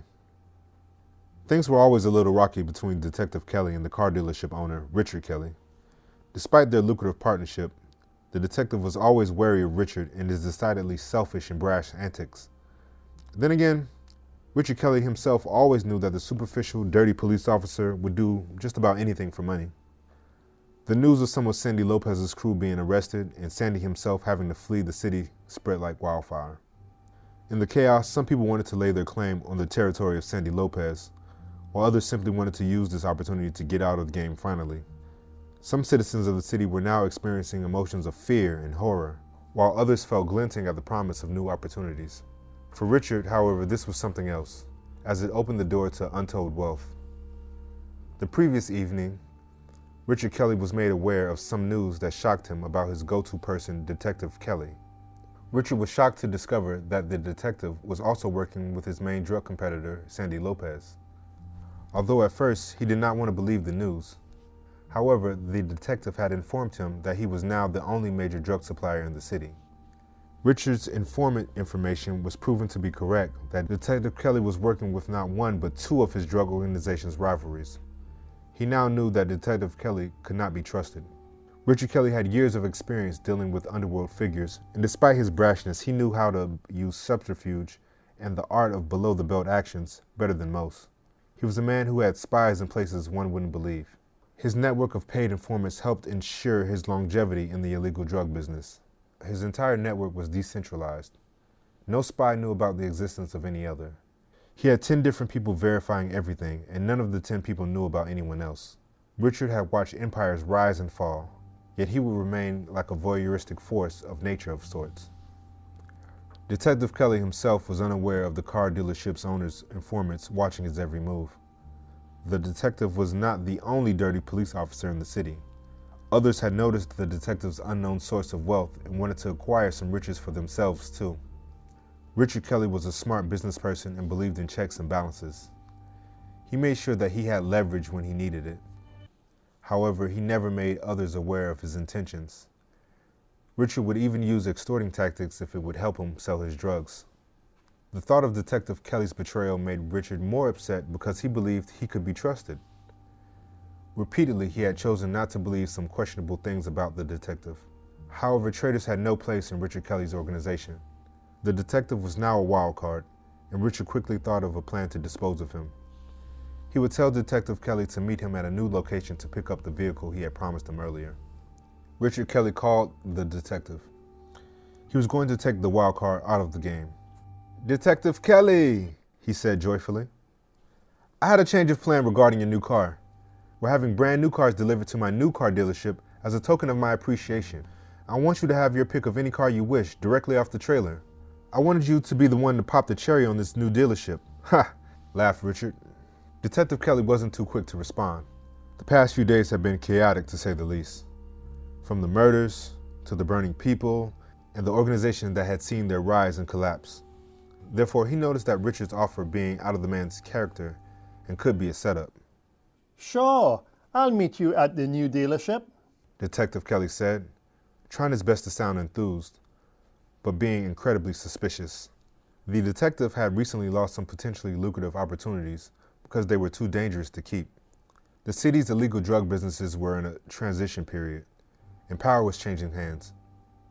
It wasn't a suitable time to be rewarded this soon, and highly unusual, he thought.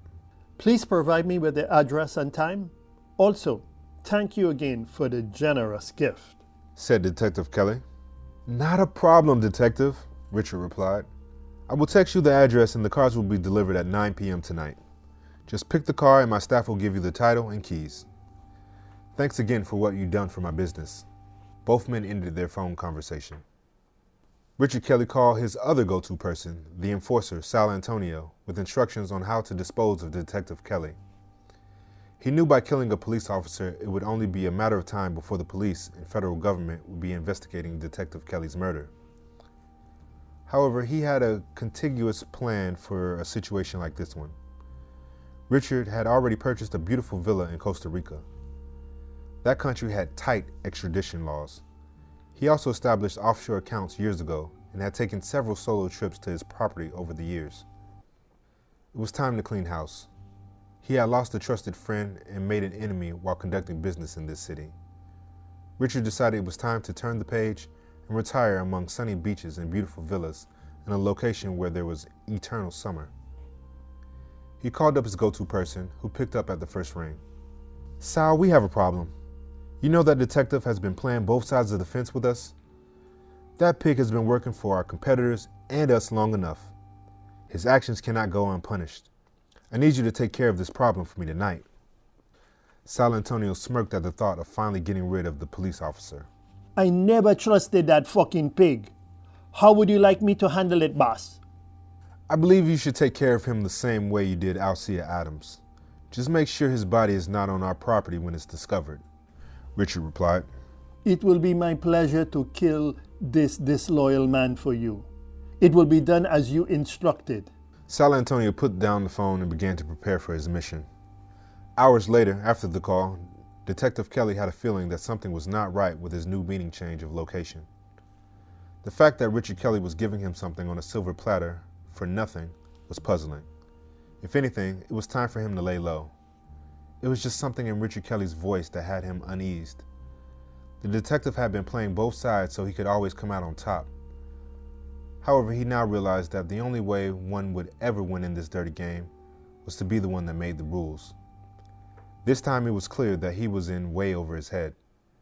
Detective Kelly decided to enlist some help, making sure that the help was as uninformed as it needed to be. So Detective Kelly decided to send Police Officer Cynthia Brown in his place. Officer Brown, I have a favor to ask you. Said Detective Kelly. I was supposed to meet my informant tonight. He is going to provide information on a new shipment of drugs coming to the city. However, I have prior commitments and they changed the location of the meeting. Can you meet with the informant for me? Cynthia, being the ever-optimistic police officer, could never have refused such a request, and the detective knew that. Sure, detective. Just give me the location and time. Should I have a backup police officer to assist me? Asked Police Officer Brown. No, this should be a routine gathering of information. However, if something doesn't feel right with you when you arrive, simply leave the location and call me, Informed the detective. Cynthia Brown was a bit concerned about that last comment. However, she brushed it off as a regular precaution. It was risky, both for the police officer and the informant, to meet each other. Anywhere, she thought. Of course, suspicion would invite skepticism and caution.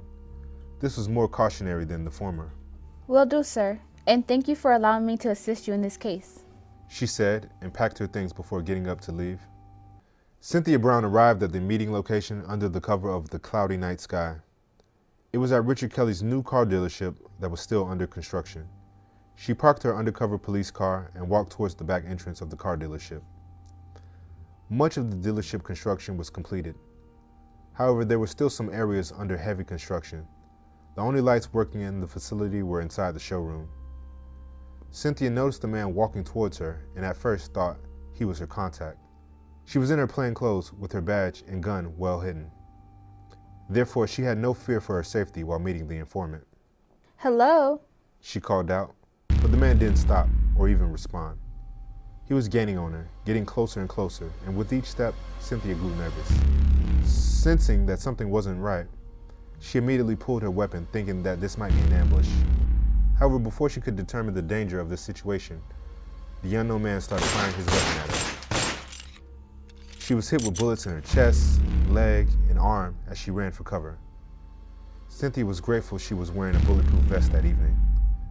She had prepared herself prior to this meeting because of the detective's comment about the potential of this meeting turning in the wrong direction had bugged her. Although the vest had protected her vital organs, her leg and arm were still wounded. She moved as fast as she could to avoid the bullets. Cynthia was holding her good hand over the wound on her arm and trying her best to keep the weight off her injured leg. She managed to hide in an office. However, Cynthia was leaving a blood trail for the man to follow. She was trying her best to stifle her screams while hiding. She managed to hide in the corner of an office and pulled out her weapon. The man confidently walked into the office where she was hiding, trying to get in close to kill her with one shot.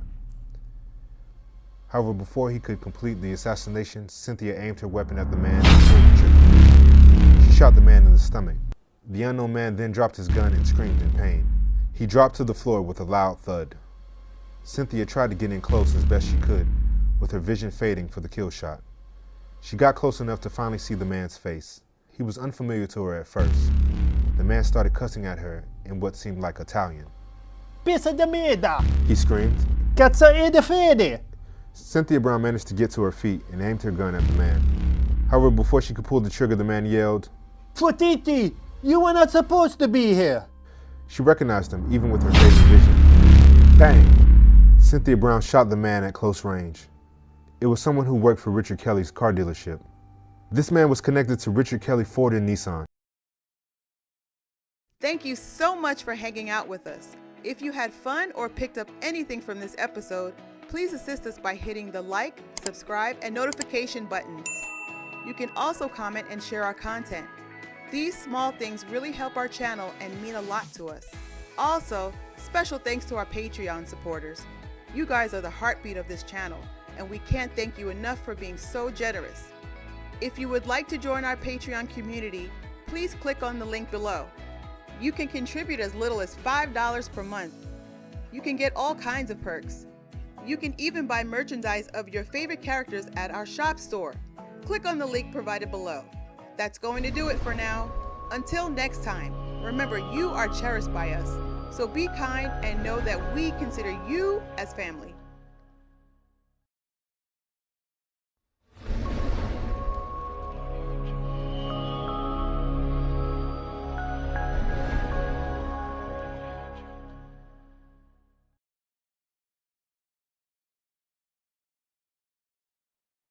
Chapter 19, Plan B. Where's the bacon, honey?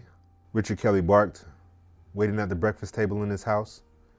He had been expecting some good news by the time he woke up, but hadn't gotten any messages from Sal Antonio yet. Richard wasn't too worried. Sal always preferred to do things in person. That was another reason Richard liked keeping him around. However, today was different. With every passing minute, Richard was getting uneasy. Coming. Richard Kelly's wife came from the kitchen, wearing an apron and holding a plate full of bacon and sausages. It'll just be a minute. She said, You always say a minute and take 10. What's with you, woman? I want my breakfast. Richard's patience was wearing thin. His mind was too preoccupied with waiting for Sal to think about what he was going to eat anymore. As if on its own, his hand began moving, and he grabbed a large piece of bacon with his fork and ate it whole. There was so much at stake and so much emotion, he thought. It was the perfect time to escape. The detective would have been dead by now, and the open window to escape this blasted city was now.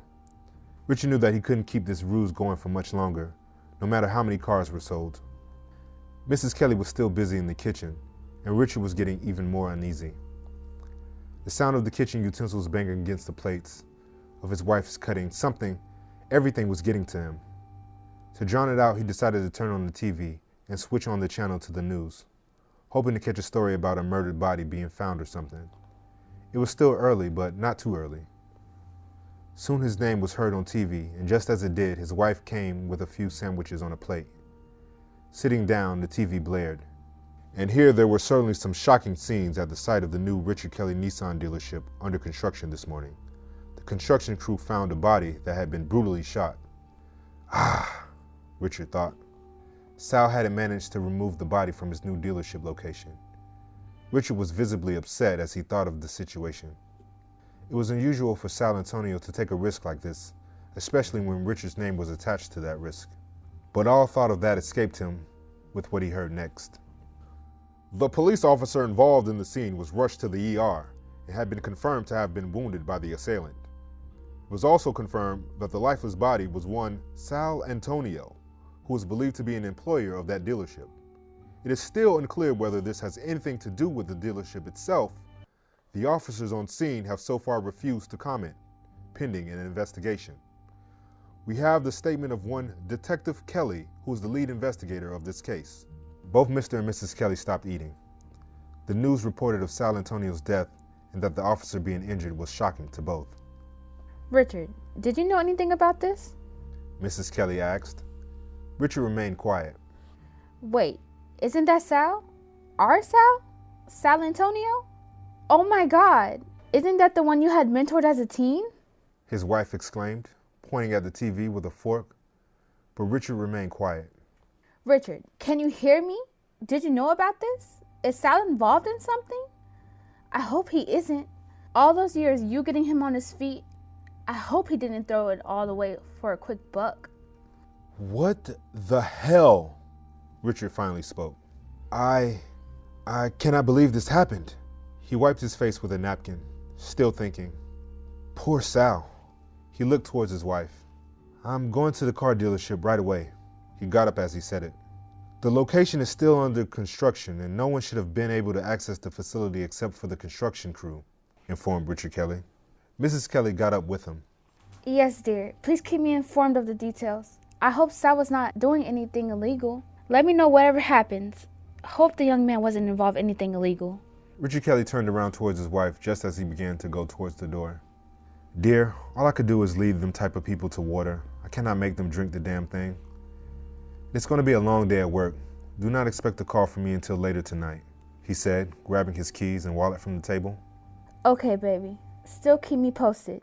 Text me if you find out anything. I will only call you if it's an emergency. Mrs. Kelly went forward towards Richard. Richard Kelly kissed his wife goodbye and grabbed his coat in a half sprint towards the car. He almost did a burnout and skidded the car through a few turns as he drove towards the car dealership. His wife had followed Richard outside and was watching him drive away. After a few turns, he was finally out of sight from his wife's point of view. Right after that, Richard turned his car in the direction of the highway leading out of the city.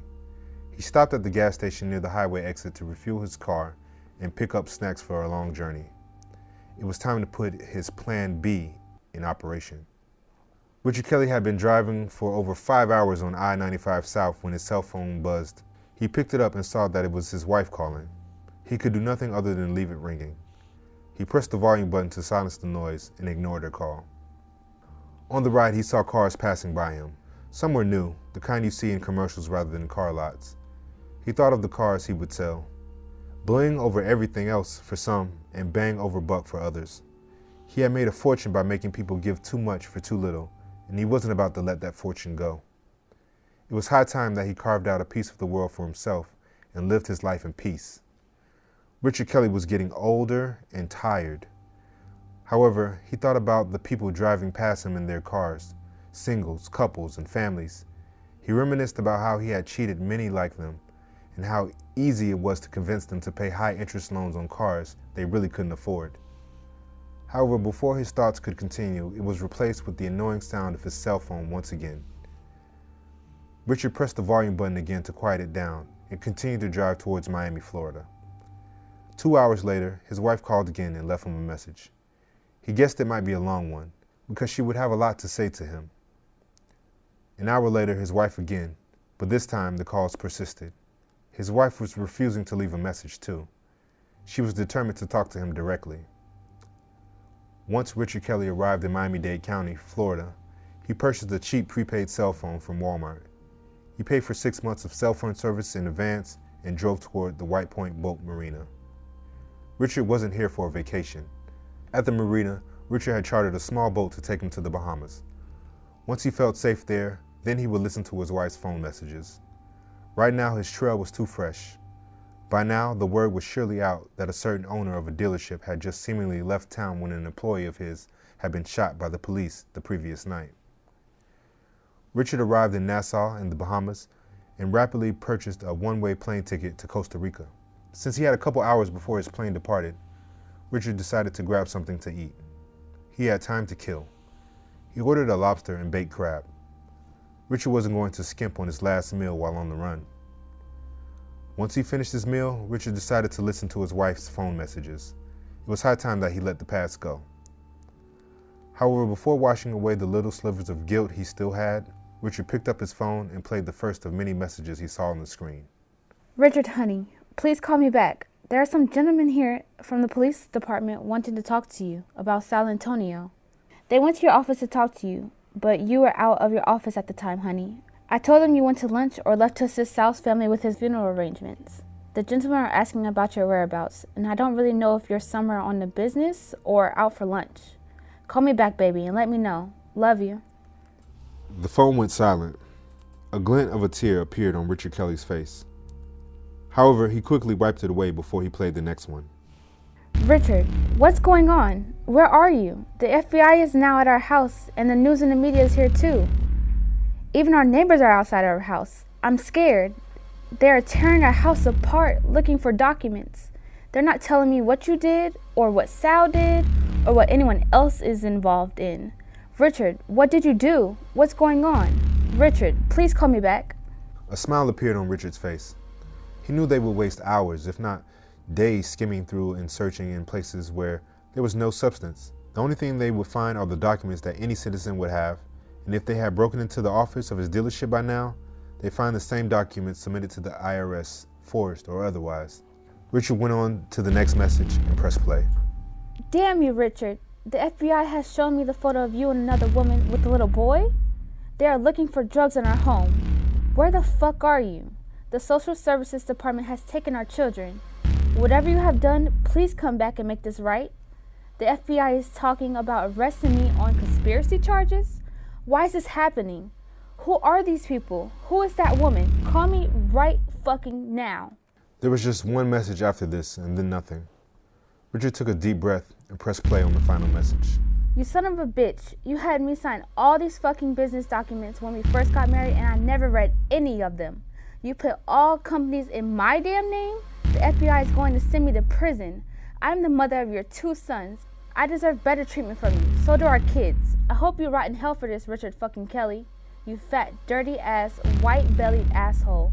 Rot in hell, you evil piece of shit. Fuck you. Richard Kelly laughed after hearing his wife's phone messages. Every cuss and scream was like music to his ears. The only way they could ever make him appear was if he could be a witness against his own wife, who'd been the real brains of the operation. He'd make a deal in a few years where he could testify against her and get any charges against him dropped. He was duped by a much more sinister and cleverer woman, wasn't he? Blinded by love, he'd say in court. Laughing, he then tossed his old cell phone in the trash as he boarded his plane. He was flying in first class, a direct flight. Richard was pleased as the plane reached flying altitude. He knew the U.S. government could not touch him in Costa Rica. Even if they tried, his record was clean there. When Richard arrived in Costa Rica, he was greeted by a beautiful young woman and a little boy named Richard. The boy was named after his father. Richard Sr. hugged and kissed them both, and they were driven by a driver towards his marbled villa in a brand new Nissan. Cynthia Brown was in stable condition at the local hospital back in town. To ensure her safety, the police department had a guard posted outside of her room until the location of Richard Kelly was acknowledged. Richard Kelly was a person of great interest to the local authorities and the FBI, though they were still undecided on whether it was Richard or his wife that were truly the right people to consider as suspects, or even both. Many had already begun speculating that anyone thinking it was Mrs. Kelly that ran the show would be delusional at best and stupid at worst. Nobody could ever doubt that a man like Richard Kelly, already a known scammer because of his dealership, could easily run a crime ring, especially one that dealt in hardcore drugs. The police were out in full force that morning, with calls left and right about captures, potential witnesses, suspects, and much more. As she lay in the hospital bed, Cynthia Brown contemplated her entire ordeal. She concluded that Detective Kelly set her up to be ambushed. But why? Cynthia posed no threat to him, yet he wanted her dead. She half considered that it might have been the detective that would be the one being set up in the first place. However, she imagined that to be too much of a coincidence. Just as her blood started to boil from her anger, Detective Kelly entered her room, surprising the police officer. Detective Kelly looked at Cynthia with a smile. Officer Brown, how are you feeling? I am so sorry for what happened to you. You gave us all a scare earlier. We did not know if you were going to pull through your surgery. Thank God you're still with us. I've been praying for you. The officer stationed outside was still there, and Cynthia eyed him to reassure her of her protection. However, before Cynthia Brown could respond to the detective, he leaned over her bed and talked in her ear. Look, at this moment, I can kill you, and no one can help you. Detective Kelly said in a menacing voice, enough to make Cynthia freeze. Matter of fact, I can kill you anytime I want to, and there is nothing no one can do to prevent this from happening. Now you could either die here today or work for me. The choice is yours, and you will only have this opportunity to answer me once. Detective Kelly backed up and flashed his smile once again. He was staring at the white-faced Cynthia, who looked like all her blood had been drained from her face. Cheer up. You have already made it through the rough part. It's all in the job description of being a good police officer. Moments like this happened. It's not that bad. This is how you earn your stripes. I promise you when I get promoted, you will also get promoted too. We both will rise up the ranks fast. I need you to be my eyes and ears in this city. You will pick up the money and I will be the enforcer. One day I'm going to be police chief and you will be my second in command. Police officer Cynthia Brown, knowing she had no choice, and with tears running down her face, answered him. I accept your offer, Detective. I will work for you. Cynthia said, tears streaming down her face. Mr. Chin parked his car in the alley behind his restaurant, the Chinese Express, the next morning. He was whistling as he got out of his car and straightened his coat. He looked around, still whistling, and breathed. There will be some new people coming into town soon, buyers looking for a new supplier for guns. They needed someone reliable, someone like him, a partner. However, Mr. Chin always thoroughly investigated his buyers before any transactions. He never did a business deal without stacking all the cards in his favor. As Mr. Chin neared his restaurant rear entrance, he did a quick observation of his surroundings again. However, he didn't really notice a figure silently approaching him as he reached the door at his restaurant. Mr. Chin reached into his pocket, took out his keys, and unlocked the back door. He had just opened the door, not even having stepped in yet, and there was a loud bang. Mr. Chin stopped in his tracks. At first, it was the sound that had startled him. However, he didn't move. Mr. Chin couldn't move. He felt something wet, dripping down his shirt. Mr. Chin put his hand there and felt it, moist, sticky, but very, very apparent as to what it was. Even before his eyes saw it, he knew. Blood. Someone had walked up behind him and shot him in the back. Mr. Chin managed to turn his head towards the shooter standing right behind him as he fell to the ground. His vision was still clear, even at his age. He saw his daughter, Lisa Chin, standing over him. Mr. Chin managed to whisper out to ask her a last question. "Why, Lisa? My daughter. I thought we were a family again." Lisa Chin spat in his face and immediately started firing her handgun until there were no bullets left. Bang, bang, bang, bang, bang, bang. It was not until the gun had stopped smoking that Lisa finally answered her father's question, with tears in her eyes and a broken voice. That was for my son and his father. No, I will run this shit from this point moving forward, Dad. Lisa Chin drove away from the restaurant with tears in her eyes as she finally realized her son was right. In this city, everyone has. Thank you so much for hanging out with us. If you had fun or picked up anything from this episode, please assist us by hitting the like, subscribe, and notification buttons. You can also comment and share our content. These small things really help our channel and mean a lot to us. Also, special thanks to our Patreon supporters. You guys are the heartbeat of this channel, and we can't thank you enough for being so generous. If you would like to join our Patreon community, please click on the link below. You can contribute as little as $5 per month. You can get all kinds of perks. You can even buy merchandise of your favorite characters at our shop store. Click on the link provided below. That's going to do it for now. Until next time, remember you are cherished by us. So be kind and know that we consider you as family.